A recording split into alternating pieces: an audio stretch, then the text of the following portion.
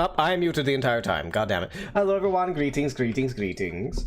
We are back after a long hiatus, and I have some things to show. This here is Game Maker. I am working on a game. I've actually had a vacation of 5 days and did literally nothing but coding for 5 days straight. I played a game towards the end, but because I've been enjoying Path of Exiles too. Fortunately, I can't stream it because my computer spazzes out if I try to stream it. Hello, Kichi! Hi, Kichi. It's good to see you, Kichi. Good to see you here. You get to see the reveal of my little game. I will say, it's not a reveal as in there's like actually gameplay for me to really show. I do have a little thing to show, but it's not anything extraordinary. It doesn't really show a game. But it makes it just coding today. There's not really much to show. Let me just get to the point then. So the game I am working on, I have called Leviathans, as in like Leviathan, except instead of L-A-V, it's L-O-V-E, Leviathans. Because the idea is, if anybody's ever played the game Rampage, where you're like, you're just like big monsters like a lizard, a monkey, and a giant wolf, and you're just destroying like cities and killing people and shit. It's basically like that, except you are playing as big ladies. With themes, not just like random ladies, but you get my point. Like kaiju ladies, you could say. That's the simple version, and in case if I'm wondering, no, it's not gonna be not safe for work, it's safe for work, don't worry. That's not the point I'm getting to. Now, the thing with this game is it is gonna play like Rampage, where, well, there's a catch. So it plays like Rampage. You can play as the big monsters or whatever, destroying cities. Or you can play as the humans trying to defend said city and destroy the monster. Now, it's not exactly how the gameplay loop's going to be. There's still a lot of things I'm shaving out. I can show the progress I have done previously. However, it's not really going to show that much. Ooh, excuse me. Especially because I redid my code and started fresh. By the way, every sprite you see here is a placeholder, especially because the Felicia sprite is not mine, obviously, it's from Darkstalkers. It's just a placeholder sprite for when, because there is some very specific hitboxes and hurtboxes that I need to debug and test, and I can't do that with just basic debug sprites, so I had to take some sprites elsewhere to temporarily use so I can actually do, like, hitbox code and such for it. But, let me see here. Where is Blop? Hopefully that should work. There we go. All right. So what I was doing now, this is not gonna be the whole thing. I did have to redo the code, but I'll get to that in a minute. It's not there's not really anything to show. There's really not. It's just movement. It's not anything crazy. Most of the code I'm working on is on the back end. You're not really gonna see. And this obviously, as I said, this sprite is a placeholder sprite. This is not something I made. It is just a placeholder. No, you're big. You're little people. You kill little people. Blah blah blah blah blah. You can climb buildings and such. These are all just placeholders. There's really not much to show. But there's that I've been messing with. But it's really, again, there's nothing to really show right now. But the concept of the game, though, is I have a lot of things I've been thinking about with it. And among those things, and let me pull the thing up real quick. 1 second. So I've had a lot of thoughts of how I want to do the game. Like I said, you can either play as the big monsters, or you could play as the humans. Here's the thing, though. It's not just the monsters, mind you. It's also the armies of such. Like, the monsters have their own little army. The humans obviously have an army, so on and so forth. Like, one little playtest example I thought of, or like a thought experiment I did for this game.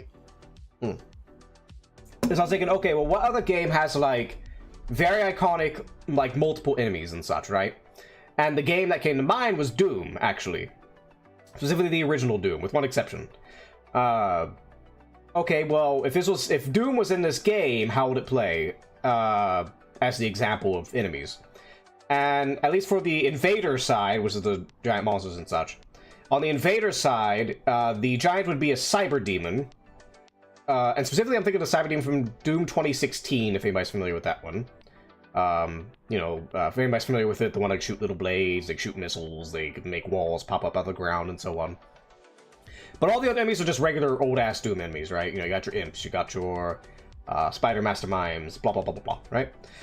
And I was thinking, okay, well, in this 2D game, how would each of those enemies, would they work in this game? And I thought, yeah, they would work in this game, actually. Surprisingly well. So, now, obviously I have nothing to show right now. I'm actually working on this code. When you're playing as the human, you are, it's basically, it's almost like a twin stick shooter. If you imagine on your controller, obviously using left stick to move, and your right stick aims, or point your gun in a direction, and right trigger fires. I will say though, I'm not going to explain too many of the mechanics, but basically put it this way, as a human, your left trigger actually aims, like actually pulls your gun out and like points towards where you're aiming at precisely. Right stick moves it like a twin stick, and then right trigger fires. Just think like an actual shooter, right? If you're playing an actual shooter, you use left trigger to aim, right stick to actually move your gun around, and then right trigger to shoot. It's like that. The reason why I got it like that, there are gameplay reasons for it. It seems a little convoluted for a stick shooter, but there are gameplay reasons for it. There's not really much reason to explain it. It's more of a feel kind of thing. Now, this environment here, let me adjust something. Now, one reason I don't like streaming game dev is because I'm moving a lot of stuff around, and a lot of time I'm not saying much. I'm usually just quiet thinking. But with this code specifically, with this environment, this is my second time. Well, it's the first time I redid. I basically started a fresh project because I had another one I had a lot of code in, but I learned a lot while working on it, and I started a fresh project and threw everything into the fresh project. So that way I clean up my code. Like here, I can let me see here. I can't show the messy example because I don't feel like... See, that's the other reason I don't like doing game dev streaming. I'm not, because I just want to chat with people and maybe think together, but... excuse me. It's because... there are so many windows, right? Also, like, for example, like, I can go into here... Let's just go to some random script. I can go into here, take this. I can pull it to where on my end... It's on a separate window, but you all don't see it. And in order for you all to see it, I would have to set up a whole thing. Because I don't like sharing straight up my screen. I don't do that. I don't share my straight up screen. So it makes it hard. And then when I hit play here to actually run the game, I then have to come into OBS and turn it on. That's not even the game. Hold on, let me see if it switches to the proper one. That's not even the game. Yeah, this is it's black, but it's supposed to be black. You don't expect much. Yeah, no, that's not too bad. It's just mainly when I'm coding and stuff, it does get a little wonky. But most of the stuff today will just be coding. We're not going to see too much in terms of like gameplay or anything. We're getting a bunch of background because I'm basically reincorporating a lot of code from my original work, and cleaning it up over here because it's a lot easier for me to go through and add the code as needed than read through an entire junk code and try to fix it. It's not because anything bad. It's actually really good because I did this from the ground up again.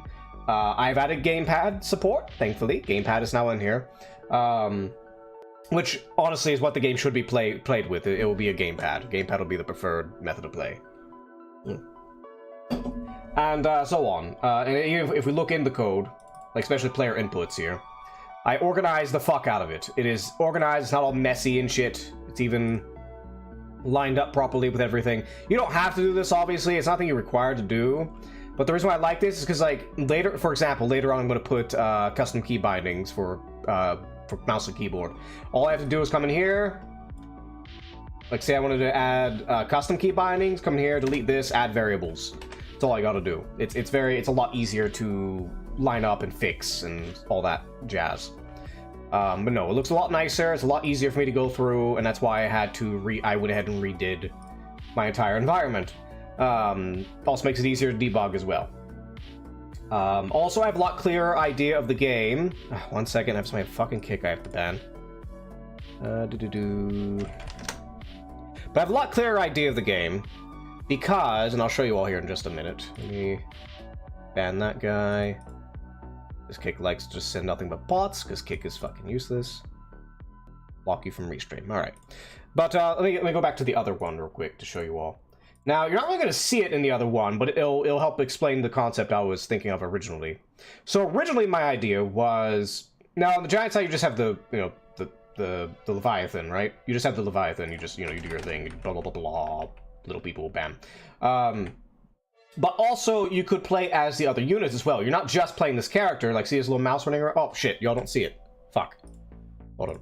See, this is why I hate streaming game dev. It's so annoying trying to make sure y'all can actually see it. Without having to share, like, straight up my screen. So if you see this little cursor here, I can go in and select. Now, it's not going to work here because it's not coded for it. I originally did have it coded for it, but it changed. I changed it. Because I had other ideas. But the original idea was when you come into a game, you're not just playing this character, right? If you're the invaders. You can play as any unit. Like, say this was like an invader unit, I can click on this. It's not gonna move around because it doesn't have any controls bound to it. But I can move around as this little tiny unit right here. And or like if there's say you're the defenders, you're the humans, and you have a tank, you can go possess the tank and shoot with the tank and so on, or go possess the helicopter. Like, the code is here, it can be done. But after considering it a lot for a while, I decided to shelve that idea. And I'm considering maybe in the future I would consider that, but it's not anything I'm too crazy about right now. So what this version is going to be is you're just playing as either... you still have an army that fights with you. There's still like an NPC army on both sides that fight with you, or there will be. But you're either playing as the Leviathan, or you're playing as a little soldier. So there's gonna be different characters, obviously. There's a lot of different Leviathan characters and a lot of different soldier characters you can play as, or what I plan on doing.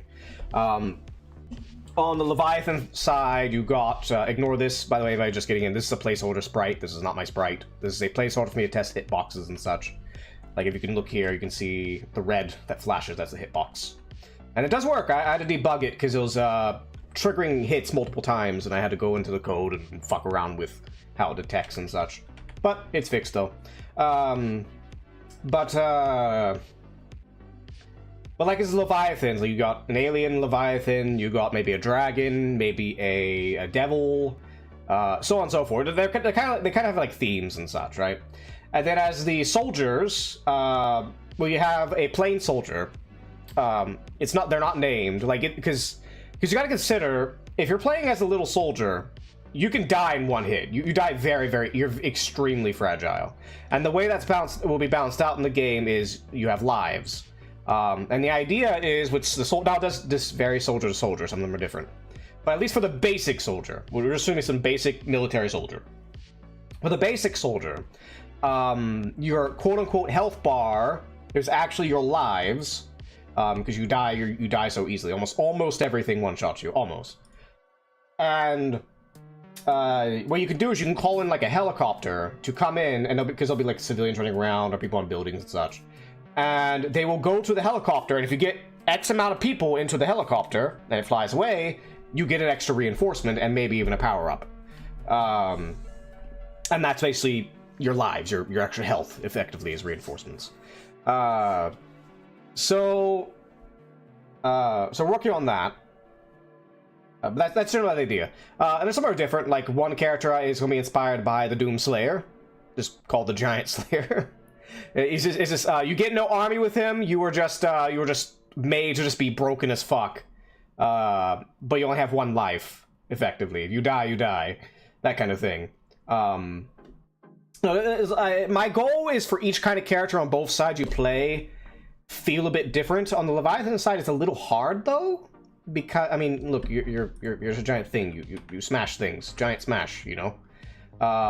It is a little difficult. The most way I could think of for them is to have different like military, like NPC units that support you and give you bonuses and such. There's a lot more to think about with that. Like for example, so we'll take two comparisons. So one's an alien, and the idea with the alien is that the alien Leviathan is like so there's two things. They have little gremlins that they made that run around. They fly little UFOs and shit like that. That's your army.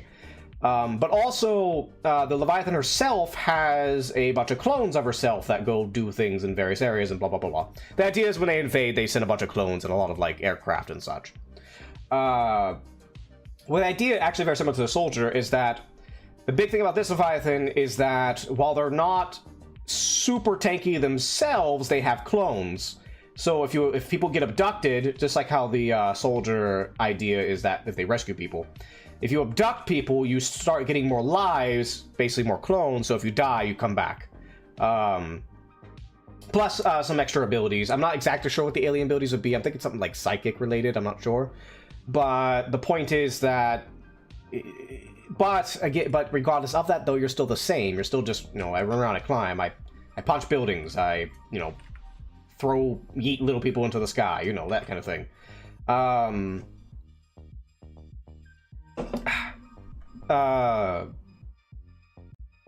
And then, let's see, another, I'm trying to think, I don't really think much about the other ones, but, one Leviathan I have an idea of is they don't actually start with an army, is they just make people go insane and slowly transform them into their army. Stuff like that. It's just little tiny things, but it's just a concept right now. It's not coded yet. Now, I will say, though, the number one, and I'll get to coding after this, the number one problem I can see with me doing this game is that... So, if you look at the sprite here, now, obviously, as I said, this is not my sprite. It's just a placeholder. But this is the quality of sprite that I have to aim for, because with pixel art, especially doing like characters of different sizes, the little people here are like 16 by 16. This is a 16 by 16 sprite, I believe. It makes it a little difficult to make details and such. Whereas this sprite, the Leviathan, is 128 by 128. That gets a bit difficult. Especially if I have to smoothly animate it with all the animations. You got... Excuse me one second. Ooh, excuse me. You got jumping, you got various stomps, you got like down attacks, neutral attacks, up attacks. You got grabs. Grabs can also have their own variations when you're moving around, because you have to, I have to animate the arm in certain places, which can get a little tedious. But luckily though, besides that, that's the thing I'm worried about the most. Besides that art asset of the sprite of the Leviathan themselves, everything else should be easy. All the other art, I'm not saying it'll be easy as in like I'll get it out in a day, but it'll be easy in terms of like, because like I said, this guy's 16 by 16. 16 by 16 sprites are not that hard. They're really not. Like if you're trying to get a lot of detail, they can be. Like this sprite here, for example, has a black border. I will not be doing borders. Kind of like how, well, this character technically has borders, but they're not like hard black borders. They kind of blend with the skin. But like how this character is, there's not going to be any hard borders. There's light borders that match the color. Because the benefit of doing those kind of borders is you can get more detail in, because you have that extra pixel of space, and that in 16 by 16 especially matters. But so on. So as long as in art asset terms, as long as I can deal with animating a 128 by 128 sprite as if it's a fighting game, because that's what it is. That's why I'm using this is a fighting game character. It's why I'm using this as a placeholder, is because they have, because like a fighting game, you have your down attack, you have your crouch, you have your down attacks, you have your forward, your up, you have jump, and then air. I don't have any air attack set here, but you have air attacks. But on top of that, you also have climbing. You have a in like the game Rampage, you can punch the building and so on and do things while you're climbing. The other thing that the Leviathans build when you play as Leviathan they can do is you can pick things up, not just people, just anything, as long as it's like something that makes sense you can pick up. And you can throw it, which is useful for Leviathans that don't have any range attacks and they're trying to hit stuff in the air. Just fucking pick up a car, fucking yeet it at the damn helicopter, But enough of that. Let's move on to actually doing some code. So, as I said earlier, we have... give me 1 second, let me check something. Alright, I'm gonna close my Discord real quick, because Discord does eat a lot of resources. My computer's old. It has a cane, its back is breaking, I know. Is there just need of an upgrade? 1 second. Go away. But, let's see here. So... Oh, but... Game Maker. Hello. I think my Game Maker froze. This one's fine. Why is the other one freezing? I think my other one froze for some reason. I don't even know why. Cancel noodle. Exit that one. Hold on 1 second. We're Game Maker's being stupid for some reason. Luckily, it's not my main file. It's fucking up. I have two different Game Maker tabs. One is the old version, this one's the new version, because I need the old version up so I can refer to the code for where I need it. Because I'm not straight up copying my code over from my old version, but I am referencing it, so that way I don't have to sit here and think about it all the time. You all can't see the old code, because I don't want to have two screens streamed at once. Alright, so let's see. What I was doing previously is I was messing with movement. Let's see, so let me go into my other code here. I have gravity set, however, so the way I have gravity set, if I go into movement, so actually, do I want to clean this? Let me see here real quick. No, we don't. If it has that, I don't have to clean it. So the way I have gravity set is, I made them global because almost everything's going to use these. Now, granted, I know it's usually sometimes people think it's so scary to have global variables like that, but these are consistent variables. There's nothing's going to access these variables, and it's not an online multiplayer game where you expect hackers. It's not a big deal, people. It really isn't. Let me tap that up. Also, where's this from? Oh, duh. It's from the fall gravity. Duh. Anyways, yeah, I'm used to doing the brackets like this. But the reason why I do it like this, hold up. Why I'm doing it like this now is because when you do it like this, it lets you collapse it right there. Whereas if you do it like this, I believe it only lets you collapse it like right. Did they change it? I mean, I hope they did. I prefer it like this, but I'll figure it out later. It's not a big deal. It doesn't actually affect the code, it's just for ease of reading. But anyways, but no, we got to just gravity value up here. It just adds to your Y going up and down for reasons. And this, this prevents it from going past terminal velocity. And then, but let's see here. So the thing I need to sort, so it's mainly how I want to run it. So the way I have all these entities set up, you don't see it here, it's not coded here, it's coded on my old version, is I have states. It's a state machine. It makes it way easier to run these sort of little entities here. Any creature, any enemy, whatever you have, even the player, you want to use state machines. It makes things so much easier to manage. Although I do have a certain thing I have been trying to think of to make the state machines a lot easier, at least on the player side. But we'll see. But the main check is this here does make coding jumping a little annoying. But we'll get that sorted. Let me check in the game. Y'all won't see this. I just need to make sure gravity's actually working. And it is. Okay. Let me go to the debug room real quick. I need to... First, I want to center this camera here, because it's not quite centered. 1, 2, let me see. How many squares are here? 1, 2, 3, 4, 5, 6, 7, 8, 9, 10. 14, 15, 16, 17, 18, 19, 20, 21, 22, 30, 31, 32, 33, 34. Alright, so it'll be 17, I believe, for the middle.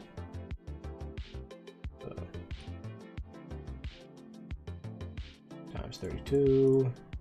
544. It's not accurate, but... Let's see, it should be 17, so let me see here.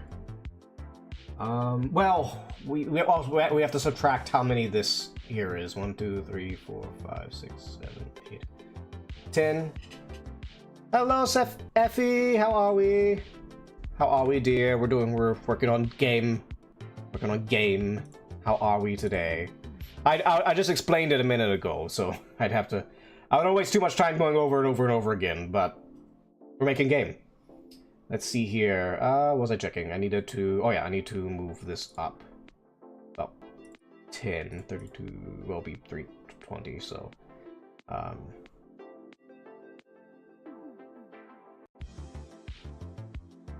be about 24, or 224.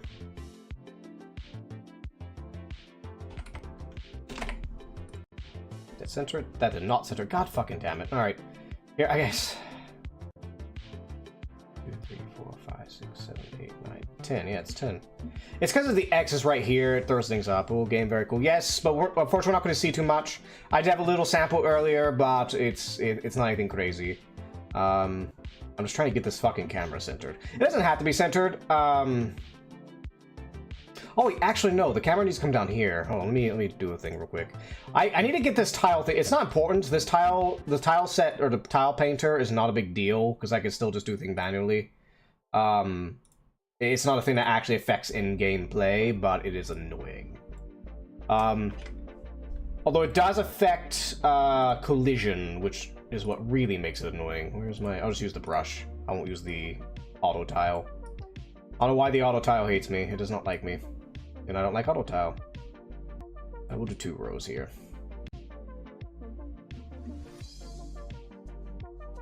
Let's see here.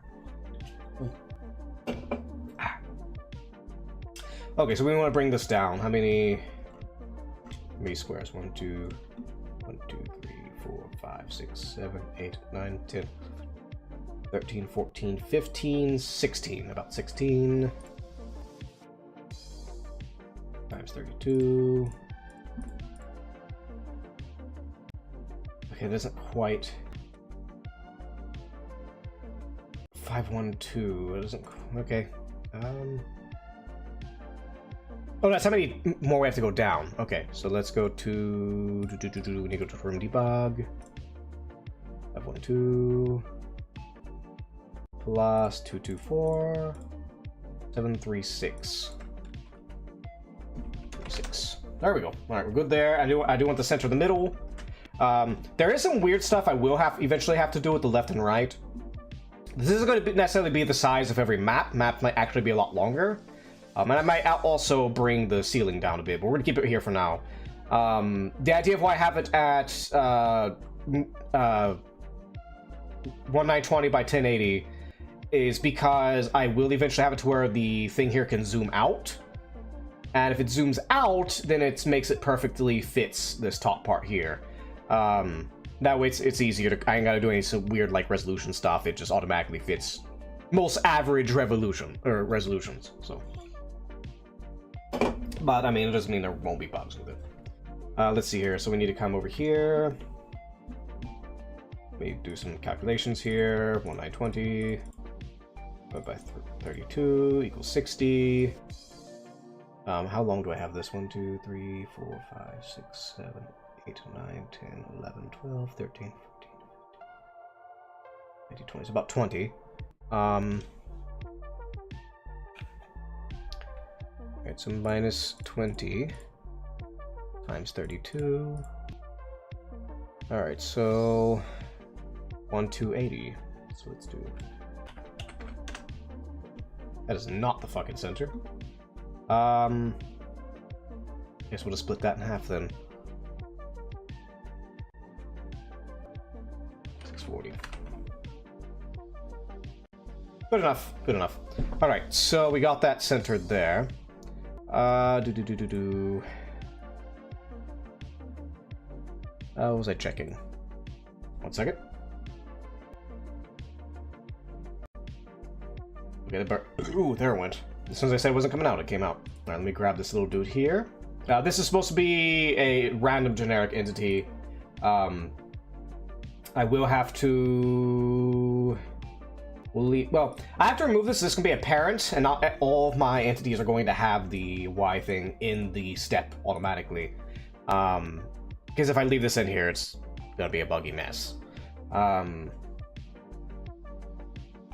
So, in that case, let's go ahead with my singletons here.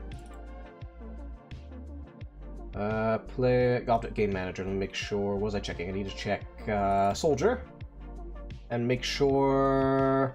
Okay, so in the create code, I do need to add There is something I need to add. So, inherit event. I need to add check for duplicates, and it needs to be deleted. So,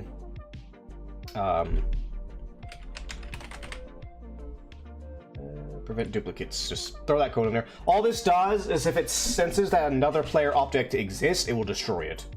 I just got to make sure that does not occur, because there can only be one. Now, granted, if I decide to add more players, like if you can do like couch co-op or something, then obviously that needs to change. Let's put a little note here. Change if allowing co-op. Just in case. I don't think I will. I don't think co-op's really necessary to get in this game, but hey, in the future, I would certainly consider it. And I'm set up. My controls are set up to support couch co-op. It's just this code right here I have to keep in mind. Worst case scenario, I'll have to make a version that I can pass through the identifier to get to make sure like there's not 2-player 1s and 2-player 2s and so on. But that's not something I'm worried about right now. Hello, Sensei. How are we?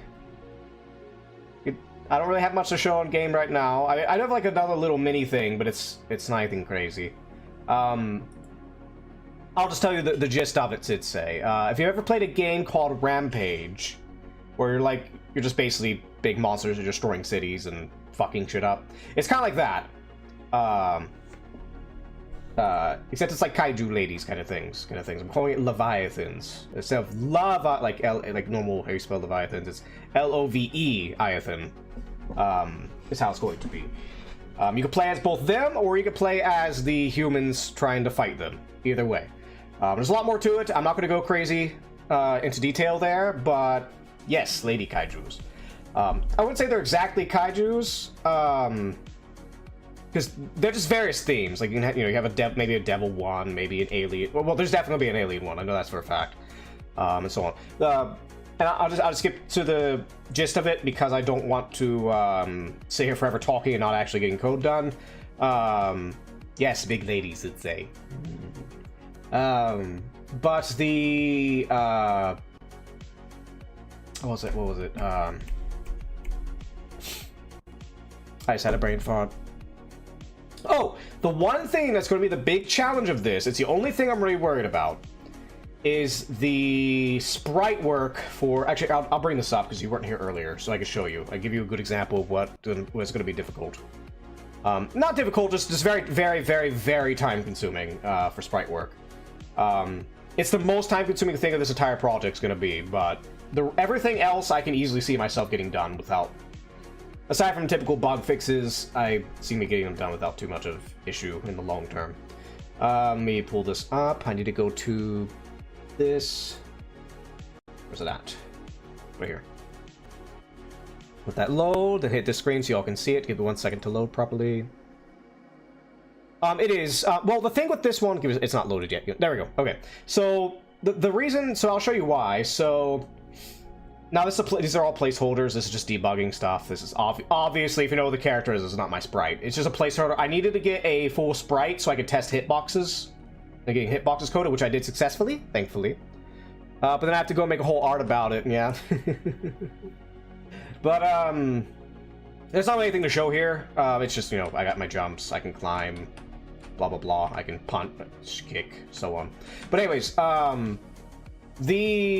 the difficult part that I was explaining earlier is if you consider the sprite work. So the little people are going to be like 16 by 16s. Now, technically, I'd make them 8 by 8, but I want a little bit more detail with the little people, so we're going to do 16 by 16, even though 8 by 8 is a little more believable. But the Leviathans are going to be 128 by 128. I mean, I could do 256 by 256, but no, please. That's too much detail. I'll be putting in. I mean, not that I'd have to put detail. If I really stylized, I wouldn't have to. It's just, I'd rather not, if I can help it. But if it ends up that I get a style or 256 is a lot better, I will consider it. It's not a difficult thing to switch to. But whatever. Anyways, but you could tell because basically the comparison I make is the little people are like But you know what I'm talking about, just typical, like, ooh, like NES-size sprites, and then the actual Leviathans are like fighting game. That's why I'm using a fighting game character. They're fighting game sprites. They're like all detailed and shit. So because they're bigger, you want, you know, if you think of any pixel art game, when there's like a big monster, they're a lot more detailed because there's a lot more pixels you can use. So that's the thing. That's the difficult part. But aside from this animation here, everything else would be simple because look, there's a little person.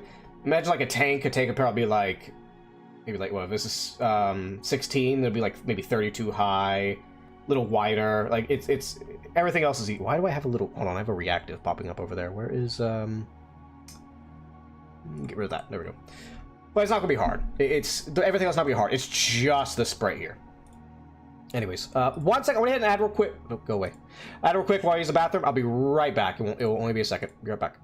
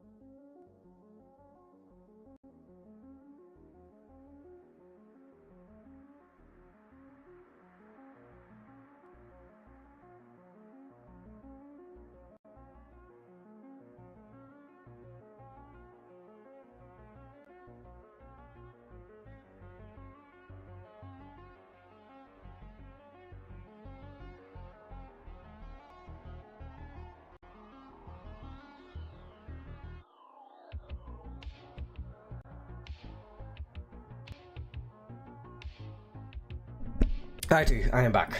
Alright, so before I start rambling on, let me look at some code to like get myself started, because if I ramble I won't get shit done. So I want to make sure I got my train of thought going for what we do next. Now, as I said earlier, this is actually the second time I've redone the code. Not because like it was fucked up or anything, but because I wanted to clean it up a lot easier, and I figured it'd be easier to clean up just redoing it. Like, I'm still pulling old code and using it. I'm not losing code. Matter of fact, when I refactored all this, I actually got rid of a lot of functions that I didn't need. And just good things all around. So nothing's lost, and I still have the code. I can copy it over when I need it. And there are a few I will be using. Like, I have my old project up, ready to look at if I need to pull things over. Let's see here. Now, what I was deciding was, so this object entity is for any entity, like the player, the little dudes that run around, anything that has AI, runs around and does things, is object entity. It's the core parent of everything. I do this because one, it makes it easy to detect things. Like if I have a hitbox, like it says, is it an object entity? Yes. Is it your ally? Yes or no? Do things. Makes it easy. The other thing is that obviously I could take universal variables, throw them in here, and not have to worry about the rest of them, right? And a lot of code is universal between them. Of course, now the thing I have to determine by... So here's fall gravity here. I'm actually going to remove this from here because... I'll just delete it. Delete the step event. Because...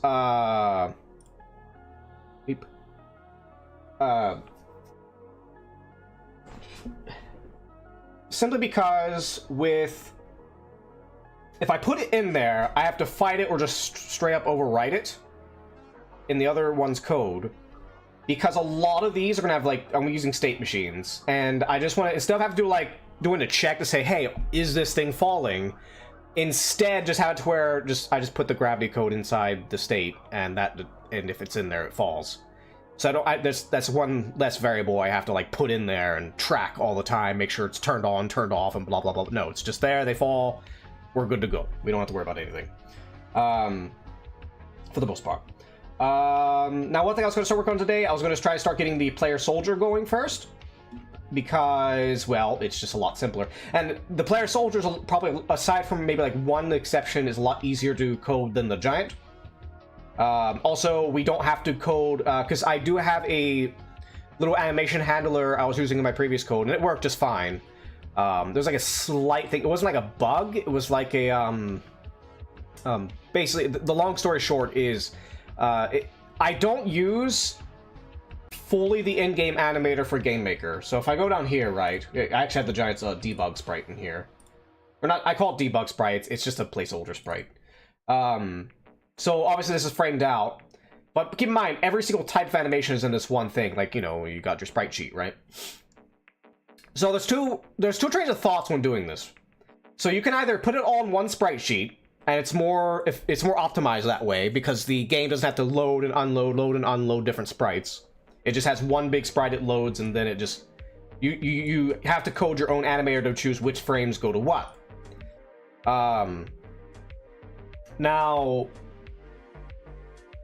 The thing is that... the other option is to say, don't do this, and instead just cut everything out, like say this idle. Alright, I go up here about... That's the last idle frame. I cut all that out, put it in its own little sprite thing, and when I move, I just call a different sprite. But the problem with that is that you have to, in code, in the GameMaker itself, it unloads yours and then loads that one. And then if you switch again, it unloads that, then loads another one. You could take it, like I'm sure anybody's cruiser can take it. It's not gonna be that big of a deal, but I'd rather have it optimized so it's not a pain in the ass later. And it was working. The only catch, however, this is the catch. So the way my code worked was it just tracks which frame it's on, which is fine.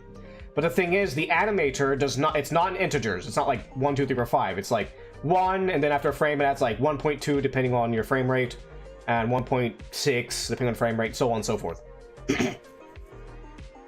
Meaning is never exactly. So if I try to measure where the end of, say, this idle is, it's not really noticeable. You don't really see it with the human eye, but there is a chance that it could pop up. I never had it. I never had it pop up myself. I never had this problem myself, but it's a feasible possibility where you get to like right here, and before you even get a chance to check. Well, actually, no. I suppose in the code itself, it would still run. It would still check the sprite first before it actually switched. Well, no, because that depends on where GameMaker runs it. Yeah, it depends on where GameMaker runs it. Yeah, so never mind. So there is the possibility where, especially if somebody has a really, if there's a lot of shit slowing down and stuff like that, there's a slim chance that for a split second you will randomly see whatever the next sprite is when you're not supposed to, if it's not coded right, because it still flips over to that last frame. There is a workaround. You can't set it by frame instead of time or something. You can. Let me put it this way. So here, I'll just rip my code real quick so I can show you the code, and you'll see what I'm talking about. So, because actually, say it would actually be better if you were to code it yourself. It would actually be better to set it to where it doesn't use the GameMaker animation built-in animate, like, you know, where it moves frame by frame. It would actually be better if you do your own code, which I didn't do here. I only did my code to like reset it for the individual sprite. I didn't do the code to actually like, you know, go, you know, image index +1, you know. So let me just copy it. I have to copy it over because it's on a different screen. We got that. Okay, so we got all this. I'm not going to actually use this for verbatim, whatever fuck you want to say. Verboten. I'll start here for right now, since I'm just showing it. So the way this works here is ignore, actually, new animation isn't even relevant. I'm not worried about that. Oh, nope, don't do that. Don't fuck with my other code. It's all nice and neat. Don't fuck with it. Go away. So this is frame clamp. It just basically end of animation goes up here too. So basically, each individual character has to store which frame goes to what sprite, right? Well, it doesn't store the sprite. It doesn't store the sprite. It stores the frame number, and then it uses that as the variables. So, you know, if it gets to the end of the idle animation, the last frame, it has to move back to the first frame or move into something else. The problem is that the time it takes that last frame, let's say that last frame is 1 second, right? So you have two options. If you make it switch over at the last frame, then that last frame is going to be less than a second, because as soon as it detects it flips over, it's moving to the beginning. Or you have it to where it goes after that frame, which would be the next, like the crouch animation after the idle. And there's a split second. It's a very small fraction. You don't see it. You don't see it. Actually, I think the code actually usually detects it before it actually switches. But there's still a chance that you will see that last frame when it switches before it switches over. I haven't seen it yet. Like if I was to pull up the game right now, I could show it. Like here, let me pull up the other game I was just doing. Boop, boop, boop. Because this has the code. It's how the animation runs. Oh, hold up. I'll give it a second to load up. Yeah, so it's not here. Like, you're not going to see it. Like, because if that little split second, you would see a crouch, like, right at the end of this animation. You don't see it, because it detects it before you could even see it, and it flips it over. Like, there's even, what is it called? Not extensions. I guess you call it extensions, I guess. But basically, other people have made scripts to solve this, but it's not like a giant deal. It's really not. You can do it like this, like I did it. It's fine. It's what a lot of people do. But, you know. Oh, hold on, I got moved.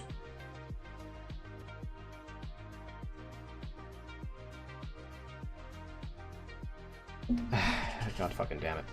But anyways, I want to stop. Okay, I'm getting people hold on, I got people bothering me on Discord from Kick. Turn off Kick. Fuck Kick. I hear nothing but scam bots and Discord bullshit. Let me see here, 1 second. Hold on. I might have to kick somebody immediately. Hold on. 1 second.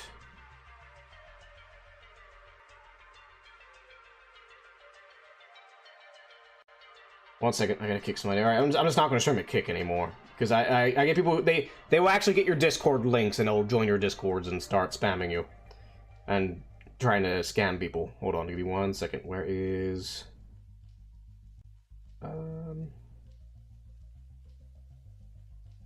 God damn it, fucking... I don't want to, I can't use my, this desktop. Sorry guys, 1 second. Where the fuck is this guy?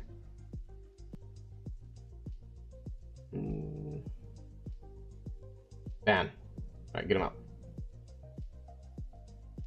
Get him out. Alright. Alright, not streaming Kick anymore. Because that's the second time we've gotten a bot that I guarantee is a fucking somebody trying to scam people. Alright, yeah, don't stream on Kick. Kick is a piece of shit. I'm not saying it because, like, oh, I hate what people say and stuff like that. No, it's not that. I hate it because it's just full of bots and fucking scammers. Anyways, so back to what I was saying. But no, you don't really notice it. You can use the code as I have it. You don't really notice it. Like, look, I'm doing a bunch of things. You don't see it skipping out of animation at all, as far as I can tell. Like, look, punch, yeah.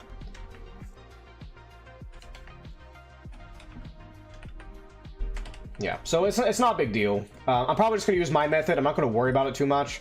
But if in the future it does come up, I will either have to do my own custom animator that manually moves the sprite index, which is the the frame of the animation, that manually moves it itself and doesn't use the game maker built-in stuff, because the way I do it would be a lot more reliable, because I can make it based on time and not frame, and which would also mean I could measure it properly to turn immediately as soon as it switches things, or make it switch the frame back to the beginning before it actually switches to the next frame.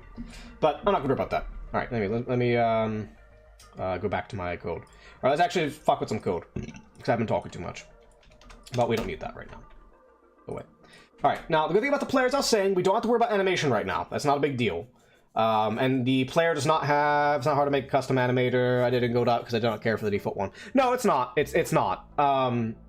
It's just the game maker one works for me. I think I looked it up and they said the game maker one actually is based on time. It's not based purely on frame rate. I'm not sure about that. Because I know a lot of things are based on frame rate. I actually have in my object manager here just a simple thing that it's just a clock, a count, or yeah, just sets the counter, counts it out. That way I have a variable that everything can reference to and say, hey, how much time has it passed between frames? So that way it's based on actual time and not frame rate. I don't always use it as much as I should, but it's there for when I need it. And if I just need to count down some things, that's good too. Let's see here. So, let's see. We need to go to the player. Did we delete the step? We did. Okay. So let me see here. Actually, we could go to object entity real quick because every entity is going to have states. I gotta remember how I did this. Let me check my other stuff because I don't remember. Where is my... No, I need to go to my other project and look at... Where is it? Oop. Entities, invaders, the Leviathan.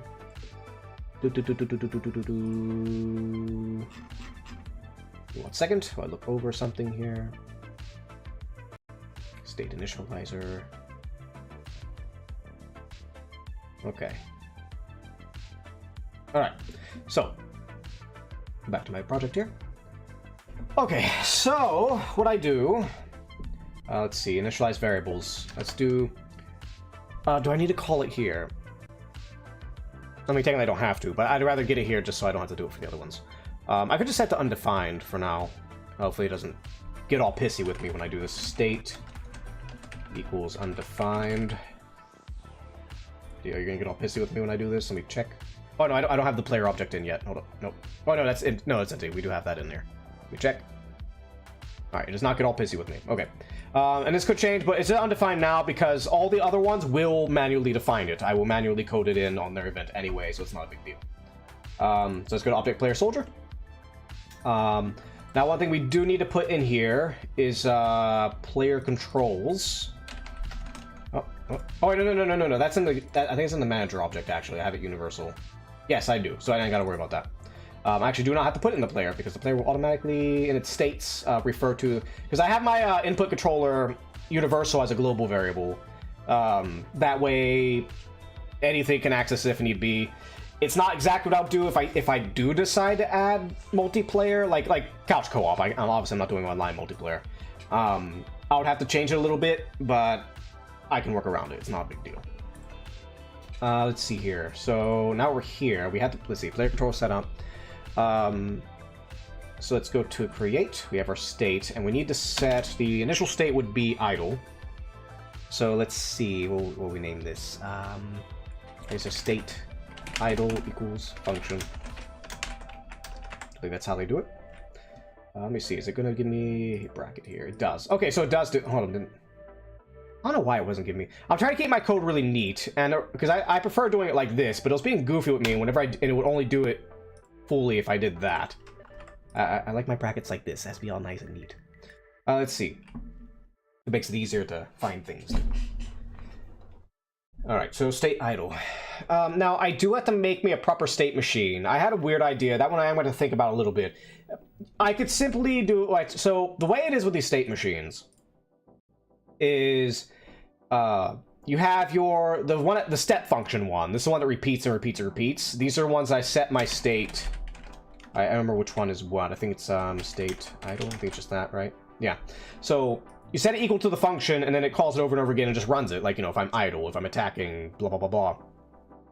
And then if you want to do it the long way, then what you do is, because you have your step ones, and you have your initializers. Like, you know, if I go from idle to walk, I have to tweak. I have to, like, for example, I have to change the sprite animation, like the numbers of beginning and ending animation, but you don't want to call that over and over again. So you want to set an initializer for every time the state changes, which is how that giant, the Felicia worked in my little sample thing.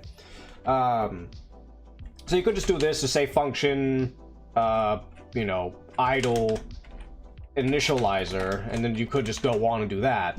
I did have another idea though, but let's not worry about that right now. So let me look at some stuff real quick, just to double check on something. Because the other thing there's another method I want to do besides using this function, because I don't want to just have like if else, if else, if else, if else. I don't want that. It's a lot easier if you don't. Or, well, not easier, but like once you do get it going, it's a lot cleaner and you can understand it better once, well, you know where the bugs are when the bugs appear, basically, is what I'm saying. Alright, what was I checking? I need to go to my other project. I need to check the... Oh, yes. Let's go to the idle. I'm just double checking, see if there's anything. I don't think there is. Yes, yeah, as expected. The idle's just a bunch of checks. So, actually, I should set my thing here.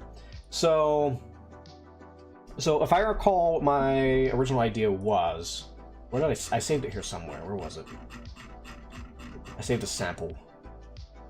Let me think. Where did I put it? Did I put it in player controls? Give me 1 second while I look at my other project to see where I put, because I was messing around with it elsewhere. Where did I put it? No, I guess it's not in there. Player... The animation handler? Nope, not animation handler. General functions? Nope. Player controls? Nope. Move functions? No. Alright, I guess I gotta code it from scratch then, because I think I deleted it. Damn. Fuck. Alright, so, I mean, it wasn't like good code, it was just like a prototype example to kind of get the idea in my head so I understand where everything's going. Okay, so let me think. I gotta think here for a moment. So the original idea was you do like a big... I'm just spitballing here for what the idea was originally. So it's kind of partially how I think. So the original idea was you have a function, and then all the arguments in the function say function initializer. And you'd have like, you know, here's your... Well, you need the entity idea has to pass. Because I usually try to make them too modular, but they really don't have to be that modular. Especially with this one, considering that it's based on player input. This one would be player initializer. And would I really have to pass ID? I don't know if I would.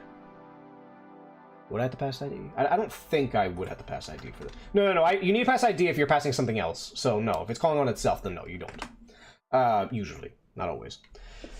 And then basically what I'll do is you would put like, you know, you got your just anything that could, like any button you could do that could change the state. You know, jump, aiming, falling would actually, I believe, be a thing as well, just not a button press. It's on my thing.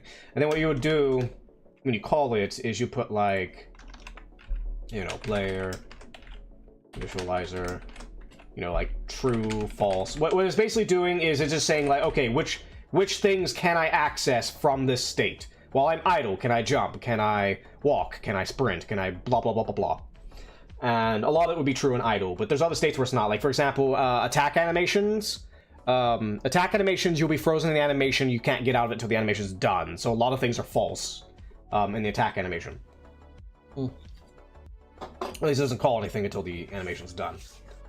So let me think here. So should I have them separate? I gotta think if I need one separate for the players of Leviathan and players of Soldier.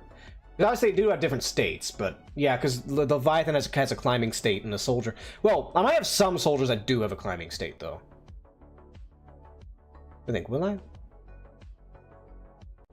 Yeah, because that is possibly a control conflict, because the way I'm going to have a controller is the left trigger, if you're thinking like a regular console controller. When you're Leviathan, left trigger grabs on the buildings, because the idea is I want it to be very seamless. You have to hold it to help keep climbing buildings. But, you know, like you could do a thing where you jump on a building, you know, grab on to climb, and maybe you could jump to another one and stuff like that. I wanted it to be very smooth. And it was for the most part with what simple controls I had. For the player, it's aim. But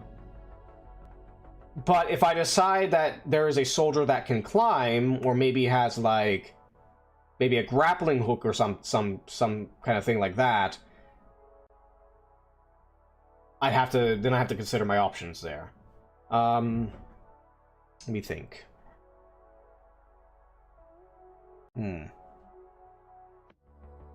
Because I don't want to have the idea and then later on I come across the day I'm like, oh fuck, how do I do this? And I have to do like some fucked up duct tape kind of way to make it fit. You gotta think ahead a little bit. That's really the only exception, though. If it wasn't for that, though, I'd have no problem. I could just shoot right on ahead. Okay, so for 100%, they will be separate. Also, also each individual character will have their own object, and they will have their own. Because like the reason why I like this is because later on, like, you know, we have player soldier here, right? Well, there'll be different kinds of soldiers. Like this might work for the generic soldier, but that might have like. For example, I'm gonna have a soldier he's called the Giant Slayer. He's just inspired by Doomslayer. He just fucking hates the Leviathans. You could probably get an idea of what kind of gameplay it's gonna be like. If one has a different let's say for example when one's idle, I don't know, they fire a rocket for some stupid reason. They just randomly fire a rocket out of nowhere for whatever reason.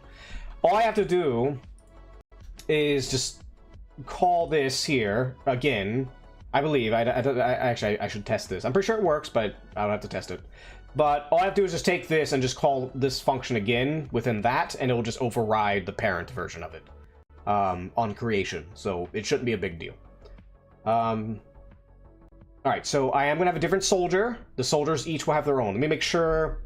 Will I be able to override the initializer? Because if they're going to be different, they're going to have different initializers.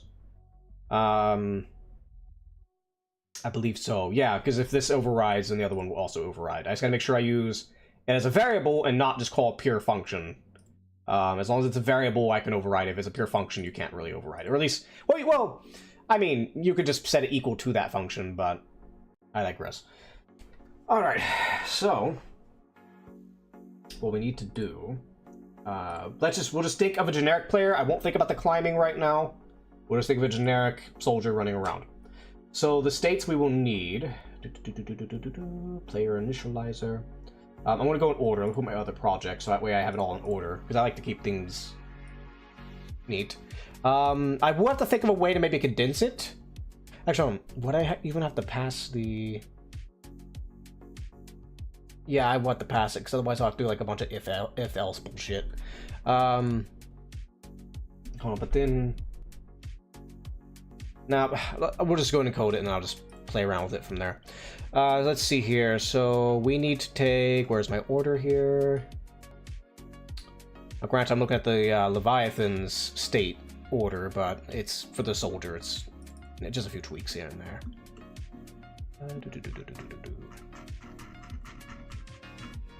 Where is it?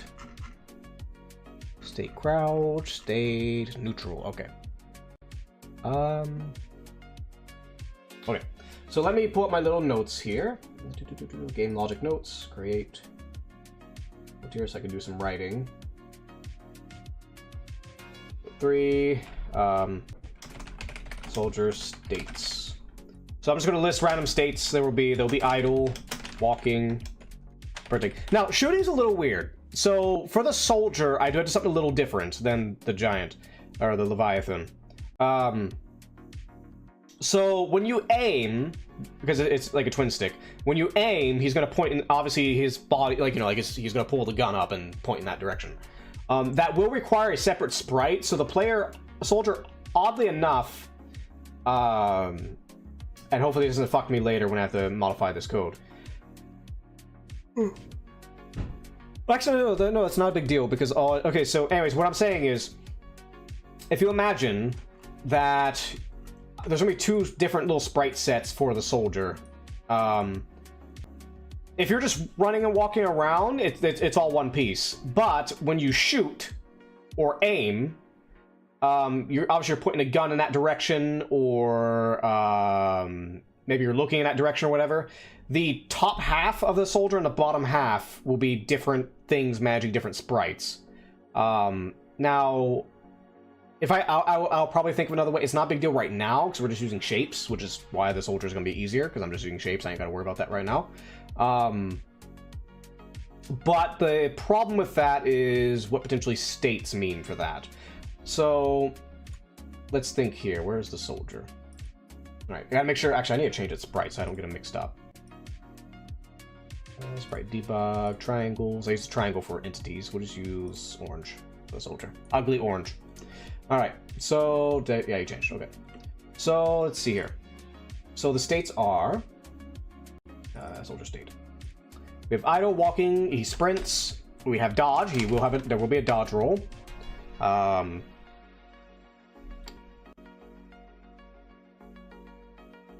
Let's see. Is there anything else special that we need? We need a jump. And jump slash fall. Jump slash fall is a little weird with how the jump code works, but it's not a big deal though. It is manageable as long as you do it smart.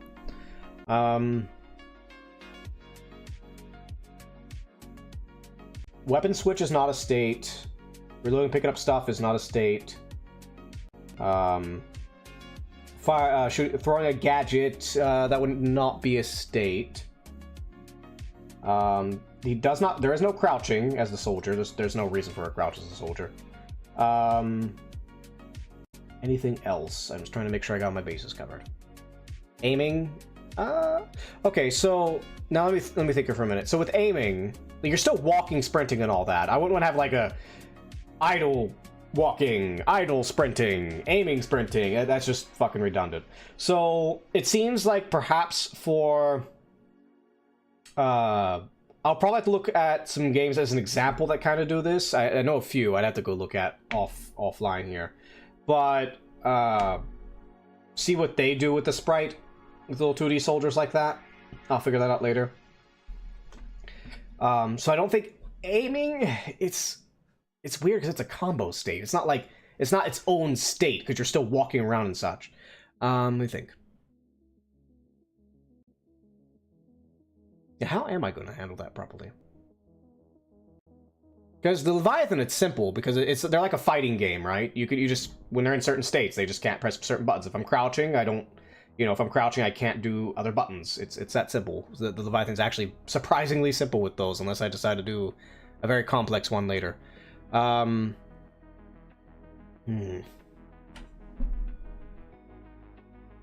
Okay, let's ignore the whole torso and bottom part for a moment and just think, with just a fucking triangle, right? If it's aiming, how am I gonna handle this? Well, if it's aiming, then I just point. There's no states. It's just at any time. Well, I would have to have a thing that allows it to shoot. Like it says, okay, well, during the state you can shoot. That's not a big deal. That's just me putting a function inside the state. That's not a big deal. It's just like jumping. Okay, but it would have to have a shooting, but it's not a state. Not a state, a function. I think that is it. So he actually doesn't have, thank God, doesn't have as many states. Now there could be a state of like grabbed if you're grabbed. There's a death state. There would be a death state. Yeah, okay, hold on. Death state, and there would also be like knocked over, knocked down. Because like I do plan on having it to where if say the Leviathan stomps and you're like you don't get hit by it, but you're really close to it, there's gonna be rumbling and it potentially can knock you down. There's death, there's knockdown. These are special though. These are special cases, so we're not really worried about these right now. We're just getting controls going. Idle, walking, sprinting, dodge, jump, fall. Shooting is not a state. It is a function that has to check itself. So basically, if I put this function inside the state, then it works. If I don't, then shooting doesn't work. It's pretty self-explanatory. All right, so we got that. So maybe we could start working on that. Let me just there,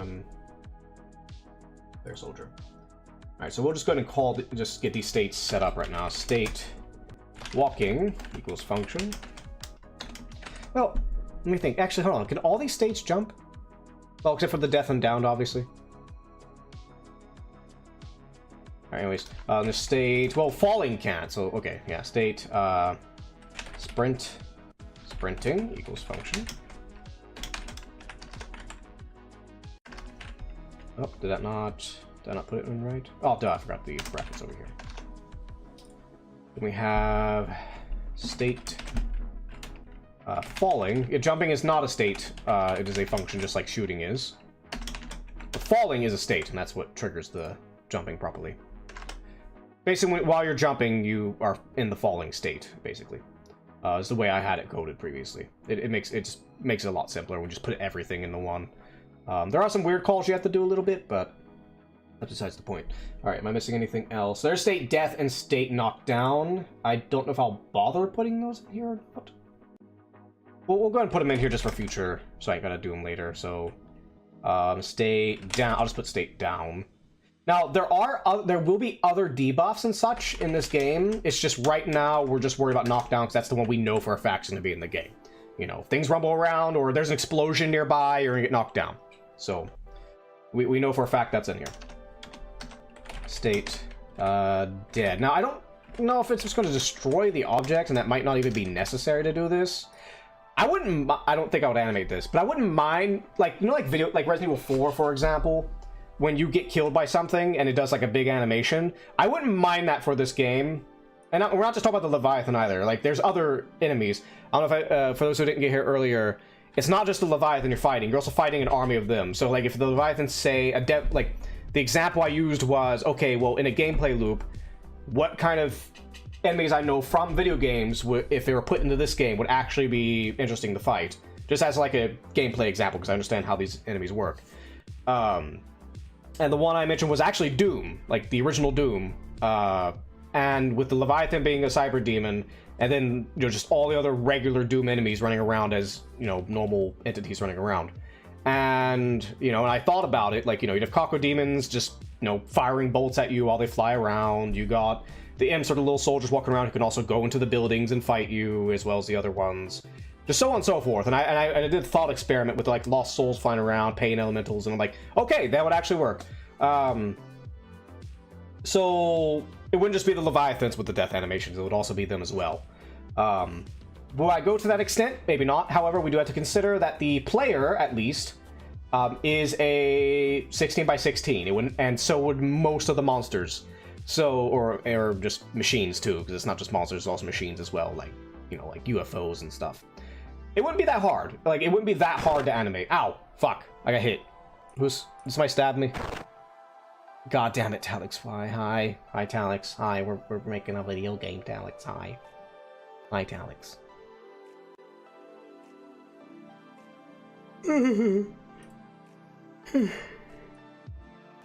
So this dead state will probably have its own thing. Thank you, Talix. Thank you. Go lurk now. Enjoy your lurk. Let me see here. So is there any other state would have to do? Now, what I might consider switching this to is state debuff or state's effect, just as a catch-all term. If like say, if I decide to add I'm not saying I will add these. I'm just throwing out examples. Like if I decide to add a frozen state in the future, if I decide to add,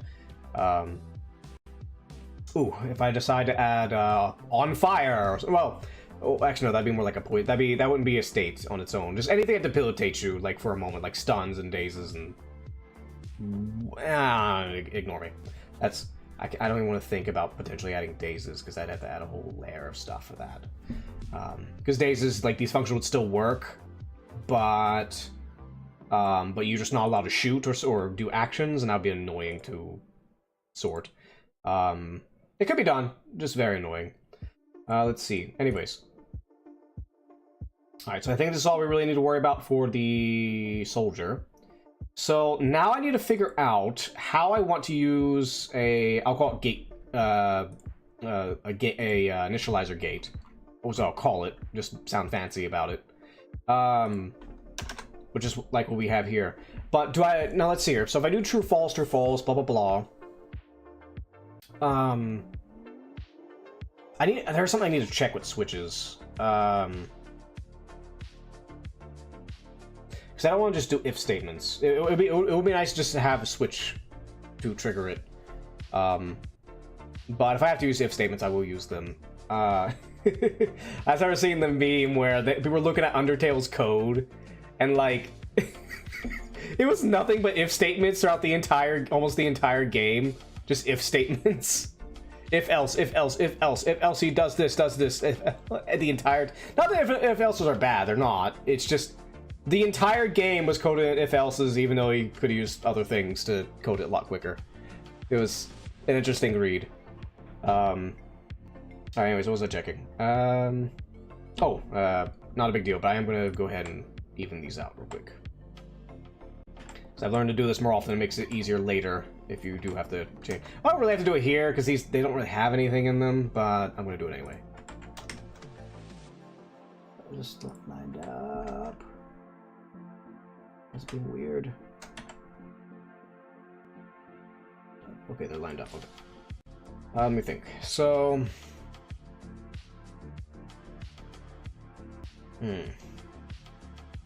If I could find my old code I was fucking with earlier, I could fucking find it. Hold on, I'm going to dig in my other project to see if I can find that practice code I was messing with. I really do need to find it, because it would be very useful to have right now to remember. Because I don't remember like the exact process I was considering, but if I saw the code, it would jog my memory. Let me see. Where was it? Oh, wait, is this it? No, that is old firing code. Nope, not that. Oh, speaking of which, I need to make... Also, let me go ahead and add a... I'm not gonna add it till I actually put anything in it. I'm not gonna worry about the camera code just yet. Although camera code is definitely something I need to mess with, but I'm gonna get the soldier controls in first, and I'm gonna throw the camera on him after that. We'll deal with camera. Once I get the soldier situated, we'll get the camera situated on him. Like, you know, we just get basic, like, movement controls, then I'll be happy. You know, left, right, jump, and gravity. Let's see. Not there. Come on, it's gotta be somewhere. I could have sworn I saved it somewhere. And I don't remember what the reference to, like, to like actually search it in my database. I don't remember what I put names in and shit to actually name it. Let's see. Because it was just off the cuff, like, fucking around with code, and I'm like, oh, this is actually an interesting thing. Because otherwise, if I don't, what's gonna happen is I have to come down here and go, like, either I have to do function, idle, basically for each one of these states I have to make a different initializer. And it just gets very repetitive and annoying, and I'd rather condense that down to, like, one function that uses, like, a switch or something. But I don't remember where the fuck my code was. Let's see, where did I put it? Let me look inside objects. Nope, not there. Did I put it in, wait, hold on, did I put it in the... in here? Nope, not there. Not in there. Nope, not in there. Was it in the civilian? No. Was it in... well... I guess I deleted it. I guess I did delete it. Let me type initializer in the search. Find all. See, or let me put. No, we'll put that.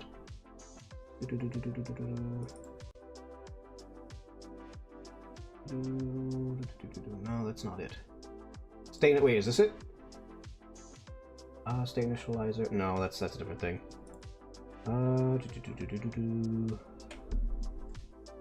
the fuck was it? If it's even here. Function idle initializer, crawl, attack initializer. No, that's a debug. Nope. Yeah, I did delete it. I'll have to fucking remember it later on my own. Shit. I don't know why I deleted it. I mean, it was just a comment, so maybe it was like, oh, well, it's annoying. I don't like it being here, but I guess I did remove it. All right. Well, in that case. Let's see. Because what it was, instead of doing if-else statements, it just detects input, and it uses that input to direct to whatever state is necessary. Because a lot of things are universal. So, mind you, what I'm saying is I'm not just explaining to you, I'm also trying to remember my thought process here. So, although, you know, maybe some people will enjoy me rambling about it. So if we go back to this, I'll give the example. Give it 1 second for it to load up. I don't know why OBS does this. It does like the previous state. It doesn't actually probably load it. So we'll use this as an example. So let's say if I am in idle state, and idle state only occurs if I am not stuck in an animation and I'm pressing no buttons. No buttons are being pressed, or at least no character relevant buttons, right? There you go. So then all it will do for states is say, hey, are you pressing any buttons and not like falling or something? No. All right, then move to idle and stuff like that. You know, if I'm crouching, at least the way I have it set, there is no crawling and you don't move while you're crouching. Because I'm actually going to make the crouch also the, you know, again, fighting game inspiration. I'm going to make the crouching for Leviathan also the block. Some have better block than others, but you know, like one that's armored or something probably has a better block than one that's just, you know, a really tall person.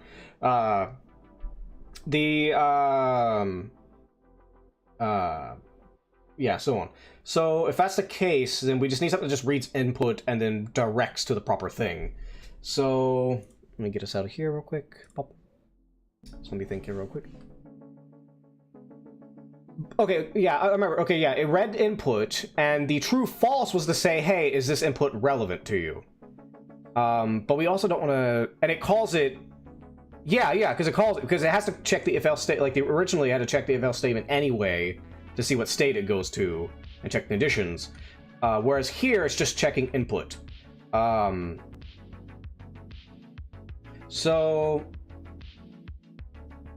is there a way I can do this without, because and the reason why I want to use a switch is because switches are a lot quicker than if-elses. As long as it's more than two checks, switches are faster than if-elses. It's just you have to check constants. Let me see here. I just don't remember if That's one thing I'm trying to. Let me double check something on if. How do I check this in code? Give me 1 second. I just need to do a code check real quick. Do go in step real quick. We'll do this. Oh, go down. Why? But can I go down? Oh wait, I'm in the wrong fucking code. That's why I'm in the wrong screen. All right, so we're gonna go into step. Not this step. Let's go to object entity. Do it a little easier, so that way I gotta mess with much. Actually, no, I don't want to create that because then it will fuck up the other one. So let's go to. I'll just create a random test object. Object. I'll just call it debug object. I'll give it a quick sprite. I'll give it a square because it's not really like an entity or anything. It's literally just junk. So we'll just give it a random junk square. Let me move this to tool objects. There we go. Object debug. And all we're gonna do is I'm just gonna go into the step real quick. It shows me being baby coder. I just don't remember specifics about certain things. I want to check something on the switch statement. Switch. Let's see here. Let's see here. Hold on. All right. So the case is. Oh, I know. Because if I check it to the variable. What if I make it a?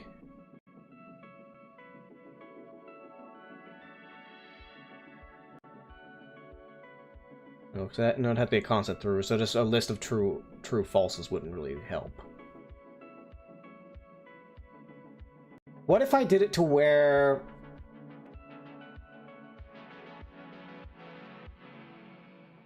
If I had something that just automatically reads the input and just feeds back a state automatically on input.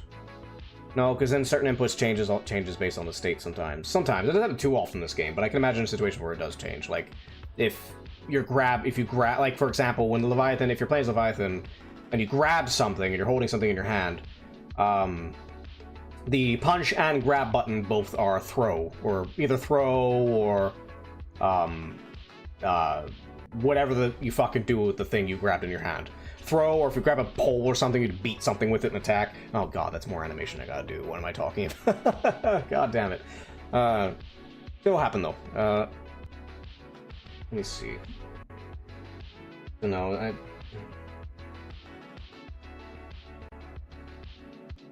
give me a moment.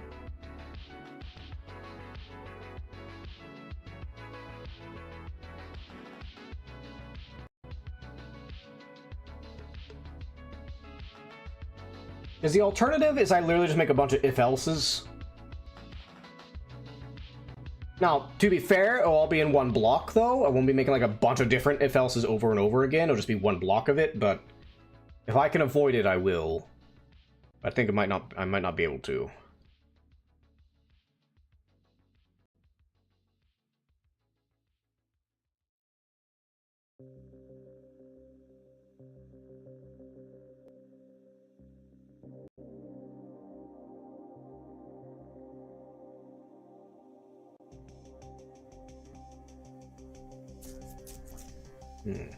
Because the function would be like false true on various states. And then it goes through and checks depending on if a thing's false or true. It does a check on an input check, you know, like if I hit jump button or whatever.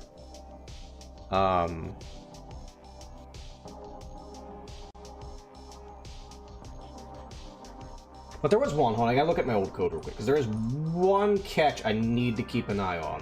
Where is it? Let's see, it's in the, no, go away. It was in the fall, state. Or no, was it still, no, it was, in the climb state, I believe, winter climbing. Doesn't really affect the, soldier, but it does affect the Leviathan. Let me see, where is my climb code? I just have to double check something real quick to make sure I'm not, like, putting myself in a code corner and later I have to fucking change the entire thing. Let's see. Alright, so let's think here. So if the individual is climbing, so for climbing, you have to be holding the left trigger. If you let go of that left trigger, you will fall, or if you hit jump, you will jump off the building. And you can't hit the climb. There's a little buffer, so that way you're not, the climb thing doesn't trigger over and over again. Wait, hold on. Do I even need a buffer? Hold on.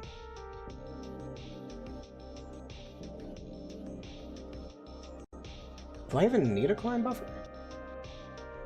I know you need a buffer for jumping, but...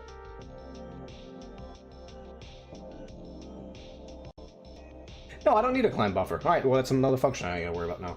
No, because I can just, you know, check press versus held, so it's not a big deal. Let's see.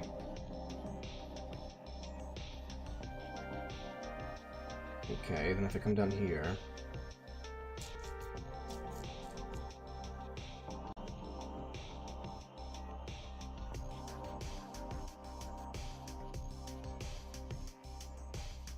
Okay, so in the climb state, it'd be checking on its own if it's held.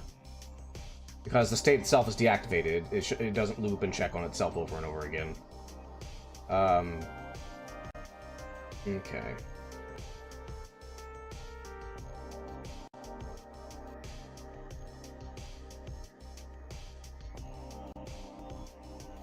On ground idle. Okay. I might have to do if-else statements. I could have sworn I had some way that would have been much more efficient. I just don't remember it. Oh well, I guess we'll have to do if-elses then.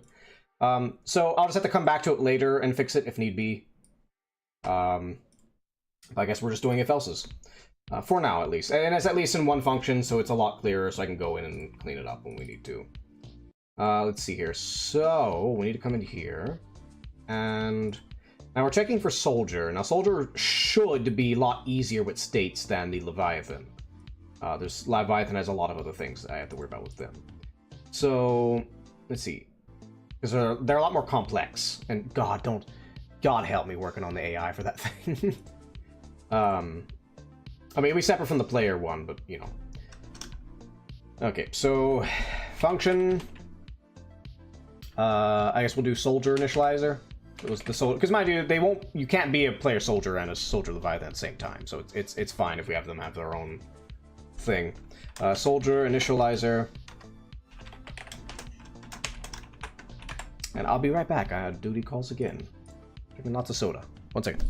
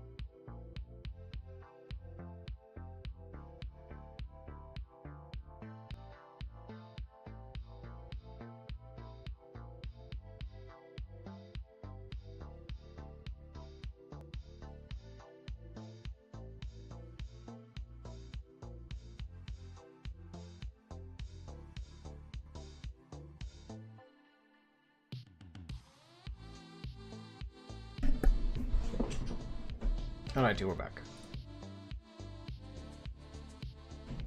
Alright, so it is going to be if-elses, which should be a lot simpler. So first let me get this. So, idle.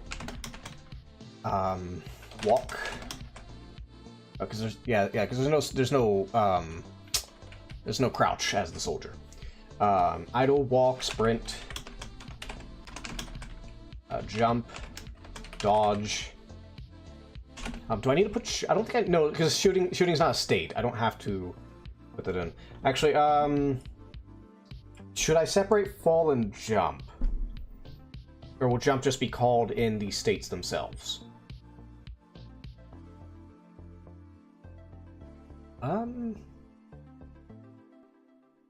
Because the way I had it set up is the jump is called in the state itself, but after you call the jump, it puts you into the fall state, continuing the jump. It's just the way the code is. It makes it go properly. I'm trying to remember. Let me look at my other code real quick. 'Cause I don't remember how what did I do with this one? Like, let's check. Let's go to my climb function. Go to jump. Alright, so jump button's pressed. It does the jump here and then just goes straight to falling. Well, if we're checking can jump, it's checking for the input. It doesn't care if it can jump or not. So yeah, jump would be a thing we put in here. Jump. I'm gonna put this over here. That's not a big deal. Fall, if it can fall. Any other thing? Let's see, we got falling, sprinting, walking idle. Dodge. Dodge is a state, actually. Dodge would be a state. So we need to put dodge up here. It's a very brief state, because, like, so with the Leviathans, the way the attack state works, in order to, like, you know, you can't attack cancel and stuff like that. The way the attack state works is it doesn't call the initializer check function until the animation is done. You're frozen in that until the, or unless you, like, unless you start falling or something, then it'll cancel it out. But otherwise, you're stuck in it unless the animation is done. Same idea for dodging. It's just the soldier, unless I end up adding something in the future, doesn't have anything that freezes them in an animation besides dodging. Like, there's falling and stuff, sure, but these are, like, special cases. So, yeah. Let's see. Alright, so I think we got everything for right now. And obviously, you could always fall, or you can always, well, for the guy, you can always fall unless... Oh, unless they're... Well, yeah, unless they're grabbed. If you're grabbed, you're not going to be falling because you're grabbed. Then that would just set fall to default. Should I go ahead and set a grab state? Grab state? I mean, I can just put it in later. Yeah, we just put it in later. If we do, we might. I'm pretty sure we might actually have to put in a grab state, but we'll worry about that later because we're not. Grab is going to be a whole other beast on its own, getting sorted. Because I have to sort. So the way grab, as I messed around with, is going to work. So if say you're a soldier and a Leviathan grabs you, because it makes it more easier. It grabs anything, but we're using a soldier's example because it's a lot easier. I have to use a hitbox, because if you think about the Leviathan's animations, you're not going to be in the same spot for every one, because, you know, maybe different heights, different something grabs, like, I don't know, what if somebody grabs you with, like, I don't know, a tail or something? I don't fucking know. I'm just throwing spitballing here, or somebody has 4 arms or something, and while the arms grab you, you know, like, you're not gonna be in the same spot when you're grabbed and the animation's going. So I have to make a hit box, or a little collision box that follows the sprite around while something's grabbed, so it can actually stay where the hand is. There's probably another easier way to do it, but I'm not aware of it. All right, anyways, let's get to this. So now we're just doing true or false again. I would much prefer a switch to make this easier, but I don't know. So for right now, we're just going to do if statements. So if idle, and to make this simpler, we're just going to do this real quick. Else if. Now, do I really do else ifs? Or should I make them all separate ifs? Well, else ifs would skip certain things. And it wouldn't check through. That's the other thing why I want to see if I can figure out a way to do it in a switch statement, is because it helps me skip. It helps you skip all those checks. Because, like, if idle fails, it has to check the next one. If that fails, it has to check the next one, and so on and so forth. It has to keep checking over and over again. Oh, also, this wasn't really. No, this would be named a state checker. Actually, this would not be an actual initializer. Or state check. Or input check. I put input check? I'm trying to think of a proper name. I should put it soldier, state, or input check. Well, hopefully it doesn't screw me over later. Let's see. It's not really important to the code. It's just, you know, keeping things organized and memorizing properly is why I have to consider that. Else if walk. And actually, I'm just gonna grab this here. That.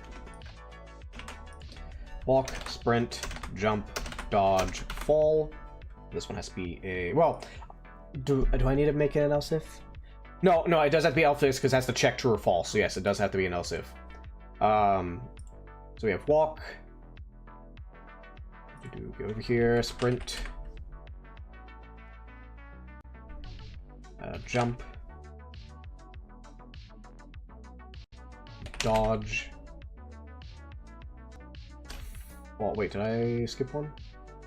Idle, walk, sprint, jump, dodge, fall. Okay, yeah, we just need one less. All right. And then, so basically what it does is it checks if which ones are true.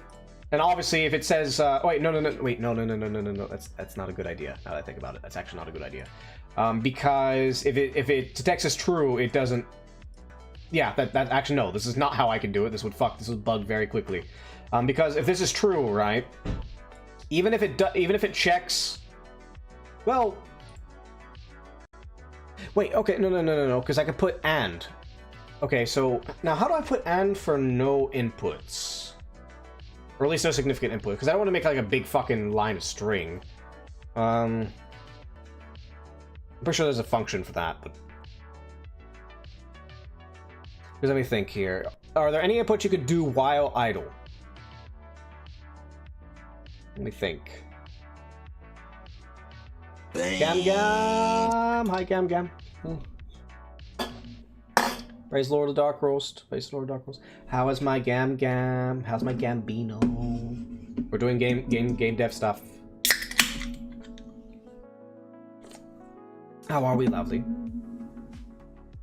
How are we, Gam Gam? Oh, by the way. So, I'm gonna give this announcement now since we're here. So, a little important announcement. This isn't going to happen just yet, but it will be happening here in the future. It has been a bit gam. I know I've been busy. With game dev. Yes, I'm redoing my code right now. I already had another thing that worked. I could have continued with it, and it would be just fine. But I am modifying a bunch of things, so I'm starting fresh. I'm not deleting everything. I'm copying code over, but you know, I digress. I'm doing well. We're getting a lot of stuff done, and I'm making video game. So real quick, little. It's not set yet. I will mention it on my Twitter, on Visaga Cult Twitter. But I'm actually will be starting a new Discord server and a new Twitter specifically for game dev. Because I'm not like obviously I'm still streaming using my avatar and stuff. It's no surprise there. But I'm not focusing purely on like streaming and VTubing. If I stream for gaming, it's just for fun. I'm not going crazy with it. I don't really go much. I mean, a lot of fun people like little Gam Gam and Sensei. The Octagon crew I find very adorable, and many people. But I don't find it goes much. So instead, I'm just going to be focusing my content on being productive and getting things done, such as game dev and maybe art and such like that. That doesn't mean I won't be streaming games or anything, or might still work on streaming Resident Evil or anything like that. That's not what it means. It just means VTubing is not my primary goal, like at all. I just want to make games. I also make games and maybe build a group around people doing games and stuff. Because you know, if the community doesn't get built, at least I make my own video games that I personally enjoy. Because it's kind of my logic is if I'm going to make a video game, it has to be something I would want to play. And this is why I like to play. Anyways, let's see here. But yes, it's good to hear from you, Gam Gam. I hope, I know you said you canceled stream. I hope you're feeling better. You're feeling better. So this would work, but I would have to add, like, and check. I just don't know what I'm checking for idle exactly. Unless I wanted to add a, hold on, what's being weird here? My thing's being weird. I took a nap, definitely needed it. Oh, good to hear, Gam Gam. Good to hear. Well, I hope you enjoy yourself here, Gam Gam. Oh, Gam, I should tell you what the game is, Gam Gam. So this game is going to be called Leviathans. Like, think like the word Leviathan, but it's spelled L-O-V-E, Iathan. Like Love-Viathan. Just a little play on words. Basically think, I don't know if you're familiar with it, but there's a game called Rampage where he plays like, you know, like there's a giant, like Godzilla kind of person, King Kong, and like a wolf guy. And you just destroy towns and cities and shit. Or if you look actually on Steam, there's one called The Terror of Hemosaurus or some shit like that. That's literally like the same concept. It's that, except you can also play as the humans if you wish. That's a other faction you can play as. You don't have to play as the big monsters. You can fight the monsters instead. And the big monsters are things without giant ladies. So there we go. Hello, Blood. It's Blood. How are we, Blood? We're doing game dev stuff. How are we? How are we, Blood? So how do I check? The other ones are simple because I can just check one input, but how do I check idle? Well, I can make idle check last. Yeah, just make make the child idle check last. That's all I have to do. Just make it last. It's the last check that's done. Is to check. Well, wait a minute. But wouldn't... Well,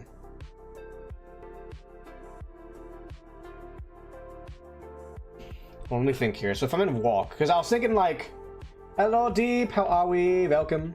We're just messing around with some game dev, mainly just rambling to myself while I try to figure out how I want to do logic.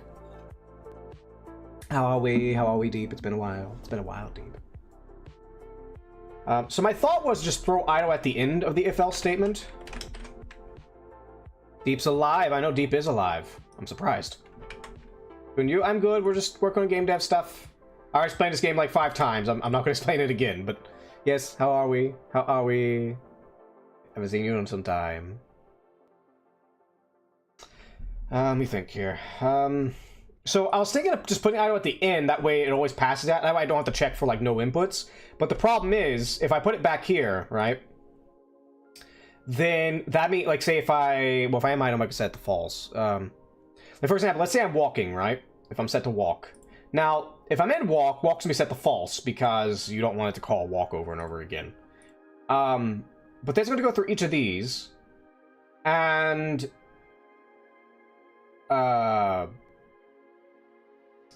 when it gets to idle, if I don't have another thing that checks something, it checks I'm not, say, walking, then it's going to trigger idle over and over and over and over and over again. I have a new job. I do industrial electric stuff for a fabric. Ooh. Get the man-mans. Get the green. Deep. Get the green. Hope it goes well for you. The Blood, how we doing, Blood? Is Durst entertaining you? Is Durst being entertaining? You playing Sky?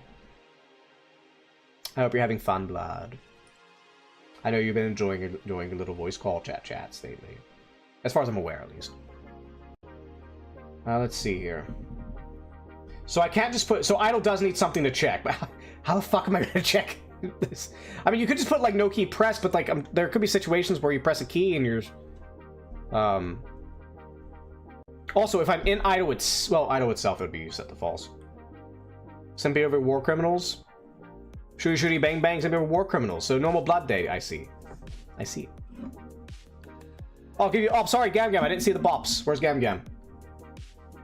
Give me Gam Gam. Gam Gam gets bops. Sorry, Gambino gets bops. Ba ba ba ba ba. Ba ba ba ba ba ba ba ba. Ba ba ba ba ba ba ba. Ba ba ba ba ba. Ba ba ba. There you go, you got your bops. Gam Gam got a little bops. Cool. Let's see. Ow! Ah. Ow, my head hurts. Okay, let me think. So if I put idle to no key, because I believe there is a way to check no key. Let me check no key. Yeah, well that's for keyboard. What about gamepad? Let me check gamepad.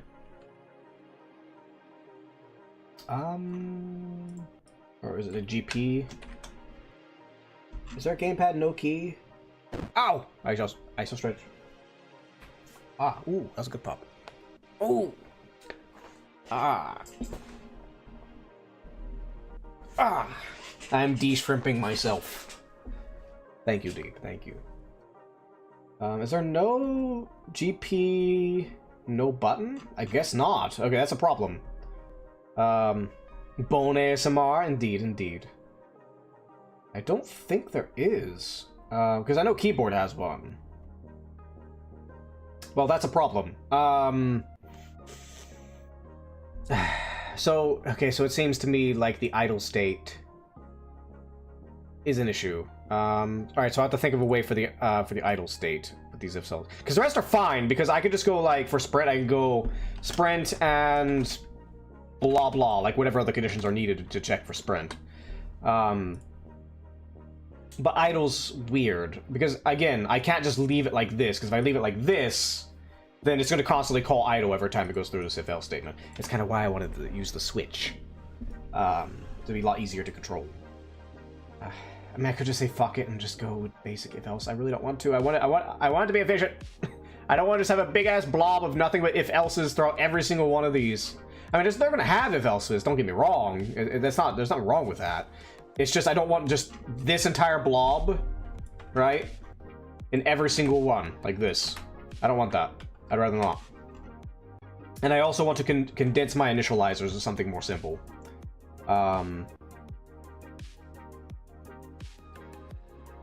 Also, side note, if I check like what state is equal to, is it just checking as a variable or is it just checking? I'm sure it is. It is important later because that way I can check what state it's in without having to do any weird code. I can just literally call state if state equals blah blah blah and it'll check it. Wait, hold on. Hold on.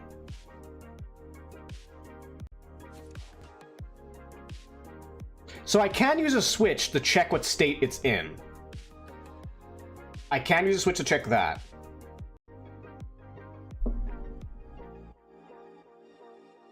But then I'll be doing if-else statements again. Well, let me just explore this real quick. Let me explore this. Well, first off, what this does is it condenses all of this into nothing. I don't have to pass an argument, right? If I do that. So if I do switch state... No, come down here, bracket. Stop being a butthead. Ooh.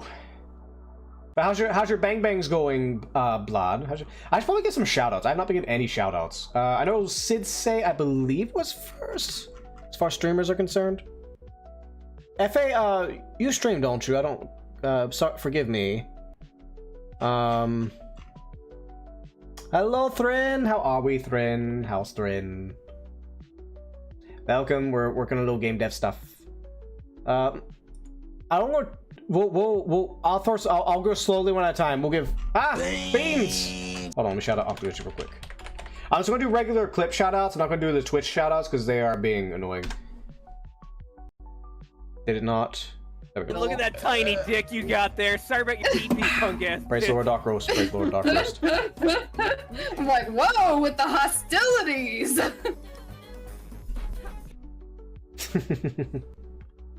Then we have, who else do we have here? We have from Sitsei. Next we have Gambino, Gizzy, Sinclair, VT. Should it be proper? Nope, I think I misspelled it.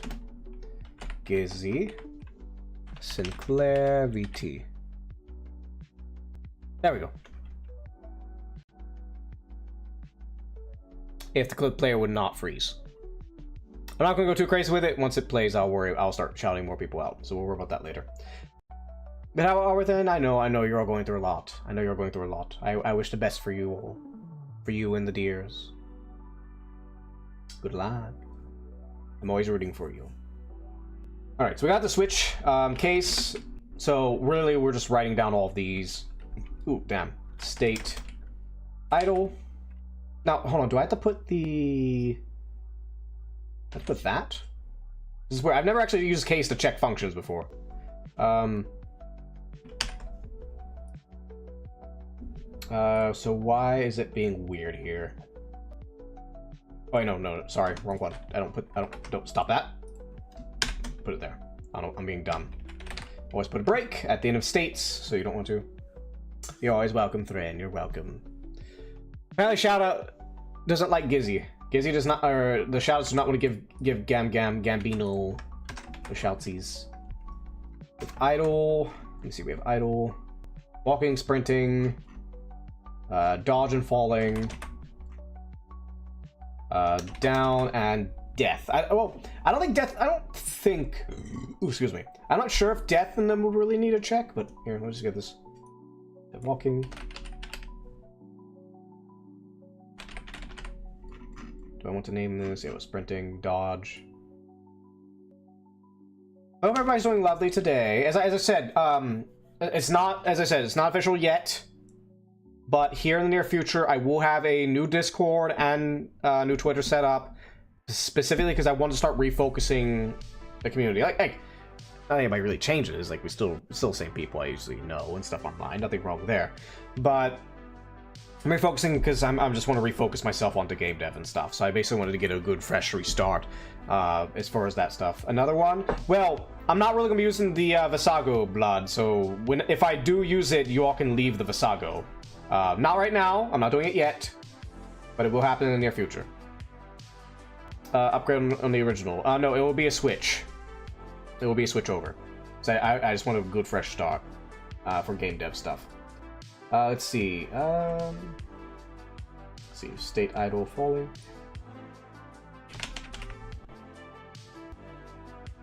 Down. Well, down we don't really need, but we'll put it in anyway. Yeah. Okay, so we got these. Now, let me think how we're going to do. Fresh starts are good. Indeed they are. Indeed they are. Let's do get some stuff here. Maybe start lining everything up a little better.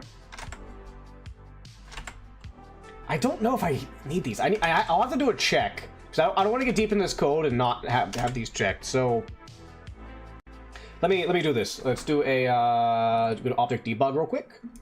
So what we're going to do is we're going to do debug equals function.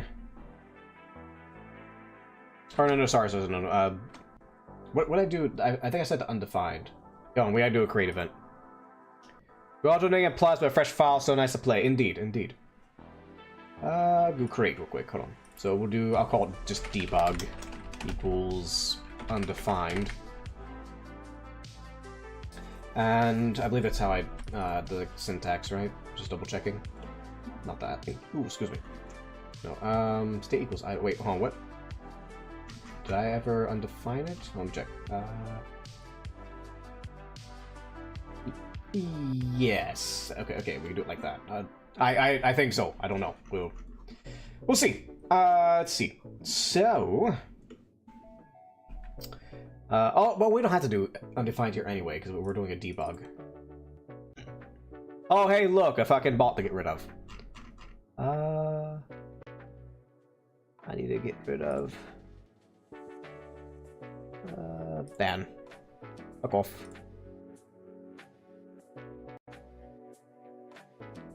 Alright. Anyways. Oh, what the? Restream, are you fucking serious? Restream just randomly logged me out for. God, fuck it. Hold on.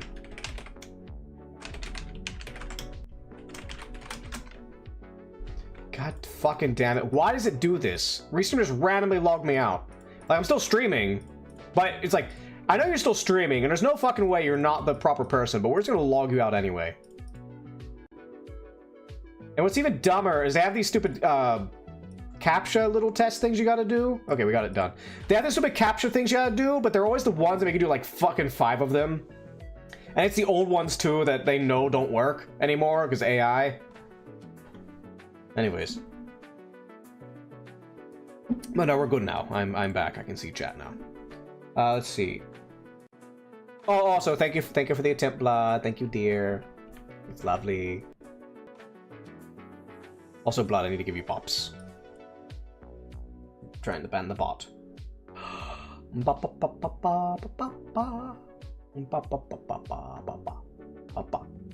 There you go. You get your pops. Alright, anyways, so debug equals... Oh, first let me call the function first. So let's do debug true equals function. And it doesn't... I don't really need a function more than that. And then just do debug false equals function. I'm just checking the switch statements because sometimes things are weird when variables equal functions in GameMaker. So I just need to double check this to make sure this actually works. I don't want to get deep into doing a switch statement when it doesn't actually work. So switch. Oh, so let's just make this. We'll just make this equal to debug true. Let me just check my other thing to make sure the syntax is correct because I don't want to. I don't remember because I don't mess with. This is my first time really messing with these, other than the other time I first did it. When I messed with the states originally, that was the first time I actually fucked with making a variable equal to a function. So I just want to make sure the syntax is correct. Okay, so when you call it, it's just the state with brackets. When you equal it, it is... Where is it? State equals state in initialize. Okay, so you don't have to have the brackets when you set it to equal. Okay. You just need the brackets on the initial call. So we just can remove these. Okay. So let's go to this step here. Switch debug. Isn't it debug, right? Yeah, debug. Debug. No, come here. Get over here.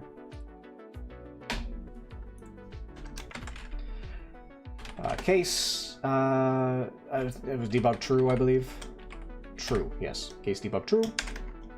Break. And then case debug false. And I don't think I need to call those brackets. Alright, and then we're just going to do show debug message. I don't have to do it in the false one because I know it's not going to reach it regardless. There's no reason to do it. I'm just having it there just because. Reached debug true. And then we can also do a default. Default. Break.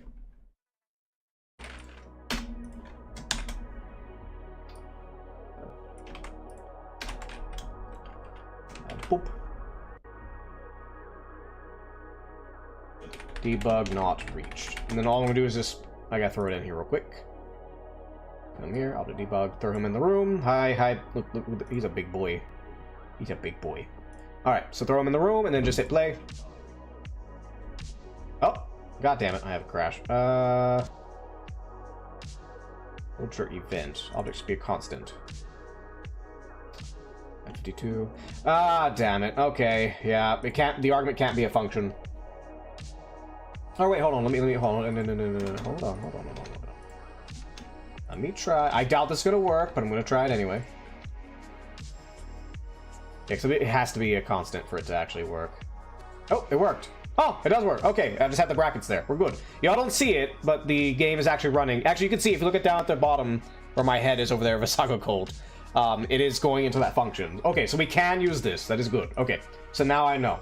Now I can get rid of the debug guy. Goodbye, debug guy. Goodbye, hero of the people. And we can just go ahead and get rid of this code here. Because we know it works, we don't need it anymore. Just get rid of it. Test complete. We delete these. Delete. Okay, so let's go back to the player soldier. So we know for a fact this does actually work.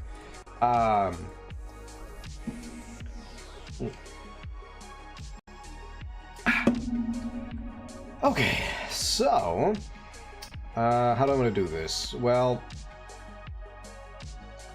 how do I want to do this? So we have the constants here.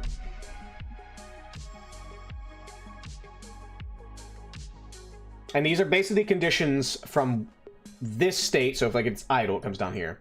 From this state, what other states it can possibly move to. What? Somebody just messaged something? That was weird. My chat was being weird for a second. Or my chat window. Let's see here. So, how do we want to do this where we swap between them? Well, okay, what would make this manageable? Like, sure, there might be a few if-else here and there. But it would be, I think, be a lot more manageable if instead of just doing if-elses, I have a function to check each one. Ooh, excuse me. Or... no.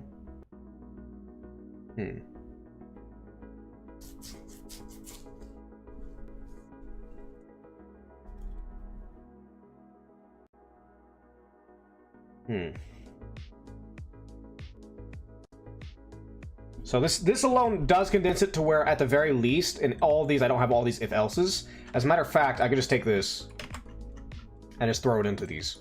Just toss it in. Hop. Hop. Hop. Just throw it all in these. Now, I'm not gonna mess with state dead and down. We're just gonna not fuck with those right now. We're not worried about those at the moment. We're just worried about all these are the only relevant ones.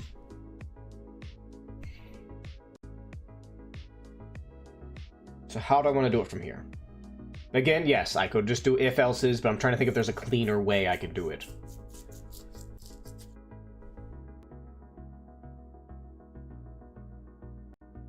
We already broke down these to where we just need this call here to check it, and it just goes automatically into here.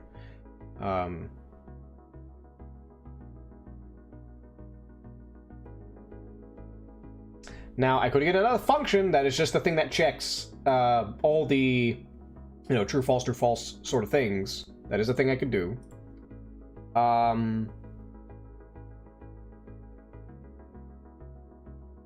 But, again, if we do that, then we run into the problem of detecting an idle.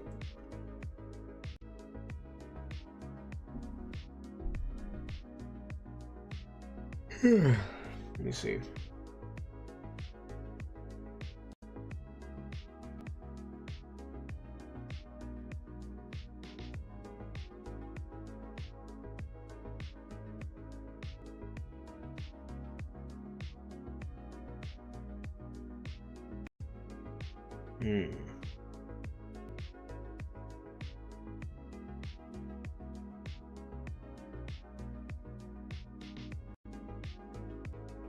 I mean, I could just make an extra variable called current state button, but that seems very, very redundant. That doesn't seem very clean to me. Let's see. It's not that it's a thing that's not already solved in my other way I've coded it. It's just I'm trying to think of something a little more condensed. Because there's got to be a way to modulate it. Because that way, later down the line, because I will have to come back into this code to modify things, it's not as much of a pain in the ass to come back into it and change things.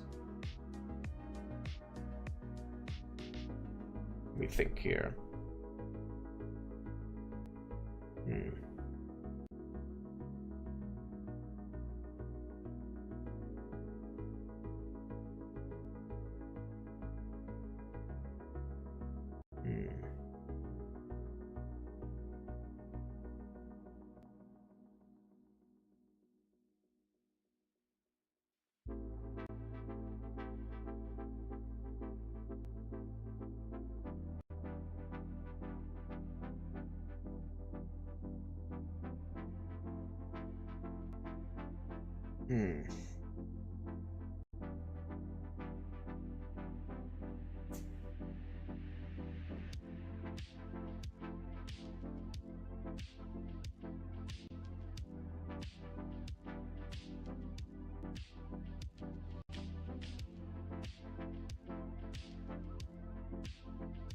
I mean, am I just going to do if else? Well, one thing I could do is I could do a modular array. And that array sets the priority order for each state, but that seems a bit redundant.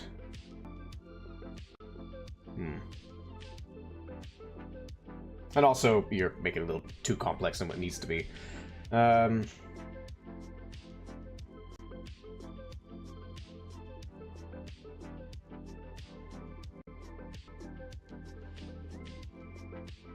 Is there something else I can work on? And I'll come back to this later. Think. Something else I can work on for the moment.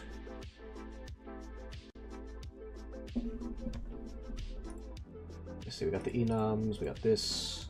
I mean, I could go ahead and throw the giant in, but then we'll run to the state problem again. So they're in the same boat in that regard. And the Leviathan's a lot more complex than the soldier. At least initially. At least initially they are. Because they also have climb controls, which the soldier doesn't. Let's see. I keep looking over and it's like my restream chat like does a weird thing and it makes me think somebody typed something. I don't know what's going on with that.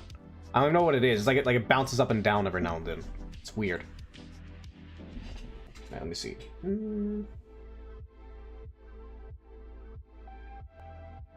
Yeah, because there's not really much else I can do. I mean, I could mess with AI, but then I'd also need a state machine. So really, I'm kind of stuck here to figure out how I want to do this. I could say fuck it and just do an if else, but I don't want to do that. I don't want to do that. I mean, there will be ifs, but I'm trying. There's got to be a cleaner way I could do it. Just throw a function in here.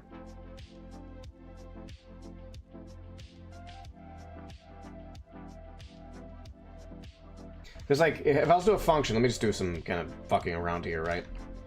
Let me just fuck around code to find out. I'm fucking around to find out, right? right? We're just you know, we gotta find out. So we gotta fuck around with the code. So, ooh, damn. So actually, just be a player initializer here, like this. But then we need to check this. Wait, what if? Would I have a? If I wait, hold on. What if I make an array of each of these called an array, and I just set each element of that new array? It'll be a temporary array, but I set each one equal to whatever state it can go into, and then this here, because it's a modular array, because it's a temporary one that gets called here and sent into the function. You know, so it'd be something along the lines of like, what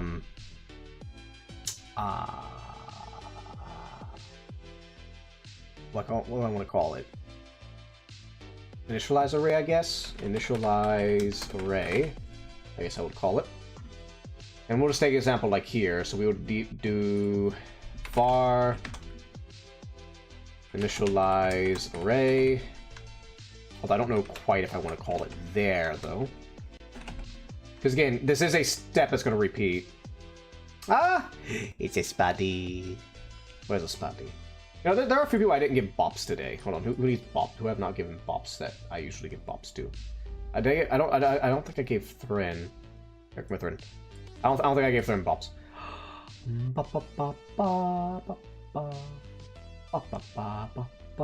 There you go. Then we have Dark Flame always. And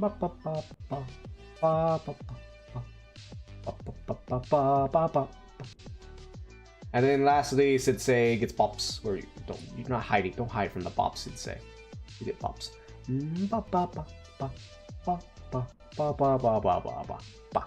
There you go. Everybody got the bops.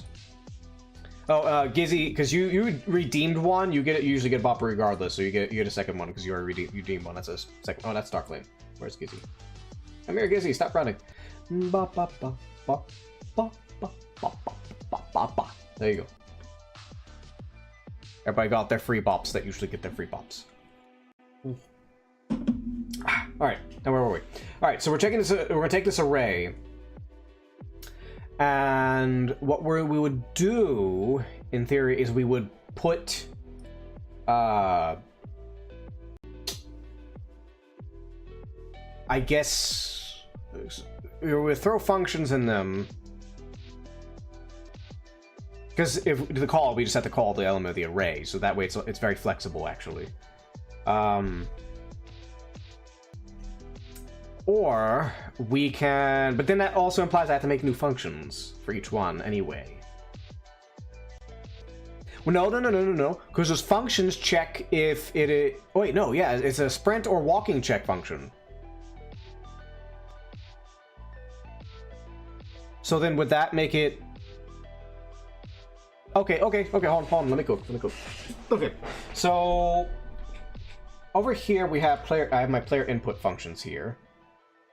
So I would put the functions down here. So we put function, I guess sprint check would be a thing. So let's do walk check. But then, hold on, make sure. Would idle become a problem though? Idle is the one we always gotta look for. Would idle be a problem?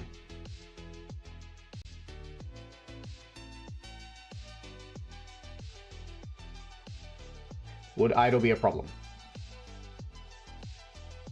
Because again, we can't check, or at least not directly. There's probably some other roundabout way we could check. But we cannot directly check if no buttons are pressed on the gamepad. We can do it on the mouse and keyboard, but not on the gamepad. Because that's the one thing that will fuck me over. Let me think. So if I'm walking... Now, idle, it's not a big deal because you just deactivate it because you're already idle anyway. So if I'm walking, right...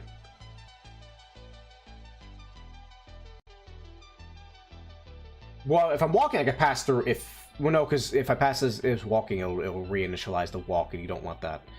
We don't want to reinitialize things that's already going through.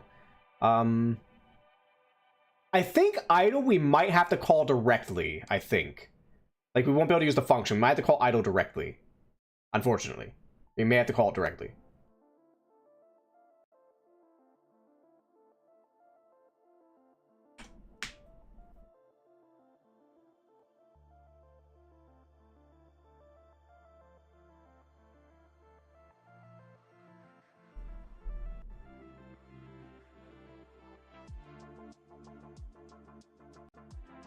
Because it's the only way we can do without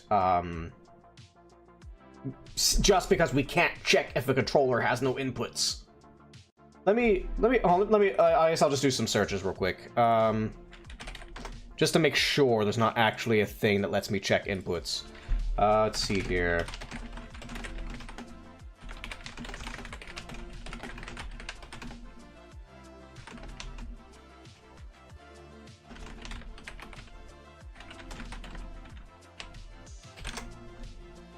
Let me see.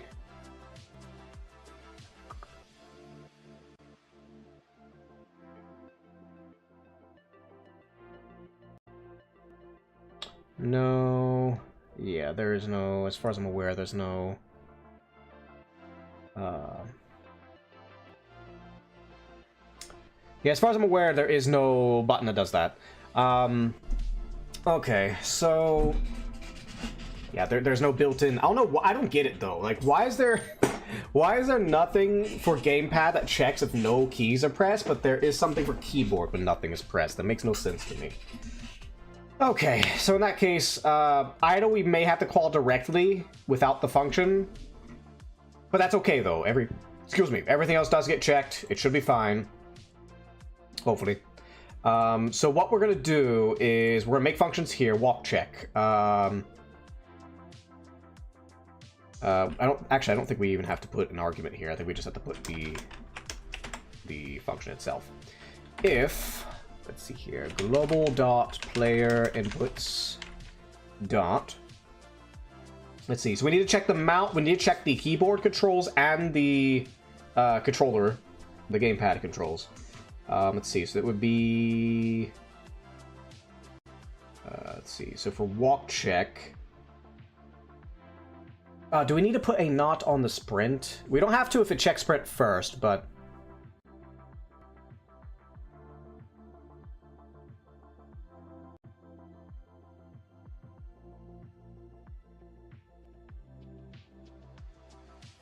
Yeah, we'll just have to... just so I don't have to add an extra check on it, we'll just make sure whenever I call this code, it always checks for sprint first. That way, when I get to the walk code, I don't have to check is sprint not held, you know? Let's see here. All right, so anyways, so where's my horizontal? I need horizontal. What the fuck? Why do I have two vert aims? Why do I have two vert aims? I'll have to go check my input controls because I should not have two vert aims. Oh, there's a... Okay, yeah, definitely go check that. There's probably... I probably have a variable that has that T in there, because that kind of script... I forgot to remove it on one of them. I'll have to go back and check that. But we do have... Alright, horizontal move. If horizontal move does not equal 0, then just return true. Return true. Oh, I have this wrong. If it does not equal 0, why is it... Functional script unknown does not exist. What do you mean?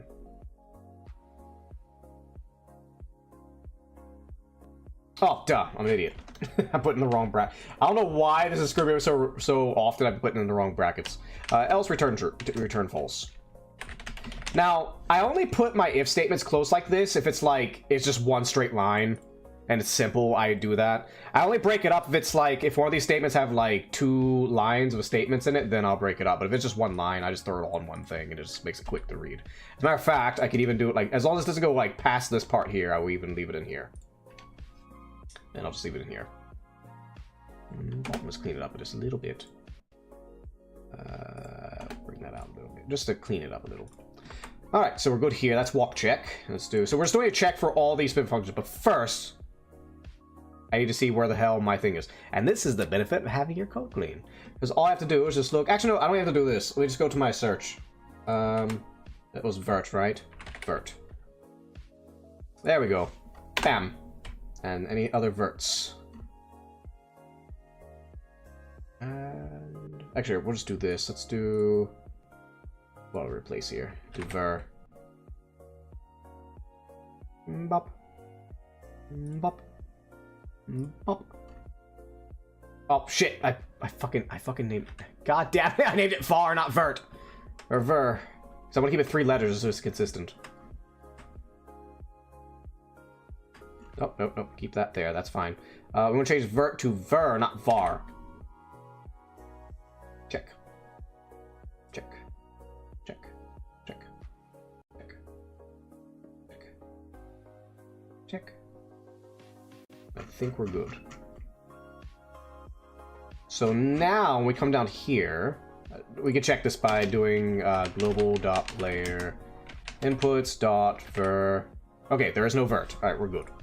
Now, there could be something fucked up with the local variables up there, but that's not a big check. It'll call an error, and it'll be like, hey, at this line, you got the wrong word, and I go fix it. It's not a big deal. Let's see. So we should be good here. I can go and close a lot of these. Where is, close that. Clean up my code. Boop. Close you right here. Close you right here. Hop. And hop. And pop. And pop. And pop. Boom. All cleaned up. Nice and clean. Alright, so... Oh, we gotta clean up here too, because it had to change the main verbs as well. Alright. So anyways, so that's a walk check. So we should be good. Then sprint check. So for sprint check, we call a walk check. Give me 1 second. Alright, so we call a walk check. Let's see. If walk check and well, actually no, would it be better to check the... It'd probably be checked, better check a single variable first. Yeah, it'd be better to check the single variable first before we call a function, I would get. It's not by much, but I would be a little bit more efficient. So first we're going to check the sprint input, which in this case is going to be the... sprint, I'm thinking on this game, is going to be like when you press down the left stick and move. It should be okay. That's so we'll do that. So global.player inputs dot... Let me see here. Let me think it's... sprint. Wait, what? Function sprint check if. I did not put it if here. If. And. Walk check. So if these two are true, then it sends this, and it is true that you are sprinting. Then regular walk check's just that. So we call that for that.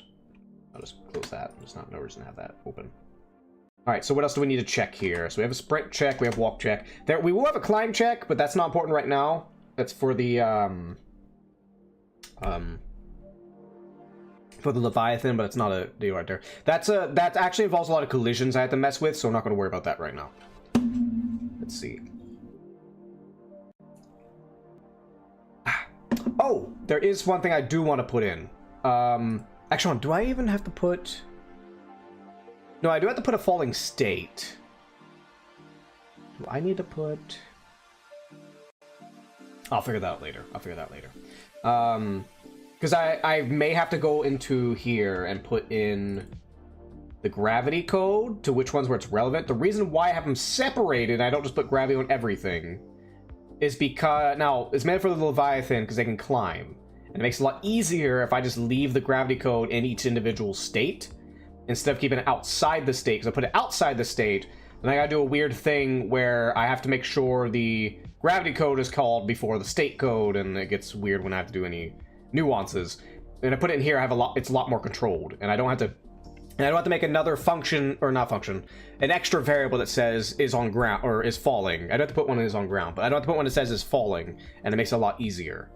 But we'll worry about that later when we get to like jumping functions and such like that. Let's see here. Go to player input. So if we come here, I'm trying to think what else do we need to check. Well, we're thinking about the soldier. For soldier, we need to check. Idle does not have its own check. We're not going about idle. Oh, excuse me. idle we're just going to call directly. So it's not going to even go into this function here, or the function here. As a matter of fact, I should probably just delete this. Well, no. I don't delete it because this tells me I'm in the idle state, and then these are the options I can do. It's just the idle itself has to be called under certain conditions.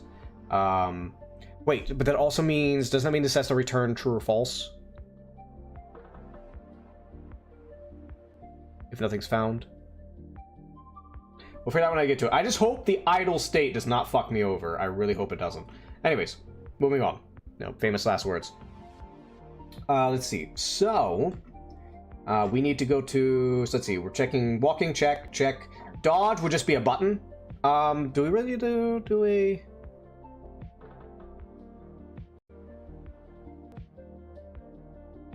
Do we really need to do a big check on dodge?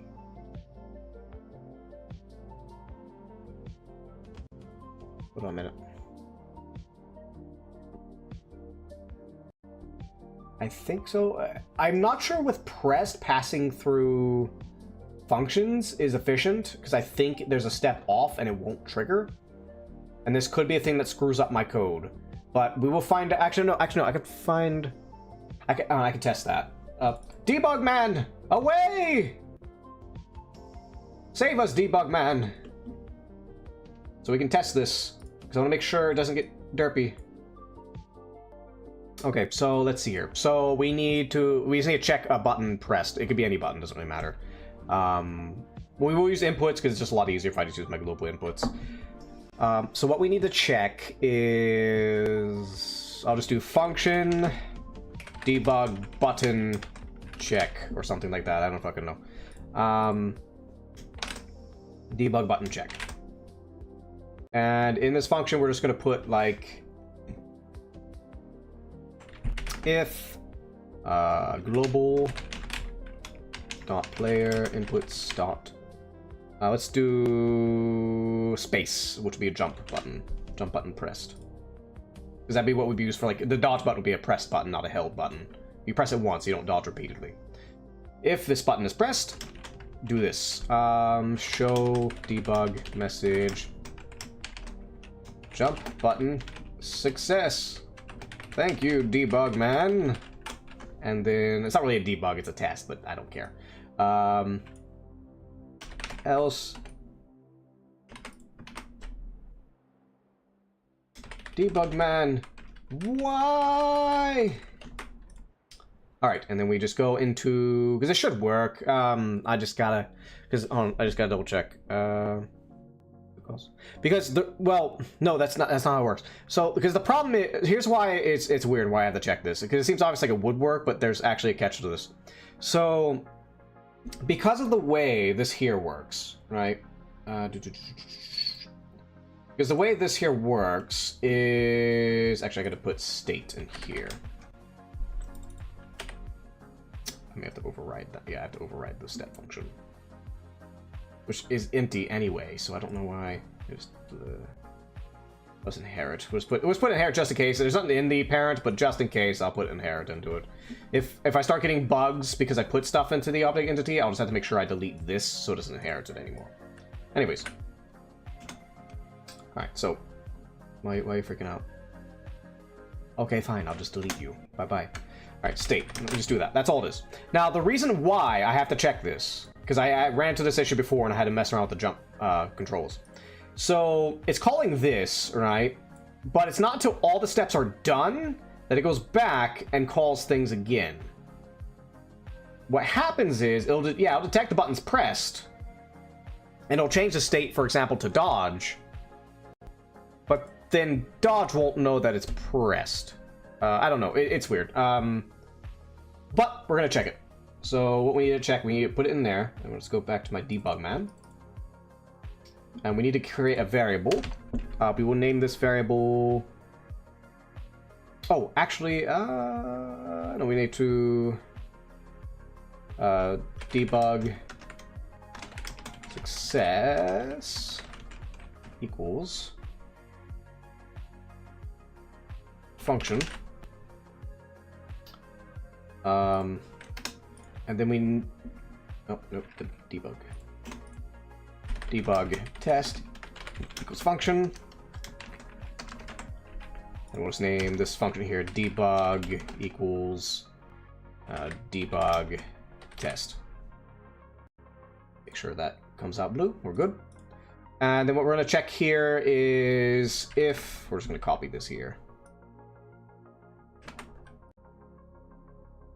Pop. If it's pressed,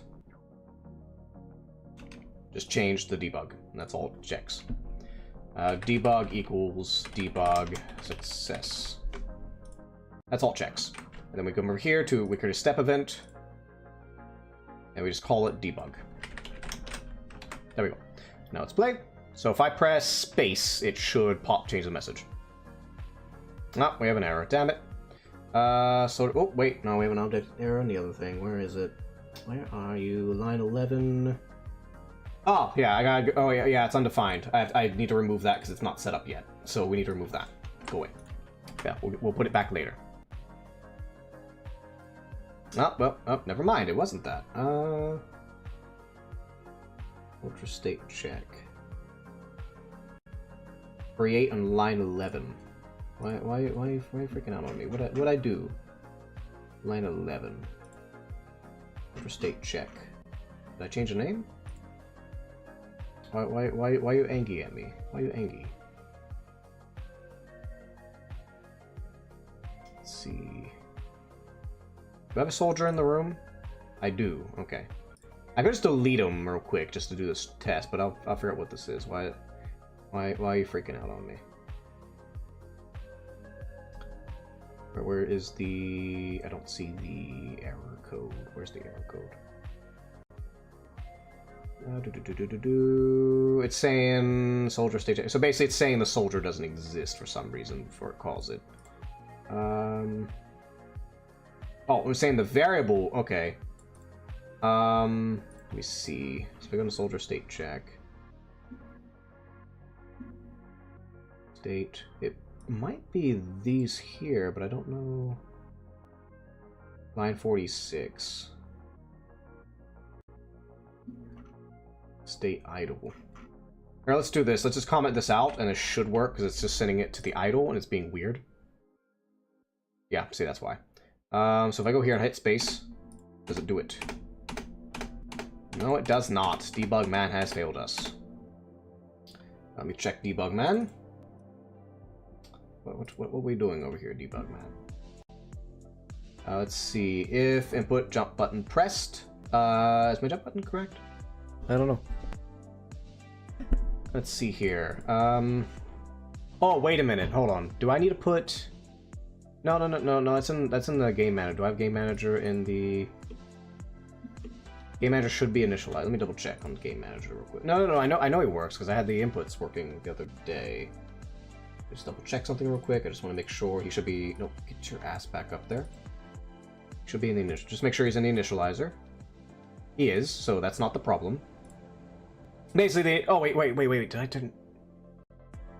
Oh, I forgot. I need to make this persistent. Where is... This is one of the only things you make persistent.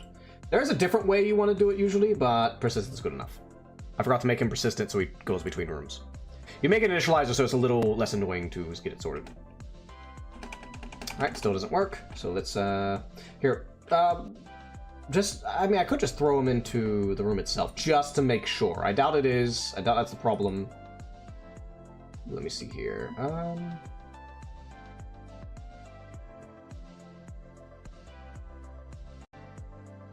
Jump button pressed. Let's make sure it's even calling this real quick. We're debugging debug man.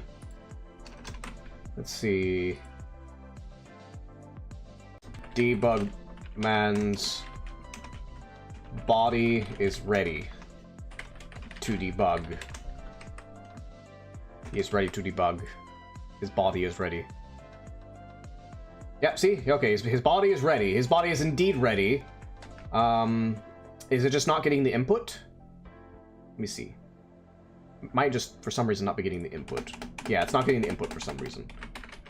Yeah, not getting the input for some reason. Let me just double check. I doubt this is the case, but let's just double check here real quick. Show debug message string. We're just gonna copy this over. Pop. Play. It's giving me 0. If I press, it just gives me nothing. Okay, so the inputs aren't being read is why. It's not. Debug man has not failed us yet. It is input man is being fucking lazy and smoking on the job. Let's see. So, where do we go from here? Let me go check my controller real quick because it was working. I did test it a while ago. So I have to go double check the input thing real quick. Look at game. Calls controls. Oh, wait a minute. Do I have to call this in the room itself? Let me check the code real quick. Yeah, so this sets up all the keyboards and such. Let me check the face buttons. It'll be face buttons. VK space. It isn't VK space.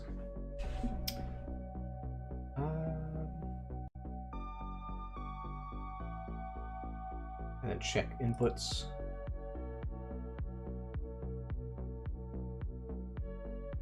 Yeah, it just defaults them to false.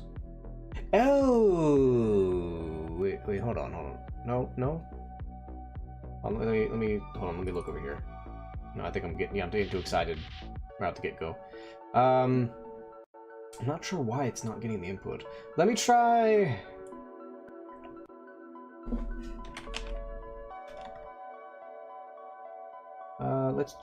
Let's try moving. Let's do moving, because I know I did that a while ago.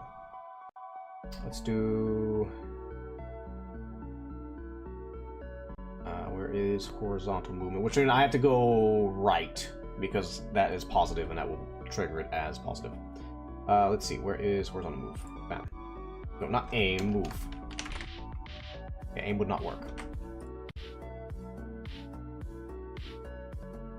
Oh! Okay, so went debug man Y. So he is erroring out. Okay. No, but we need to check if the initial change worked, though. Let me see. Gotta scroll up here. Let me get rid of debug man Y, so it's not crazy on us here. Because we just need the initial change. We don't need the whole stack here. Debug man is ready to debug.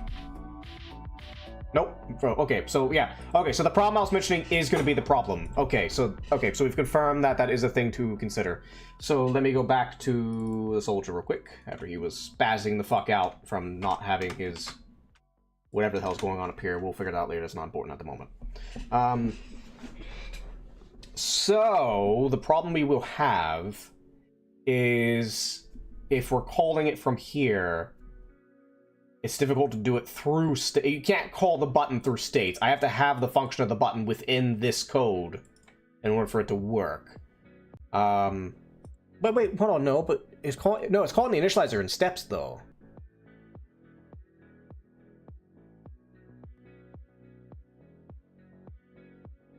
I might have to test it within the soldier himself in order to actually test this.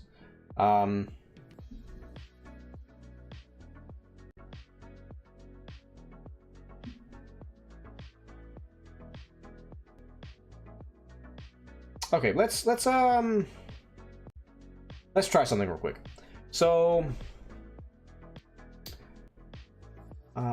if state is dot, we're just gonna do show debug message dodge pressed. Right? Oh wait, what button did I press set dot? No, make a simpler button. Space pressed.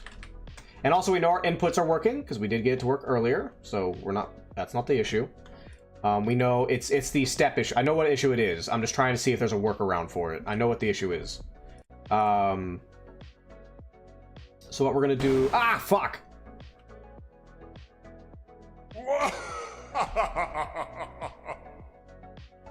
Fuck you, Alex. Hi. Oh, Alex, how's Path of Exile treating you? I wanted to get into it, but I've been doing code stuff lately, as you can see. Let's see. So what we need to do, we'll just comment this out temporarily for now. So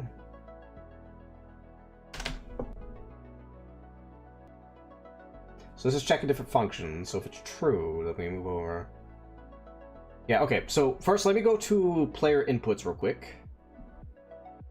And create a dodge check. So... Oh, no, well... Do you want to do a jump check instead?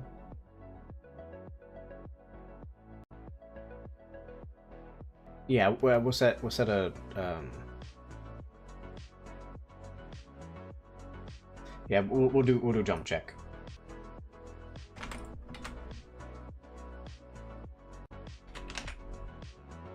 Not jump. Okay, now jump is a little weird, but we're not really checking for jumps themselves, so it's not a big deal for right now. But we'll figure that out later.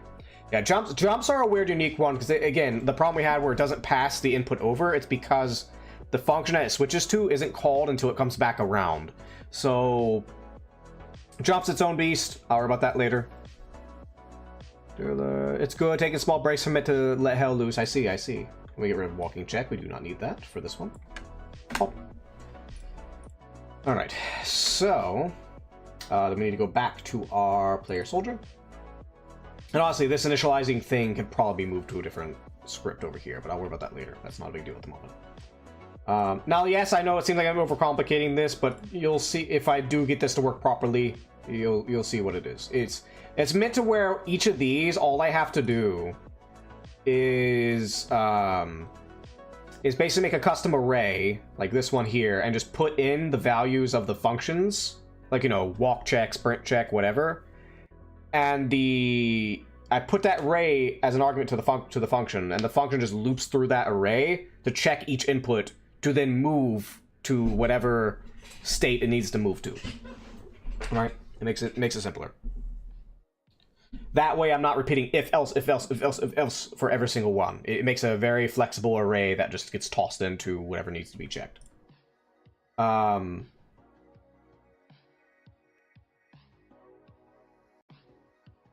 also the if-else, I mean, granted, if-else already does this, but it guarantees stops at whichever one's there.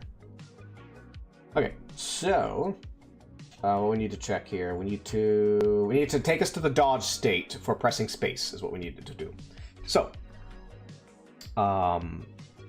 basically, we're going to use the jump button as the test.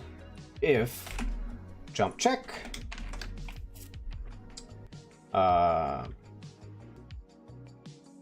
state equals state dodge. All right. Now, if I throw an error here because it's being goofy, we'll get that sorted later. Oh, we'll get it sorted right now. We have to. Yeah, we have to get it sorted right now. So, let's see. Create event for player soldier. Variable unknown. The object is not set before reading it. What do we mean?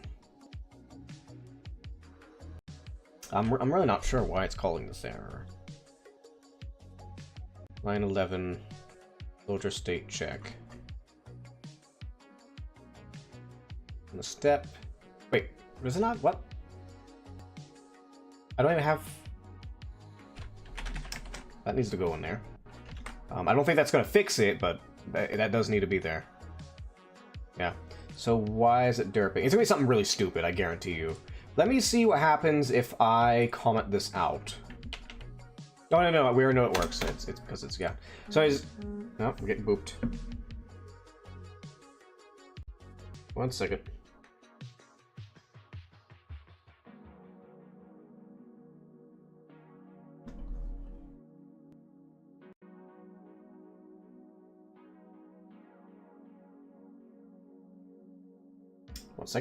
All right, so let's see. Soldier state check. Wait a minute. What if? No, that wouldn't work.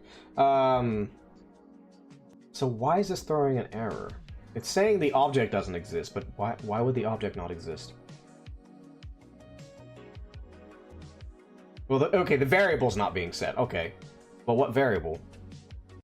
Soldier state check.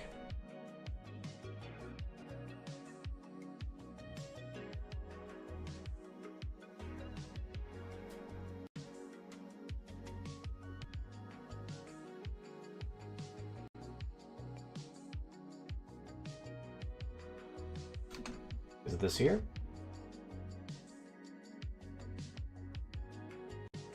Ah, well that fixed it.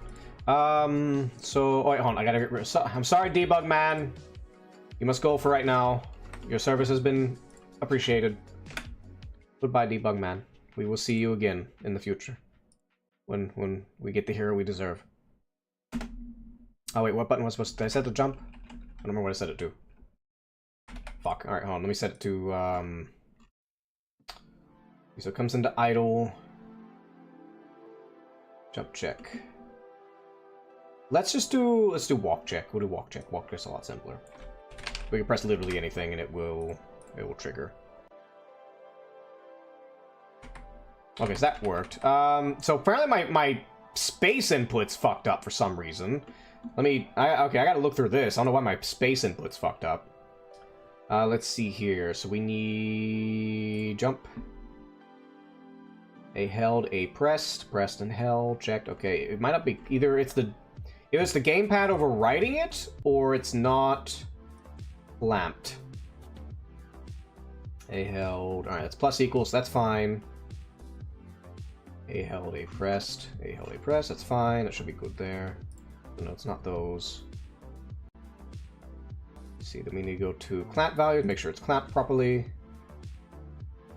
Held and pressed is clamped to 0 and 1. Wait, hold on. Does that need a plus equal? Oh.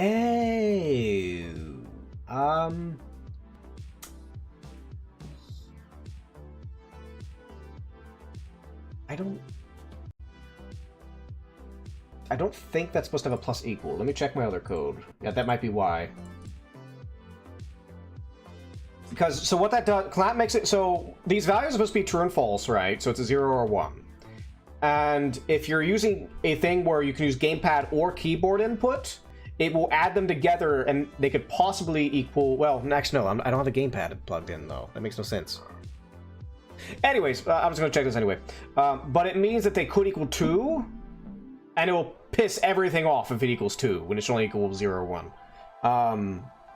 That's not relevant to what we're doing right now, actually, now I think about it, but I mean, I'm going to check this real quick to make sure this isn't a problem later. Let me check my controls on a different menu. Where am I input adding? Where's the clamp? Do I even have clamp? Yeah, okay, so it is equal. Okay, so we do need to fix that so we don't have that issue here. Oh. Yeah, so let's go ahead and get rid of these here. We do not want this. Delete. Actually, we need that for all these values, actually. Because these do not need to go higher than those. Not that they will, because it's not really going to be pressing gamepad and keyboard at the same time, but this is a thing that could crash your game. And I would hate, like, say you're on your gamepad and maybe you bump your analog, your controller, and it just crashes your game and you lose progress. So we wouldn't want that. Yeah. This makes it to where they can't go higher than these values. Also, I need to fix these. Get fixed. No, I have to fix all these now. Okay, they're all fixed. But that is not why, though. I guarantee that's not why. Let me check the array push. Push into array. Face buttons. No, it's not sure. Why is the A button not fucking working?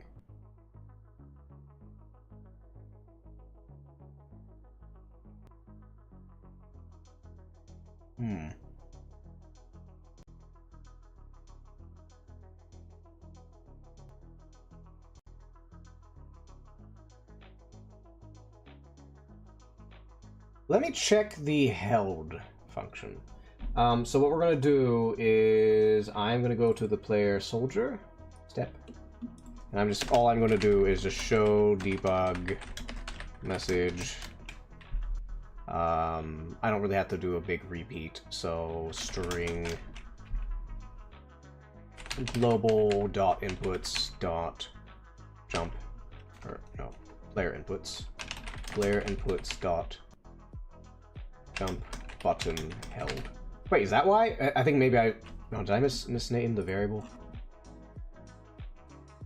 Let's see. Yeah, it's jump and pressed, so it should be fine. Oh, wait, hold on. Wait, is it because the press is not transferring between the function? That makes no sense, though, because it just still called it. Whatever, it doesn't matter. Let's still test this. So where's the step thing here? Alright, so this just repeatedly spam this until...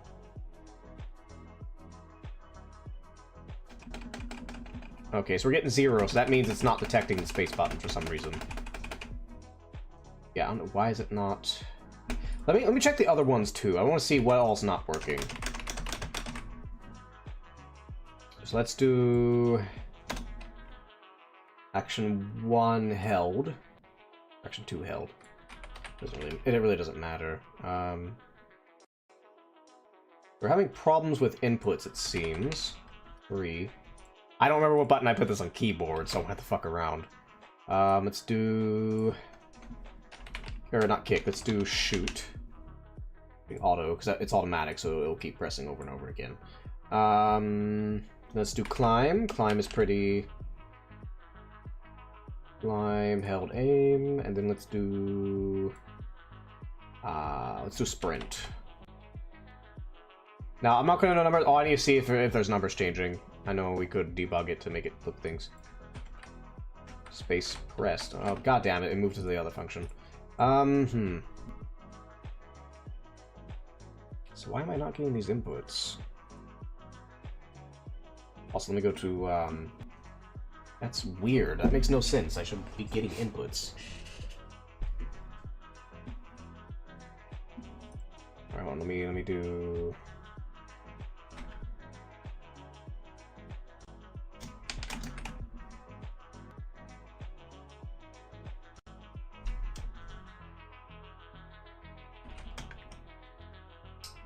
Here we go. A is, I believe, 2 I had set to Y, and this one is X. Wait, what? This is B. Is actually what they are on the keyboards on gamepad, but I use keyboard controls and they'll be the same. Let's see, RT. It's just for me to know which ones are triggering, which ones aren't. LT and L3. Just delete that. We don't need that. Oh, play.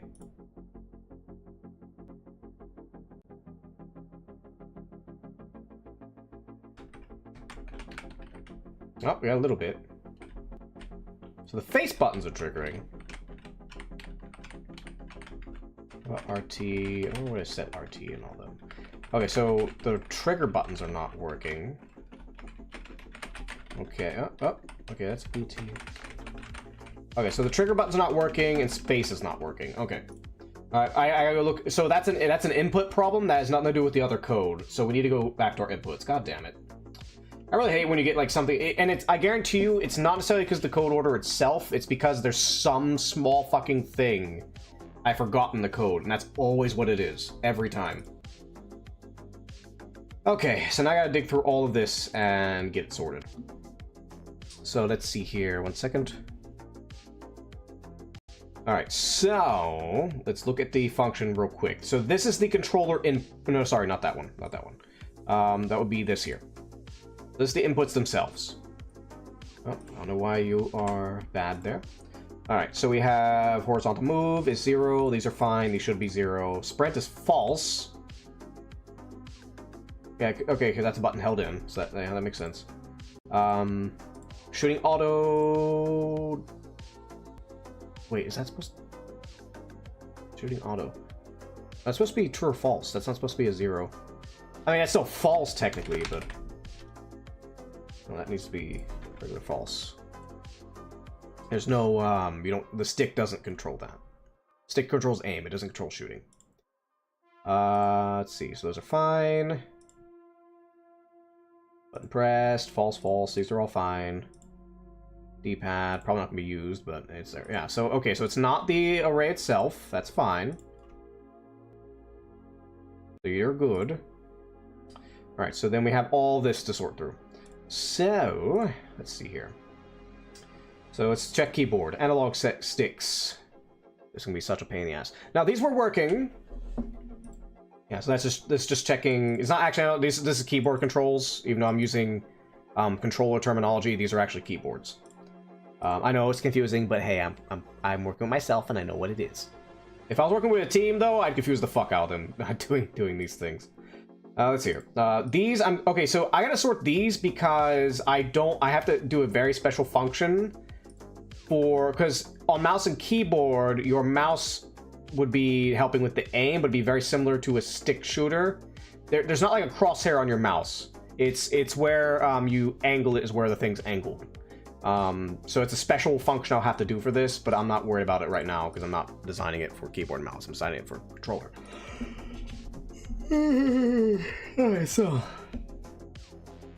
Alright, so let's see here. Keyboard check, that is fine. These are all supposed to be checked. Keyboard check. VK shift, which is for running, that's fine. So analog sticks are good. A held, which is keyboard check. Space, which is correct, and that is correct.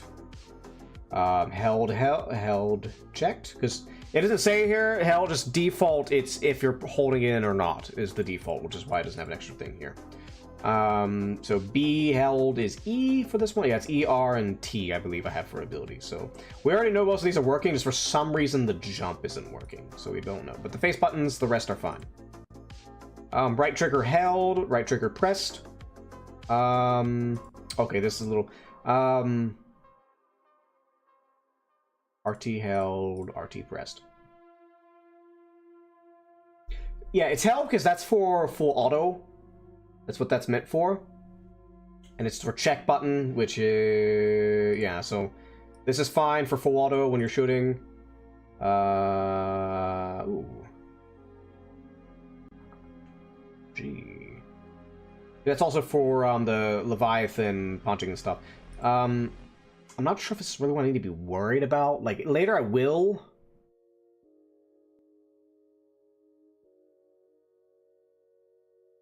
I mean, I could clamp it. I could just go ahead and make it equal and then clamp it, and that would fix it. Yeah. Let me do this real quick. It should be pretty quick. Plus, we'll just get this in here. Yeah, this is a special case. Button pressed, and it's okay because the clamp later will fix it, so it's not a big deal if they're together. So the clamp will fix it. Let's see. So we got RB pressed. That's fine. It's pressed. LB pressed. LT held. Mouse button. Check mouse button. Mouse button right. That is aiming. The actual function that pulls your gun up and aims, not the thing that points your stick. Let's see. LT press. Same thing. Nothing big there. All right. So we're good there. D-pad, this is pretty straightforward. These are just some weird XC, VB, nothing big there. Let me just make sure. Yeah, they're all pressed. And by the way, if I ever want to do, like, you combine keys, this is not hard to do. I just replace these with variables from somewhere else to replace keys. It's a fun way to do it.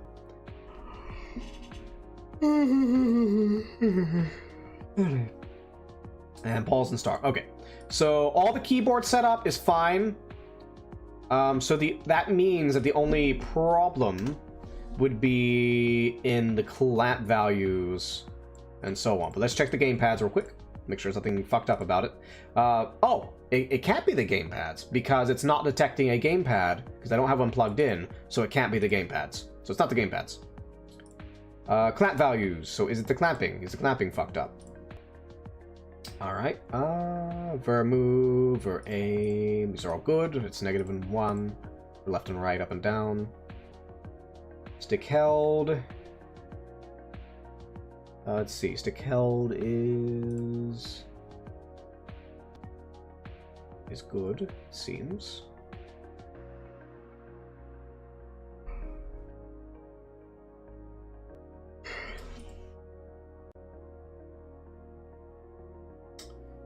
A held, a pressed. Don't really seem like any of these. Pressed, held, pressed, held, pressed, held, pressed, held, pressed. Still, there's nothing to tell me that the jump button shouldn't be working. Held, RT held, RT pressed, RB pressed, LB pressed, LT held, LT pressed. And values are correct. Yes, I'm pretty sure it's not those. So why is the jump key not? Let's check the push. It could be the push. Jump held. Oh, is this? That's jump held. A held, A pressed. Why is the jump button not working?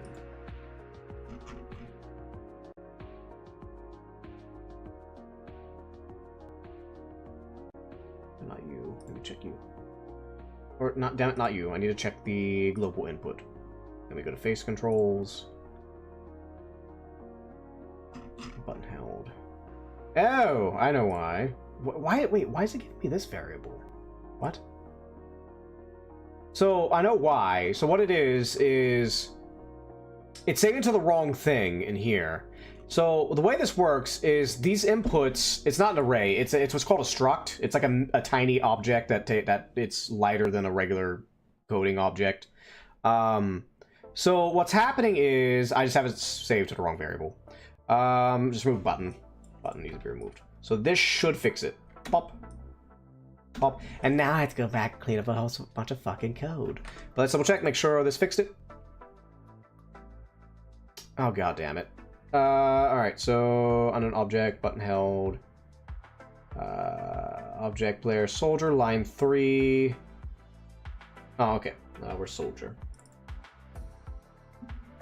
Line 3. Yeah, we have to remove that one. Pop. So now in our debug, we should be good on jump. Yep. And then for those buttons, B, X, Y. The other ones are a little weird. All right, so RT is working. That one's working. L3 is shift. I think it's. I don't know if it was. Oh, goddamn sticky keys. Go away. All right. Well, L3 is shift, but I need to. Let me make sure sprint is. Hold on a minute. Let me go look at inputs. I need to make sure sprint is proper. It needs to be. All right, let me check here. So if we move that, just go to movement controls. Sprint is false. It's just sprint. Let me go to object player soldier. Make sure it is just sprint. It is. Okay, so it's correctly named there. Now where is my player input? Then we need to go check. Check my push. Make sure it is pushing the right variable into it. Analog sticks. Yep, sprint is correct. Then make sure up here the sprint is, or not that one, the other one. Keyboard check VK shift. Yeah, it is shift. So I don't know why. What did I put it as? Huh. It should be correct. Because if the shift key's held, it should be showing true. Let me hit this again. I don't know why it's doing that. I probably should have checked all these inputs just to make sure, but let me make sure. So mouse is working, right mouse is working. Why is shift not working?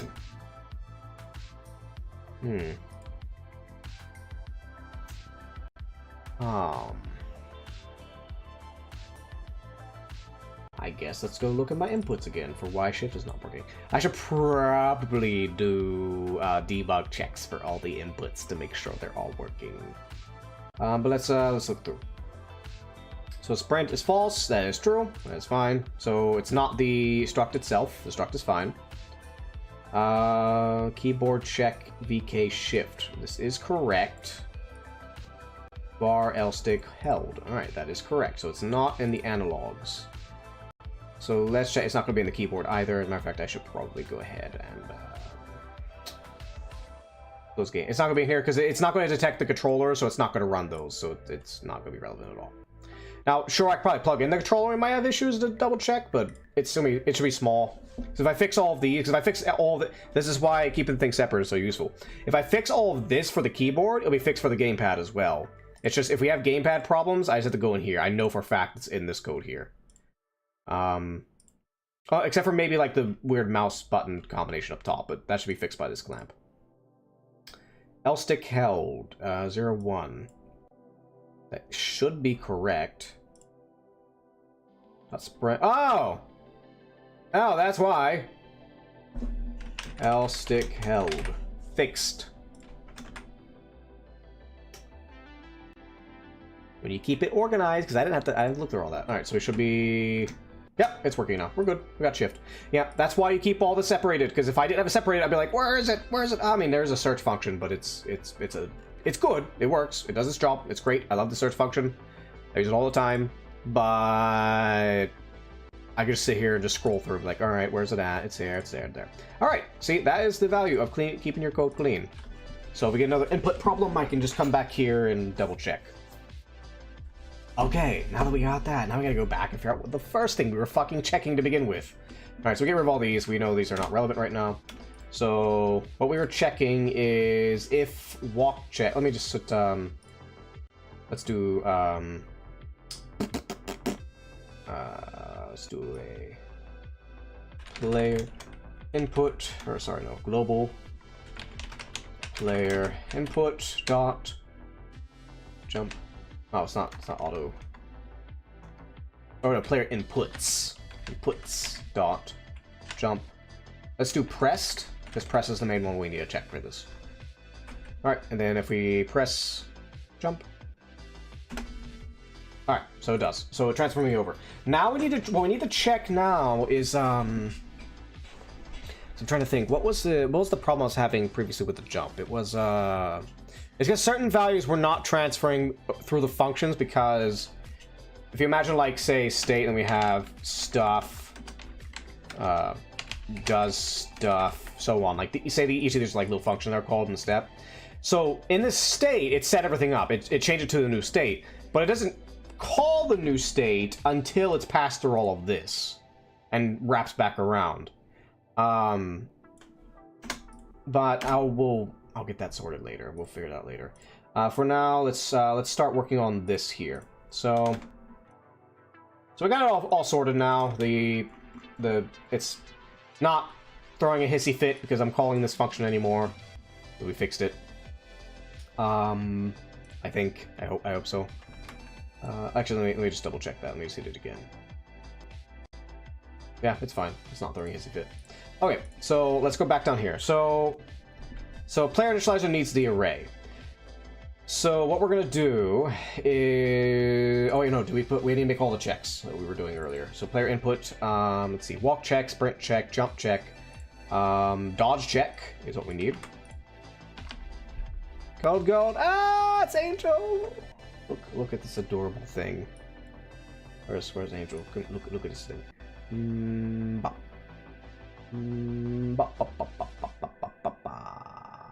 How are we? Yes, we're doing Code Goat today. How are we?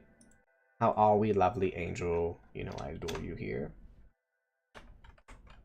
But you were saying something about Mises, Angel. You messaged me. What were you saying? Let's see. Function. Dodge check.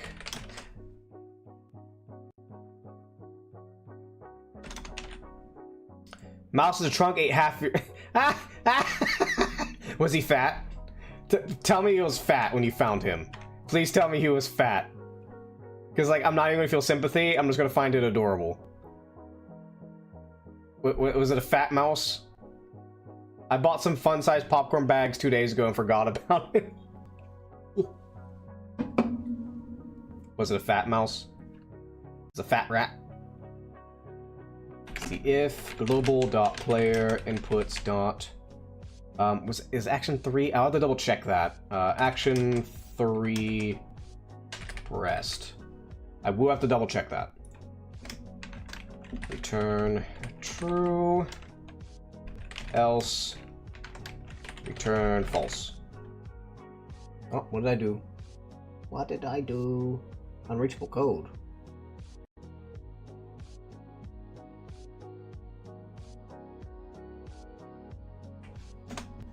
There we go. Oh, do I need a... I need another bracket there. I didn't see him, just the aftermath must have been because it was... Oh. half the bag's eaten. You got a fat rat. You got a fat rat. You got a fat rat. Fat rat, fat rat. He is chunky boy. I bet he was a very chunky boy and he had plenty of popcorn. Oh, by the way, Andrew, look how clean I clean, because you saw my old code. Look how clean I got it. Look how clean this shit is. Look how fucking clean this is. Look how clean. Look how clean. It's all nice and clean and organized. Look at it. Look at it. Look at it. Yeah. A lot more organized than the last one. You know, mine's getting trunks.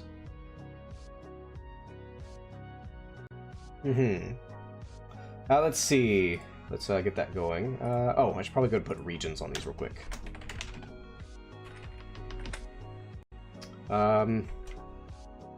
Input, check functions.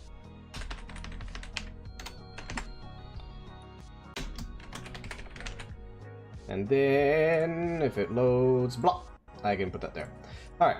Any other little checks here? I'm putting them in functions because I want it to move things over a little bit.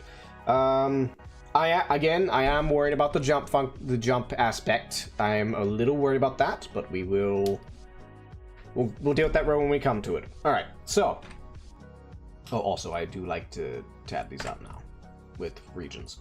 Let's see. So, I think that's what I gotta check. Let me double check the players. Any other checks we need to do? What should I check for fall? That's a Y movement thing. Again, we'll worry about that later. That's its whole beast, is Y falling and movement and shit. Okay, so I'll get rid of this. We don't need that anymore, or at least as far as I'm aware. So the idea here is, I take this array. Actually, as a matter of fact, we can go ahead and call player initializer. Player initializer. Or should I put state? Well, let's state check. Whatever. Lies array. And what it does is, in this array here, I need to grab the. Wait, hold on. Do I have to? Oh, wait a minute. No, don't I have to make the other ones? Wait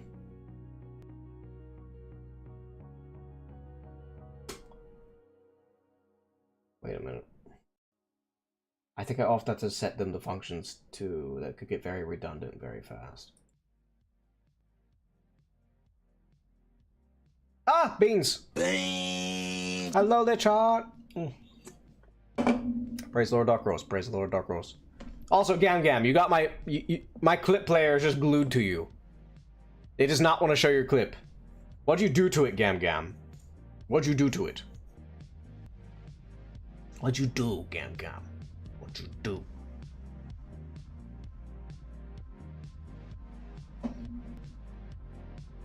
Alright, let's see here. Oh, I need to switch a thing. I forgot to switch my stream deck over to current cycle. There we go. What you do, Gam? What you do to my clip player? Let's see. Okay, so we can't just put flat functions to these. I can try. It's probably not going to work. But I'll give it a shot. We'll wait. No. Hold on.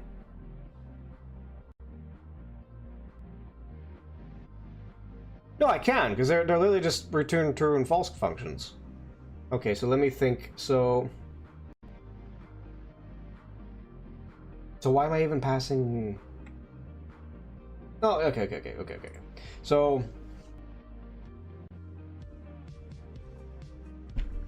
let's do.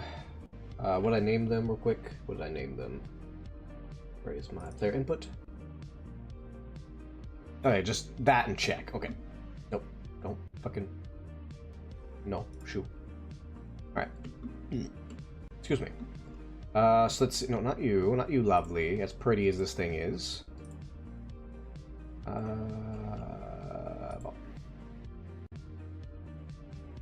Actually, no, let me move this down because I was. Pop.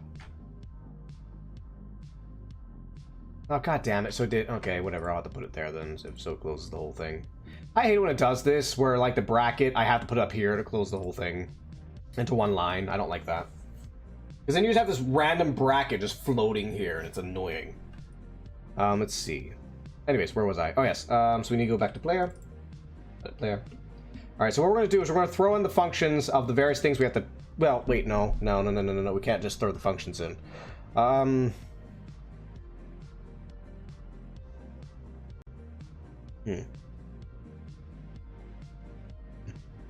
Excuse me. So we do that, then we have to do a fucking thing with like enums and shit, and that's not what the plan was. The idea was that I was going to pass in the functions as the arguments themselves, or the array, which has the functions as the arguments themselves, and it just loops through the array and checks each argument to see if any of them are true, and if any of them are true, it then throws it into the next state. But if I just put in purely the functions themselves, without any reference to the functions, then it's not going to know which ones. So I need a way... I could just make them global. I don't want to, but I could just make them global. Actually, no, I don't know. How does that work? Let me see something. I don't know how that works with using it in scripts like this. Because normally scripts, they hold global variables, but they don't hold, like, you know, if I say blob equals that, you know. I could try. We'll see if it works. I don't know. I'll give it a shot. Walk check equals function. We'll give it a shot. I doubt it will work. Okay, so why are you getting all pissed? Okay, so let me double check the syntax real quick. Where is it? Where is it? Where did I put it? State equals idle. No, that's not the one I'm looking for. State sprinting equals function. Oh, okay. Okay, that's why. Okay, go back to input.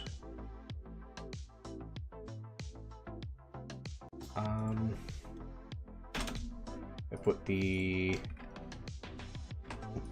parentheses right there. Okay, so I'm gonna give this a shot and see if it works. We're just gonna use walk check for right now. So if it works, then we're good to go. I really hope it does, because it's gonna make this so much fucking easier if it works. So walk check. Is that all? Is that all? I think that's all I have to put in. So then we come in here. I'm just going to keep this simple. We just got to make sure it actually passes it. So if initialize array 0, because it's going to be that what we just put in, equals walk check. Walk check. Wait, hold on. Does that also mean it? Yeah, because that means... Well, that means it calls it? Huh, interesting. I'll sort that later. Because that's a switch statement thing to go through, but we'll worry about that later. If it goes walk check, show debug... No, damn it, stop being debug, message... Yo, walk is a chicken. It's like yo, walk is a chicken. Let's see. Yo, walk is a chicken. Wait, did I do that? Yeah, I did that right. Okay. Well, let's see if it works. Or freaks the fuck out. Yeah, it freaks the fuck out. Damn it. Yeah, I guess it doesn't like that.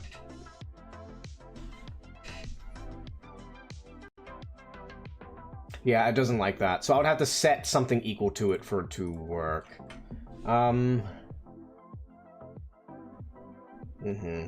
Wait, I don't have to put the thing, do I? The, parentheses? No, I do not. I do not have to put the parentheses there. Okay, that's unfortunate. That would have been amazing if it did work like that. I mean, I could turn it into a global variable, but I really want that many globals. Plus, you can change it, and functions are not one you want to change. Of all things you do not want changing as a global variable, functions are not one of them. And I don't want to put them in the player object, because that just gets redundant, because then I also have to put it in for the Leviathan as well. It's unfortunate. I wish it would work, but it unfortunately does not. It'd be amazing if it did. It'd be so easy, because I could just toss all these functions in here, and it'd be great. There is an alternative I could do, though. So what I could do instead is, instead of it grabbing the function itself, let me go back over here, actually, and fix this real quick. So instead of passing the function as a variable, we will literally just have it, we'll just use a switch statement, right? We'll just use a switch. And it's fine if it's flexible because literally the first one it finds is supposed to be the one that activates anyway, so it's okay if it overrides. Again, it's so I don't have to do like a million if statements, right? Let's see. So, where are we? Let's go back to the player. And obviously this, actually, I'm debating if this needs to be universal and not just to the player. Because the player and as the soldier and the Leviathan will be using the same thing. So yeah, if we need to, I'll take this, I'll pull this out and put it in here. Because this here is for just for the soldier, but this here could be for both the soldier and the Leviathan. But we'll worry about that later. We'll worry about that when we cross the road. Because worst case scenario, I just grab it and throw it into another function somewhere. It's not a big deal. When I get to the Leviathan. But for now, if I'm just having a soldier, I ain't gotta worry about it. Actually, let me put a note, though. Fuck around code to find out. We can remove that now. I'll just put a note here. Leviathan might use this code for initializer. Alright. So, okay, so what we're gonna do instead is we might need enums. Do I want us to do hard enums? Or do we want to...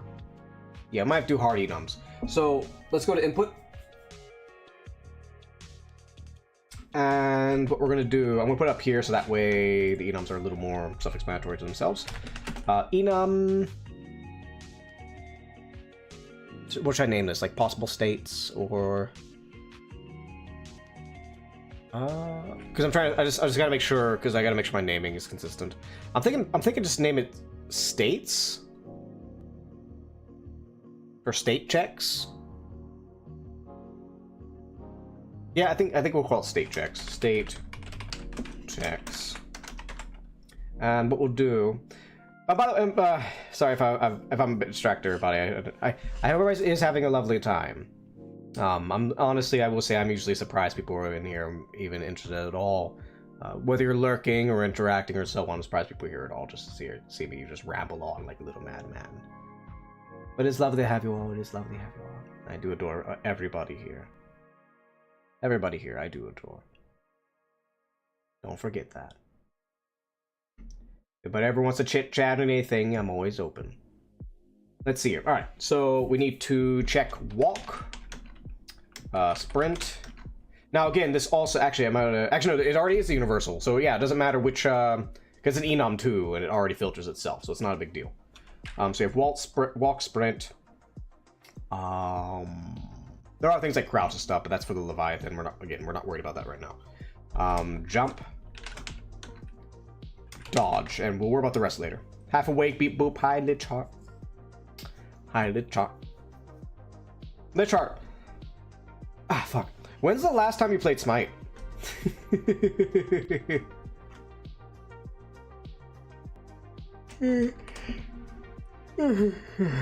Okay. So we got these state checks. Luckily, nums do collapse on themselves, which is great. Which Smite? Smite 1.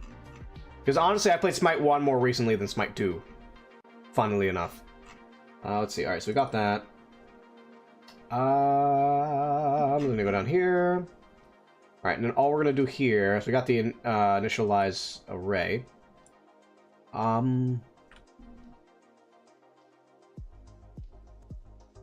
Week 2 of Smite 2 is coming out. Week 2, what? I mean week 2. I'm very confused. So var array length equals initialize array dot, or no, sorry, it'd be like array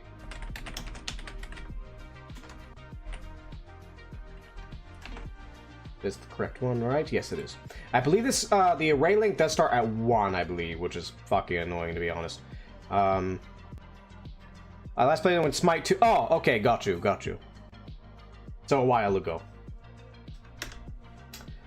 Alright, so let's see. So 4 var I equals 0.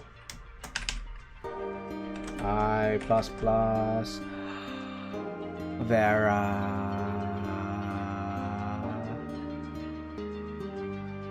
How is my bunny dear? Let's switch over. How is my bun dear? Heal. Oh, The littlest Vera has made sacrifices for 25 months. How is my bun? I'll give you flops. We have to trade flops. We have to do flop trade. Flop ears. Hold on. There you go. Trade flops. Hi, Vera. How's my lovely bun? Tell me about your day. It's good to see you. It's always lovely to see you, Vera. Even though I don't pop in, I'll pop in every now and then, but I don't pop in too much, dear. I mean, it's not just you, that's just people in general, to be honest, but, you know. Bye, Vera. Hi. I hope you're doing well. Let's see here. Yes, just remember array length is starting at 1, which is annoying. Well, let's see, do we need to start? Is it less? I mean, we'll find. If it pops an error, I just throw in a -1 or something, or an equal, or whatever the fucking case is. It's not a big deal. Array length. I++. So I'm just not really paying attention. So switch.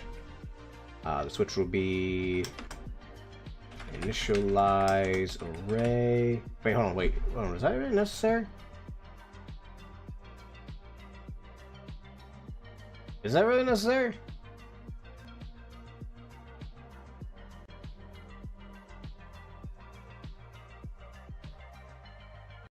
Well, I mean, it starts to check each one. So, yeah, it is. So,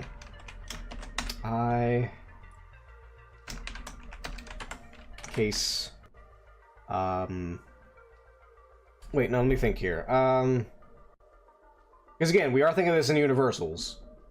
For, like, Soldier and Leviathan.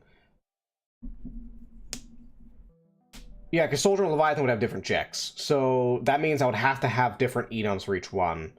If I wanted this to be universal, it would have to be different enums for walking and do that.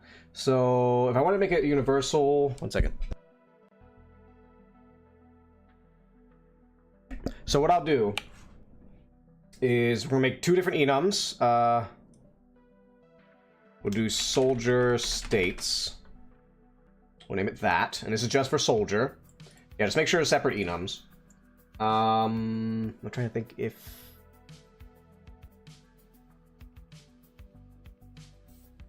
But then wouldn't it be better to...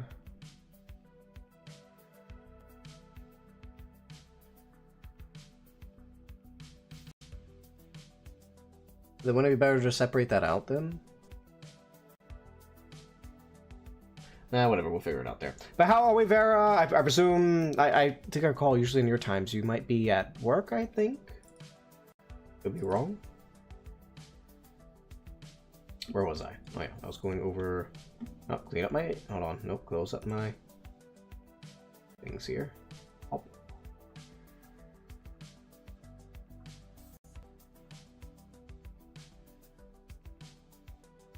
Close those all up.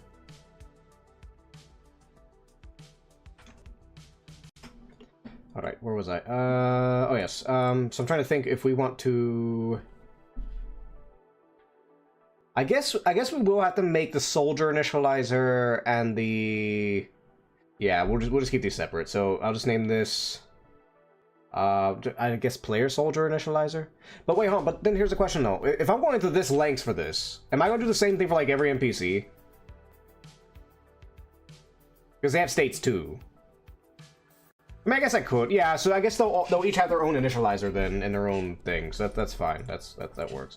Also, why are you getting angry with me? Oh, because of this here. Yeah, you're getting angry because of that. Player Soldier initializer. We'll name it that. Soldier. There we go. Now, well, hold on. Let me think here real quick. So obviously there's a bunch of soldiers, but not every soldier is the same. So what if there's something different we have to do? Well, no, that's not a problem because these are variables, so I can literally just call it, or I should, I believe. I should be able to just call these into another function. I have to double check that to make sure. Actually, no, there isn't easy. I can use debug man, but we'll figure it out in just a minute. We'll get back to that. Let me just put a little note here. Over here. Check debug, or send the debug man signal for reassigning variable functions. Just make sure, because again, I just want to make sure I don't fuck up the syntax or something. Because I need to make sure that if I, for example, like, we got state sprinting equals this function here. Because variable functions are a bit weird. Also, I need to clean this up. It's all messy. But variable functions are a little weird, and sometimes they hate it when you call them in certain ways. So I want to make sure that you can actually just reassign them like a regular variable. You think you would. You think you can. I presume you can. But you gotta make sure. So I don't want to get deep into coding and it turns out you can't for some reason. Also, let me clean this up a little bit. Let's see. Red duplicates, that's fine. I think it's the longest one. No, don't do the space. No, okay, so you're fine there. Bring you out. Those ones are fine. And those are it. Okay. Soldier state check. If state is idle, then it uses these to check. Ah, what? Didn't it just happen? No, I think it was just my model spazzing out. But it's good to see. I'll say it once more again. It's good to see you here, Farah. I know you enjoy your lurks, dear. I know you enjoy your lurks, and I appreciate your patronage, lovely. Oh, by the way, I almost forgot with this game. So, as I mentioned with this game, again, I don't want to go too crazy with it because it's very early stages, but if I get to a point where development is very solid, like I mean, and it's not that I want to stop it, like I really want to do this game.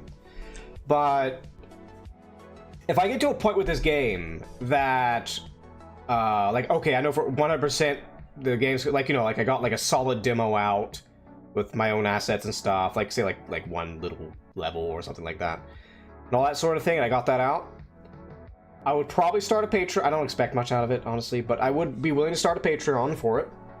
And I was thinking about, like, okay, well, if I did that, what would I do? And I just thought, like, well, there's actually a lot of things I could do with a Patreon on this, actually. So I know what some game developers do is they allow you can make like you can add your own, like, make music and add it yourself, or you can make fan art of it and add your fan art to the game. One thing people like to do, sometimes they request characters or custom outfits for characters.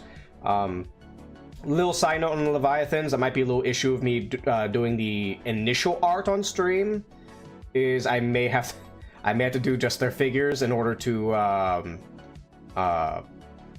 switch their outfit and put different outfits on them. So unfortunately, at least not here, I won't be able to stream most of the early part of that art, unfortunately. But the thing is that there's a lot of things you could do. There's a lot of things I could actually do a Patreon for this, and it's actually pretty interesting. For reference to this game, in case anybody's wondering, no, it's not going to be a Nazi for game. It's just a game. You're big people. You smash city. It's fun, crazy chaos, or you try to fight big people. Either way, while fighting armies and hordes of whatever the hell you might be facing, be it demonic hordes, UFOs, or whatever stupid. My main aim of this game is I want to be completely over the top, just stupid, ridiculous, over the top. Right? That's what I want out of this game. I want to be entertainingly goofy with the way it is, with some pretty ladies. So there we go. Let's see. Going on. Where were we? I got distracted rambling on about the thing. We were making cases. Oh yes. Case. So we had to check the. Let's see. So soldier. Is it soldier state?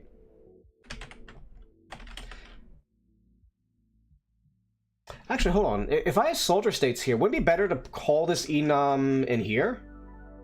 If it's unique to the player soldier? Because regular soldiers don't dodge. So then would I be better putting yeah, I'd be better calling it in here. So let's go get that real quick. Yeah, we're gonna take this out of here. Yeah, it'd be better to call this within the player soldier themselves, because I mean if they're not there then you don't need it. Let's see, player soldier. Yeah, we'll keep this within the soldier itself. I don't know. Here at the parent event. Put that. Oh. Edom soldier. Now, do I need to do player soldier states? Well, if I make it just for the player, then I'm leaving it here. But if not, and other things can have it, then I may as well keep it universal. Like, I could keep it universal? Because honestly, that probably would be easier. But technically, it would also mean more data loaded when,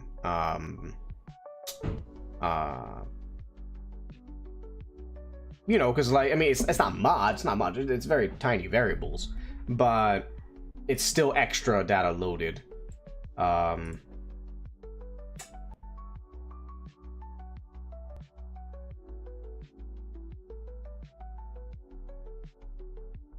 Let me think here. Is it really necessary for the player to have their own set of enums? Or would it be better for me to just put it universal like I just had it? And just be like, you know, like, PS for player soldier walk, and then, PS spread.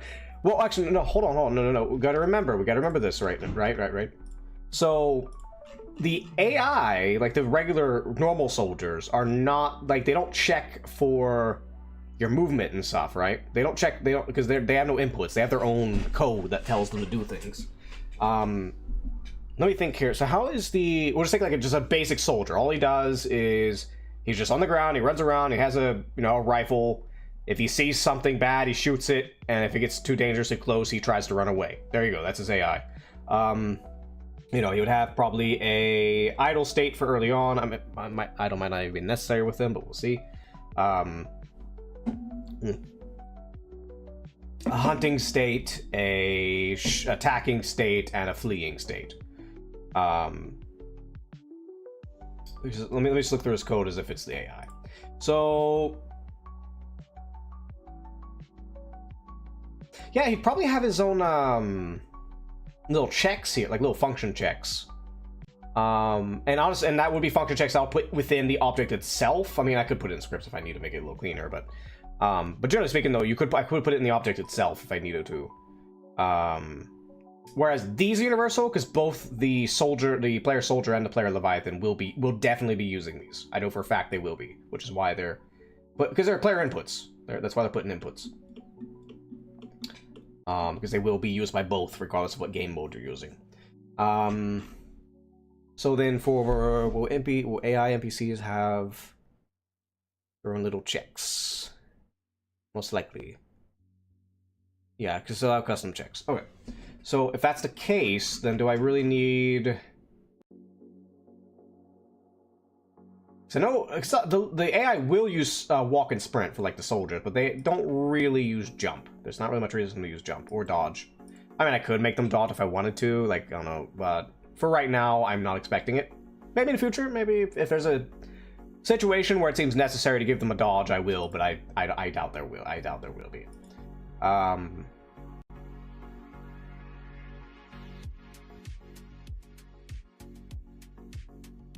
I'm just trying to think ahead of how I want to do this, just to make sure I'm not making redundant code, because I'm trying to keep it as less messy as possible.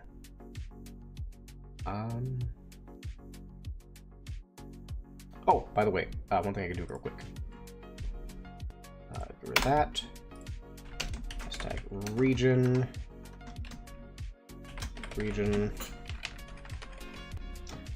Step state, or repeating state function.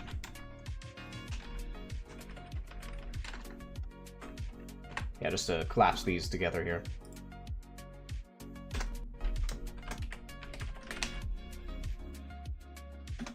Nope, no. What did you just do? Do that. Collapse you. Grab all these and pull it out one. There we go. Just so it's all there and set up there. Let's see.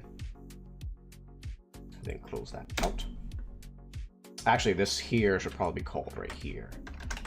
Just have it ready.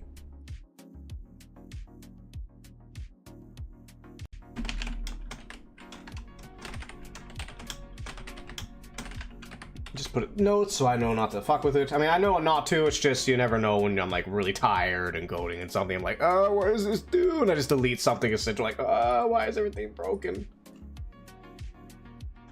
You know, you code while you're drunk. I don't advise it. Let's see. Drunk coding. I'm just imagining it. Drunk coding. Let's see. Anyways, where was I? So it's not gonna be this. Oh, get rid of it. Yeah, so it's gonna check through states. Oh no, oh yeah, I was checking. So do I want to just leave this here, or do I want to put it elsewhere?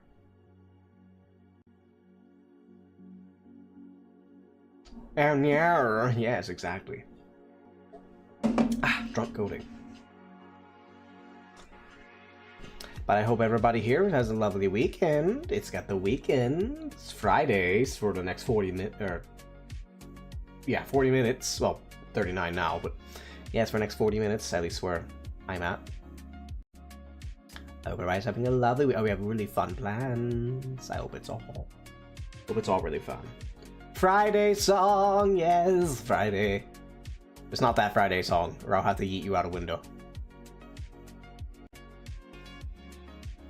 Yep, Friday!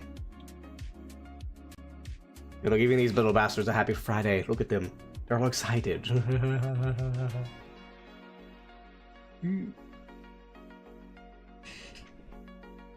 What was I checking? I'm just trying to think here.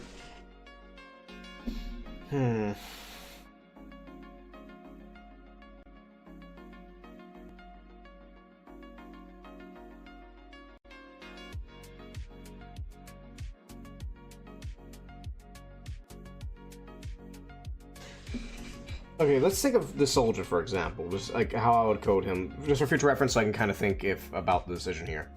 So, okay, so we're assuming not idle, because once the soldier finds an enemy, they're never going to be idle. Unless, like, all enemies on the map are dead, which is rarely going to happen.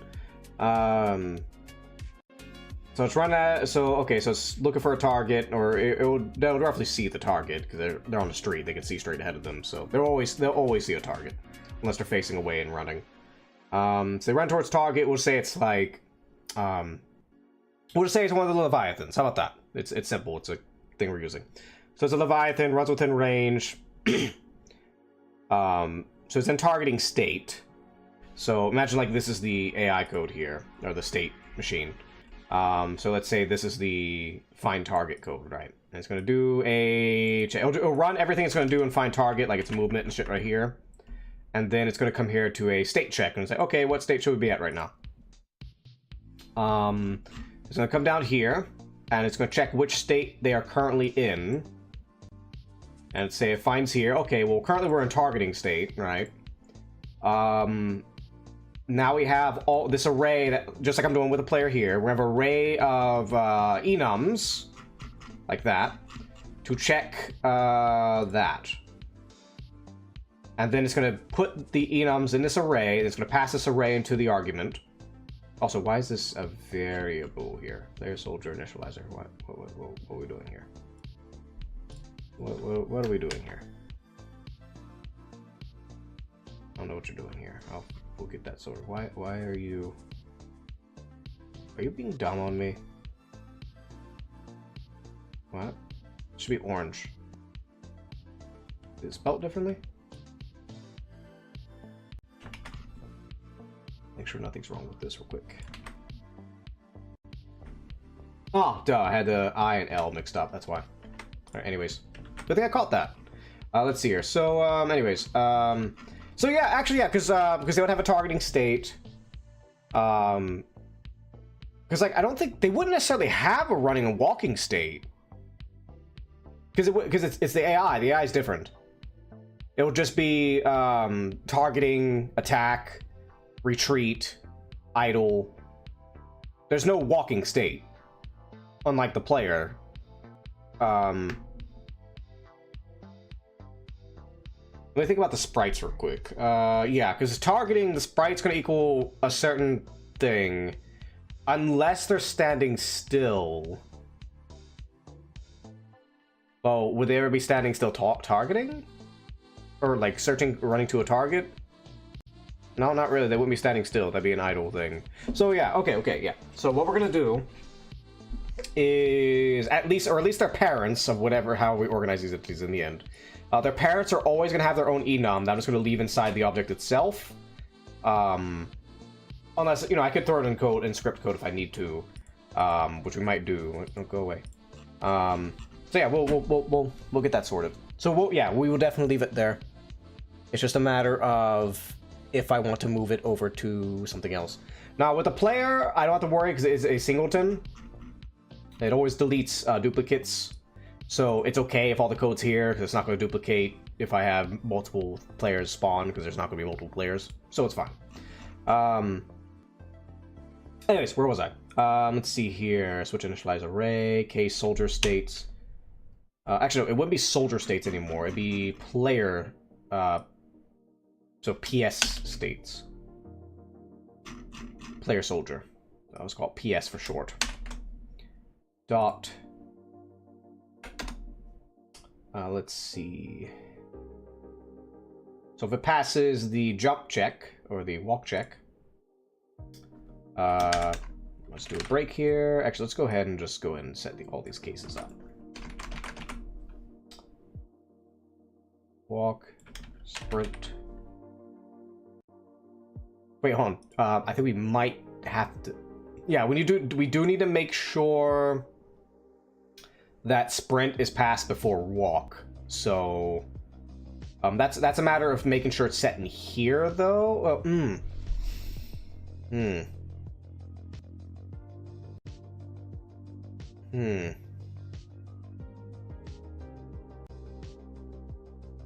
So I want a way to make sure that this always, without having to like hard code it every single time. I need to make sure there's something that like makes sure that these are in a proper order. Because sprint always needs to come before walk. Always. Because if you don't, then as soon as you hit a key, it'll move you over to walk. But then again, though, if it takes you to walk and you're still holding shift, it's not going to move you to sprint because it has to check for sprint.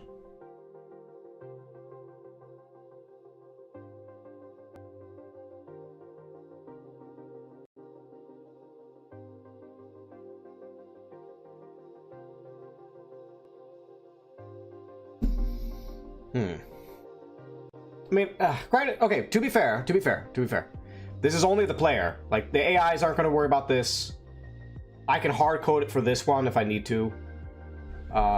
So I guess we'll go ahead and hard code. So while you're idle, we can PS states dot sprint. Well.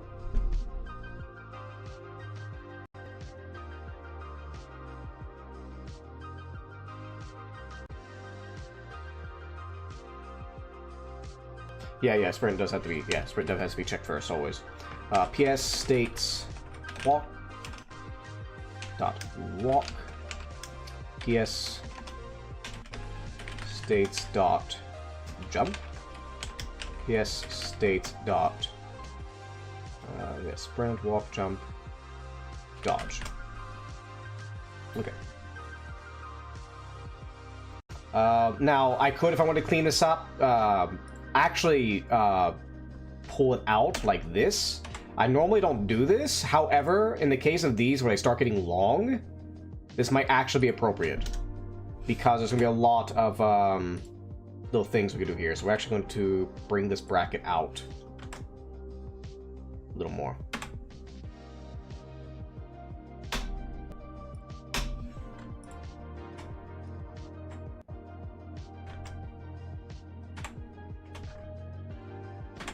Damn it, stop doing that. There we go. Let me put a little note here. Make sure Put it right here, maybe. Make sure sprint is always checked before walk. Now, this might not actually be the case, because like I said, if it moves you to walk first, then it's going to immediately move you to sprint, because in the walking state, it doesn't, because these states do not check themselves. Like, idle does not check idle. Oh, 1 second. And so on. So I'll get that figured. We'll figure that out later as we go. We need to move on, so that way we can actually get an idea for the entire thing. So if you're an idle, the initialize array is this. And then the player soldier initializer runs the array here. Let's see here. So then it checks each one for which ones it needs to check for, and then it checks the inputs. So walk, check. Now this is not exactly this. We'll have to return a variable, but we'll worry about that later. And then we have sprint, check. Wait, oh yeah, I have them done twice. Oh wait, no, sprint needs to be checked first. Check for sprint first. Sprint. Always check sprint first.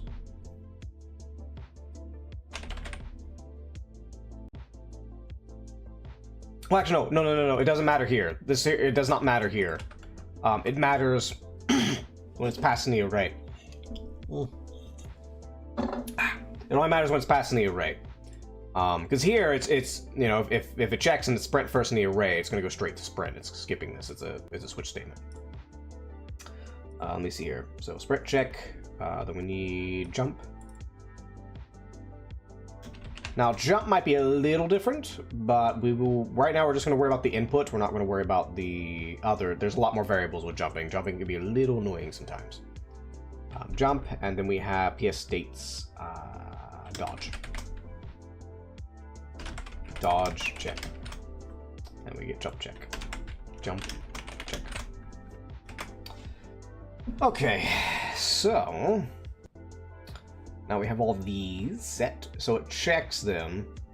Now we're actually going to need to put an if statement. If walk check, move here. So if walk check state equals state walking. And we're pretty just going to copy these over and over, so we'll just put an if here. That way I'm not doing a bunch of if and else's, it's just passing these individually, and I can adjust things accordingly. As a matter of fact, what I could do, if I need to, is like say there's certain variables that need to be reset between each state, or like right here, if walk check, what I can do, like for once I get the sprites in, I can go, you know, sprite index equals, you know, sprite blah blah blah blah blah blah blah, whatever the sprite is, in the asset manager. So, as a matter of fact, I should probably go ahead and bring out these comments because I know they're going to get longer. Yeah, because I know they're 100% going to get longer. They're not just going to be this big. Actually, matter of fact, I'm going to go ahead and 1 second.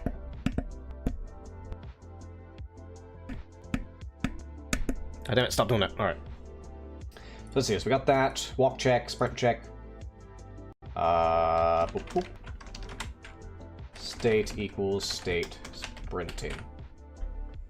Jump check. State equals state. No, well, what would be jump? Actually, this one's special. We'll come back to this one. Jump's a little different. If dodge check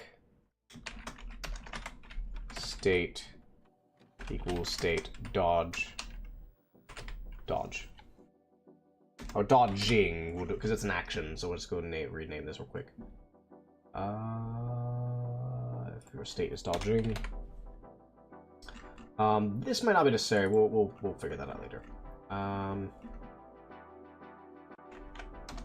Dodging. All right. There for now. Okay, so yeah, so this is the logic of it. Now, it seems a little bit more convoluted than it needs to be, but the thing is in my other old code I did, it was like if else, if else, if else, if else. and it just goes on, and not only that, but some of the logic you're repeating over and over again. Instead, what this does, now these are state code, this is expected, this is, you know, like, if I'm idle, this is what I can do. I can, you know, walk, jump, whatever you can usually do in idle, right? And so on. And then this here limits, okay, well, what states do we need to check for while in idle, you know? And then using these enums, it then comes down to here. And then it just sorts through all these possibilities and, okay, did you input this? Yes, no? If you did, all right, move your state. If you didn't, oh, we're gonna go up in the array. And so on and so forth. Let me just hit play real quick. All right, then we go out of a button press, not set before reading it. Line 33, global player inputs. Line 233. All right, so we got to input fuck up again. 33. Oh, well, that's why. We forgot to, our old nemesis, the button press, that we forgot to delete. He keeps rearing his ugly head. All right, we're fine here. I mean, I could end up pressing something and then it fucks up. All right, well, I don't know if it moves the states because I didn't set any debugs, so. But you all don't see it, but the game is loading just fine. Actually, let's go ahead and put some debugs in here just to check them and see how they are. So, because we need to check this system to see. I'm glorifying it, but I'm not even deep checking if it actually works. So if it actually works, what we're gonna do, show debug message.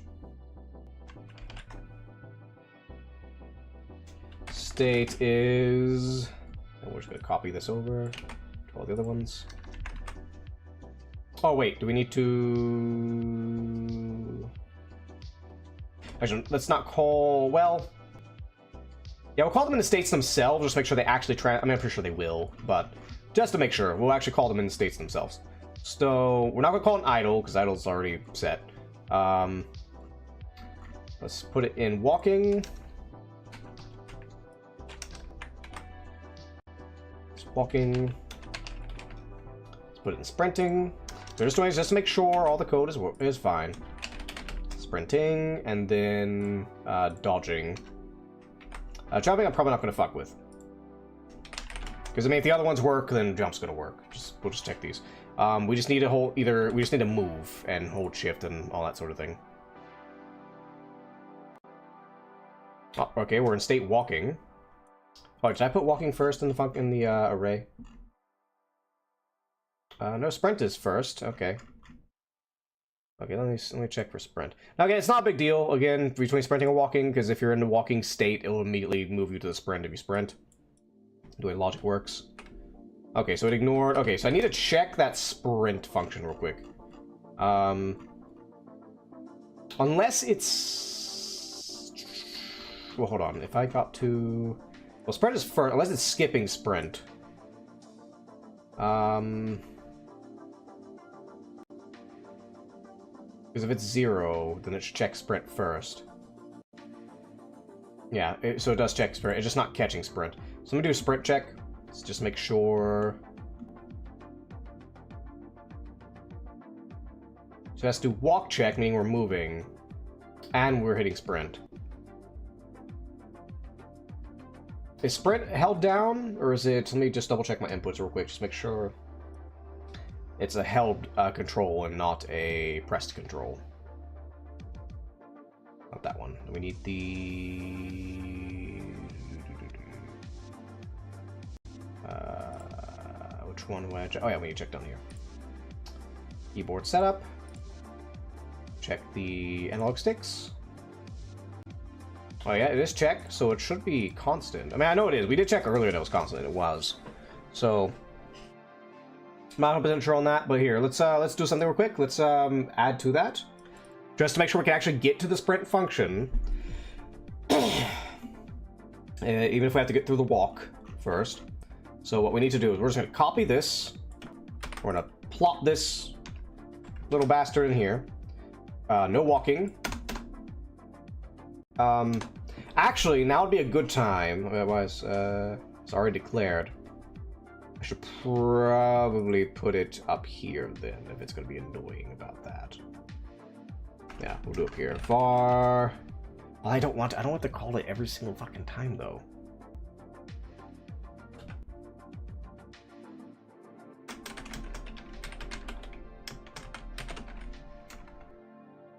Yeah, just initialize it.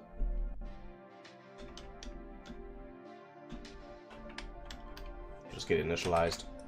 All right, we'll worry about idle in a second. Idle is something we definitely need to check here in a minute, but we'll figure it out later.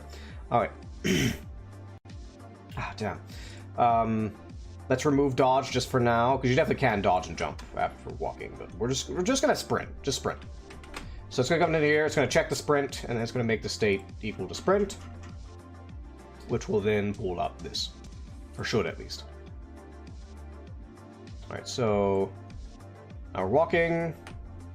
It did not go into the sprint state at all. Let me check something else. How about jumping? Let's do jump. Oh, it's not even checking jump. Okay.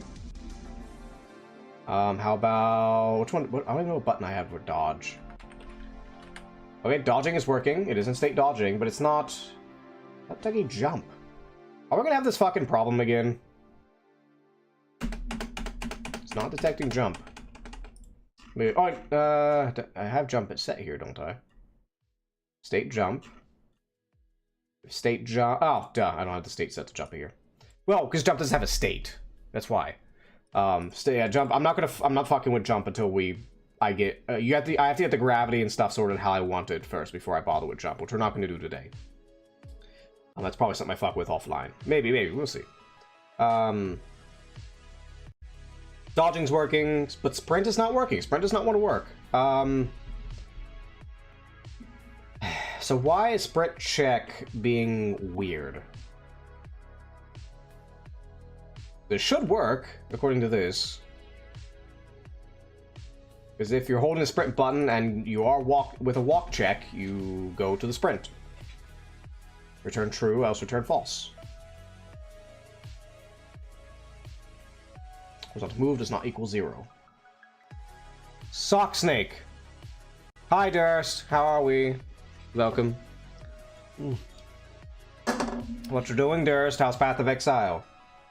Or whatever you might be doing right now.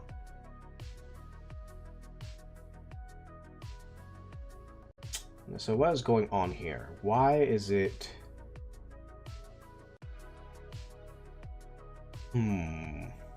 Let me try commenting out on the idle, just for testing purposes. Let's comment out the walking in the array.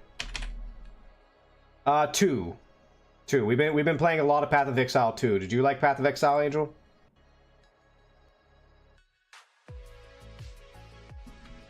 Oh, now I'm in the sprint. Okay, so that's weird. So the sprinting is working. Let me try it again. One point is playing quite a bit. Huh, that's weird. That is very strange. So... Because if there's the walk... Okay, well then why is it... So then why is sprint not working here, then?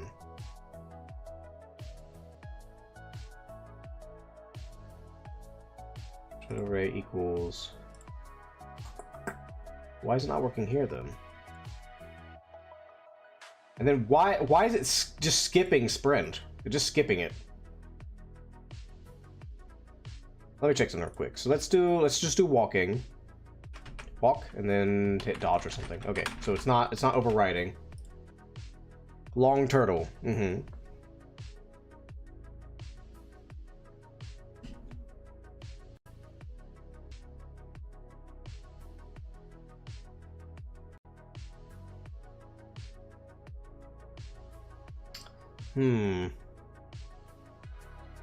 High socks. Why? I just want to see some stockings.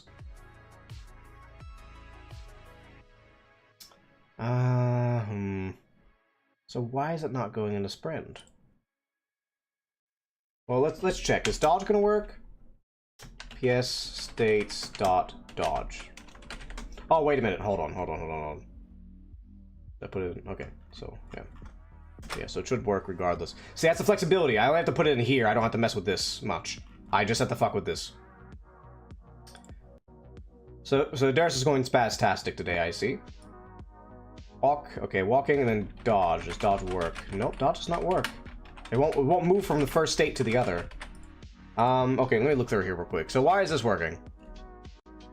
So we're up here at the idle. It's going to go into this check function. It's going to come down here, and it's going to go...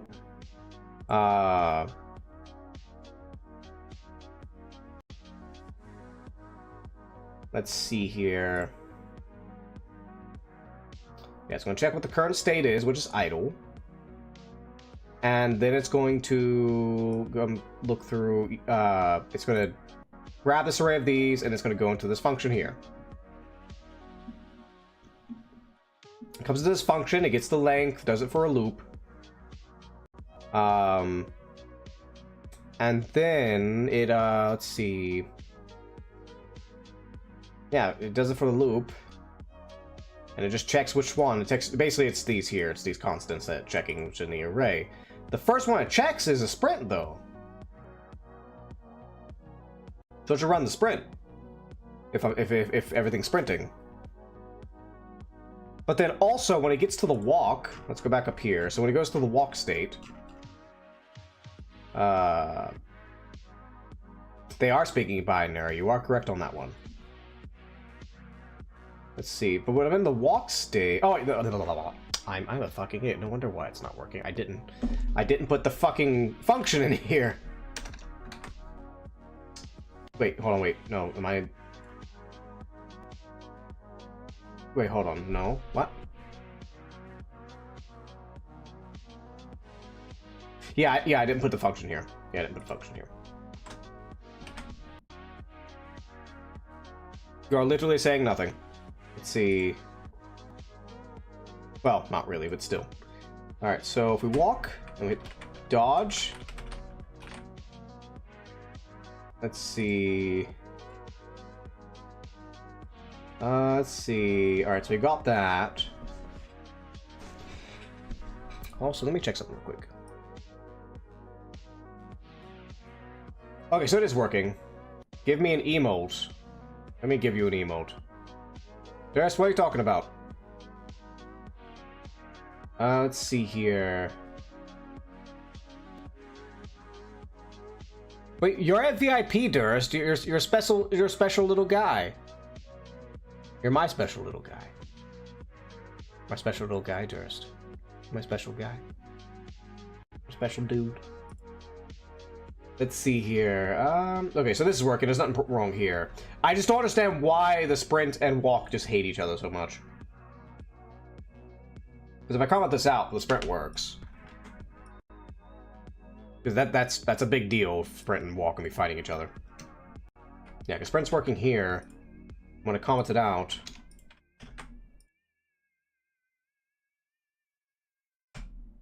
Well, let's just say, hold on, I gotta hit sprint first. So hold shift and then move. Oh, no. No, shift work now. Well, we're in hell, Durst. We're all dead here. Including you. All right, shift and then move. Okay, so it is working here. So, why is it not... Let me check the walking state real quick. Make sure it works there. Walking. It's walking. Alright, okay, so it is working. Okay, good. It works. You're living your best dead? Well, good job. I'm proud of you. I'm proud of you, Durst. You have my attention. I am very proud of you.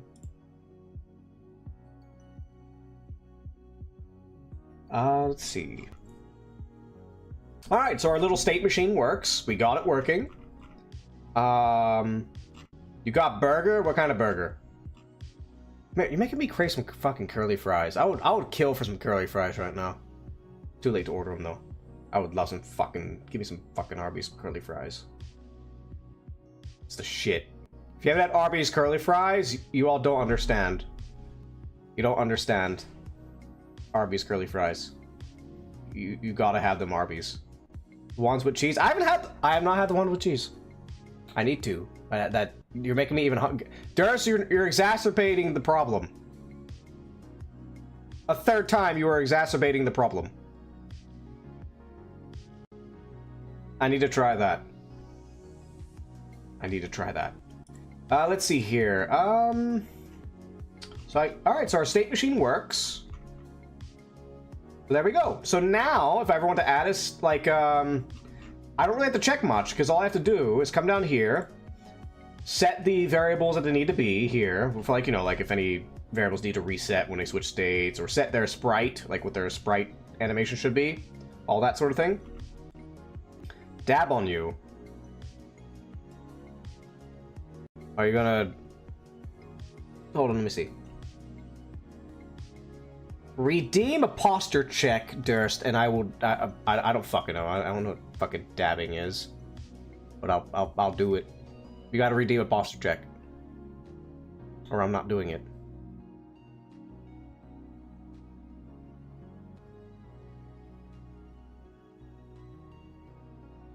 Alright. I don't even know what it is, but we'll try. We'll try.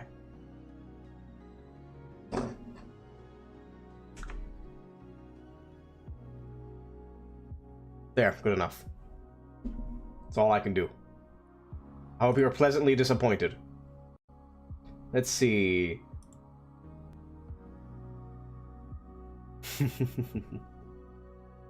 Let's see, what am I checking here? So, alright, so our state machine works. So never add a new state. You're soft? Why are you soft? I hope you're not asking me to make you hard. Let's see. Ow, fuck! I'll stretch, yes. Popping. Get a crackety of my old bones. Bing bong and the ding dong. Ding dong and the bing bong. You know, honestly, I think we made some good progress on coding today. We had a lot of talking, which is not bad. But honestly, we got a lot. Okay, how about this? Before we close, let's go. I want to clean up. Just look through here and make sure I don't have like random shit sitting around, and make sure everything's all lined up, all nice and neat. So let's kind of get that going. That's all nice there. Event inheritance, fine. You did good, but was it good enough? Yes, it was. Let's see, we got that. Do I want to region these out at all? Well, that already regions itself out, so that's fine. We don't really have to mess with that. Bop, bop. Oh, we should probably remove these debugs. At least for now. I could just comment them out, because it is nice to have these, so that way if, like, there's a state bugging out, I can call it in. So, we'll call... Ah! Go! It's a go. Scared me, Durst. But anyways, let's see here. So, we got that. Do I want to make these lined up? Is it really necessary? Not really. Point you back. So yeah, we'll keep those out, but we'll just comment them out. But it is nice to have. It does get annoying though when you have a lot of little commented out debugs, you know? Add a 0. There, I added a 0. I hope you're happy. And that little error right there is gonna bug you. It's not gonna error me, but it's gonna error you, Durst. And that's never going away. It's just for you. Just for you. You're my special little guy. Let's see. Alright, so we got all that collapsed out. That's fine on its own. Let's close this down. We're just cleaning up. Let's see. I think all this is good. It's all pushed out. Don't want to move this at all. We'll first bring that back. We'll do that. Anything else here? We'll probably comment that up. Nope, not like that. Never mind. Keep that there. We're good there. All these aren't really important right now. Do I want to do anything with these cases? I'll worry about organizing these later. Like, once I start getting like this filled in and such. Soldier initializer. Alright. I want to look right. Ha! Ha, I looked right. Let's see.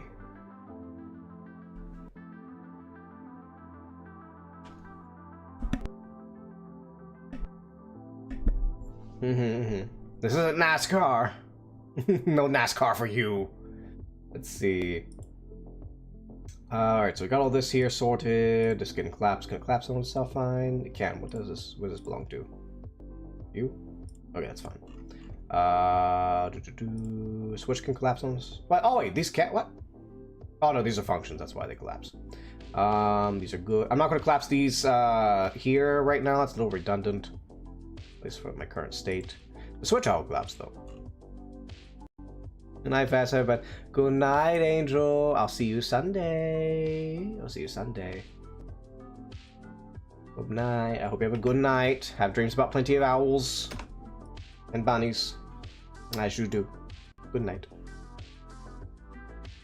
Let's see. I think we're good here. I'm not going to collapse all these. We're just going to collapse this because I will be coming back here and working on this. So we'll just collapse that for now. And we'll do the same up here too. Just collapse the function itself. I can definitely clean these up, but they're fine right now. Anything else I need to clean up? Let's just look through the code real quick. I think I would like to line these up if possible, because they're basically the same. They just check different things. Clean that up.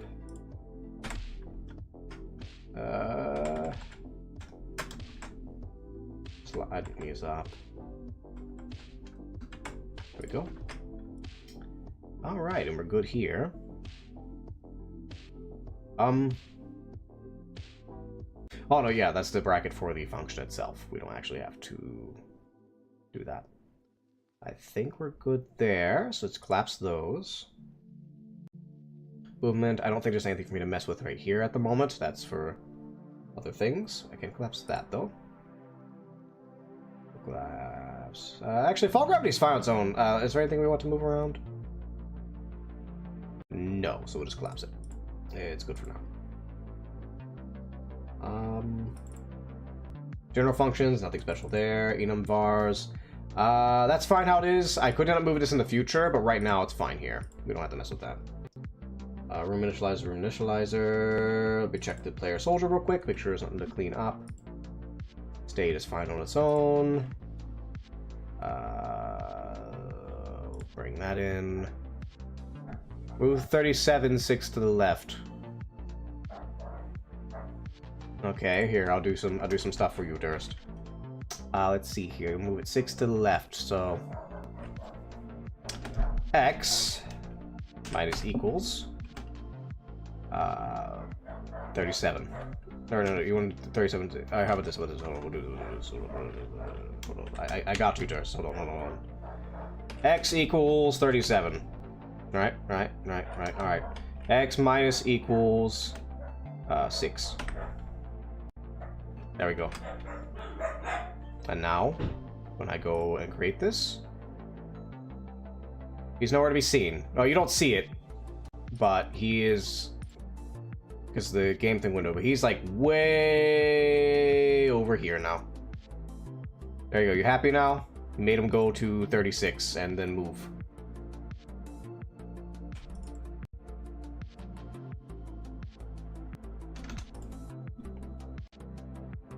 Alright, I'm gonna name that the Durst code. Don't forget your code, Durst. Don't forget it. You forget it, something's gonna happen in your life and you really need this code right here. X equals 37 and then X minus equals 6. Don't forget it. Your life will count on it. It will. Your life will count on it. Don't forget it. Alright, so I think we're good. We got a lot done today. Let's check hopefully my Twitch add-on isn't being stupid again. See who all is streaming and who we're going to raid into. Let's see here. So we got hips. Did I what? Yeah, I did. It moved 6 to the left. I just showed you. Raid you? No. You don't stream. We have Barry Dumb. Who is Barry Dumb? We got Jet. I don't know what they're playing yet. We got Panda Tongue. BG Craze. Some people I haven't rated in a long time. We have Papa Grindcore.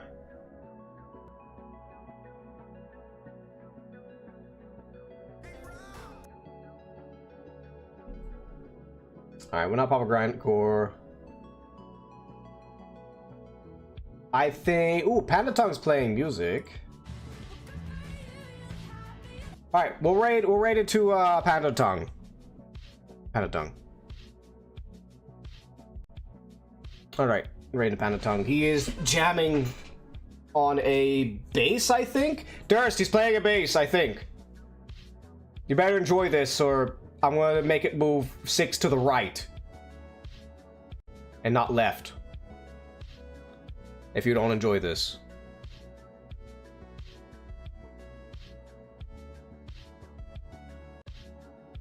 Anyways, toodles mortals, toodles. I might stream some code tomorrow. No guarantee on time or anything, but I might stream some more code tomorrow. And again, it's not happening yet, but I may actually be resetting to a new Discord. Everything else staying. I'm not changing anything else besides Discord and Twitter, but I might be resetting to a new Discord. So, but that's not yet though. That's in the future. Toodles mortals, toodles.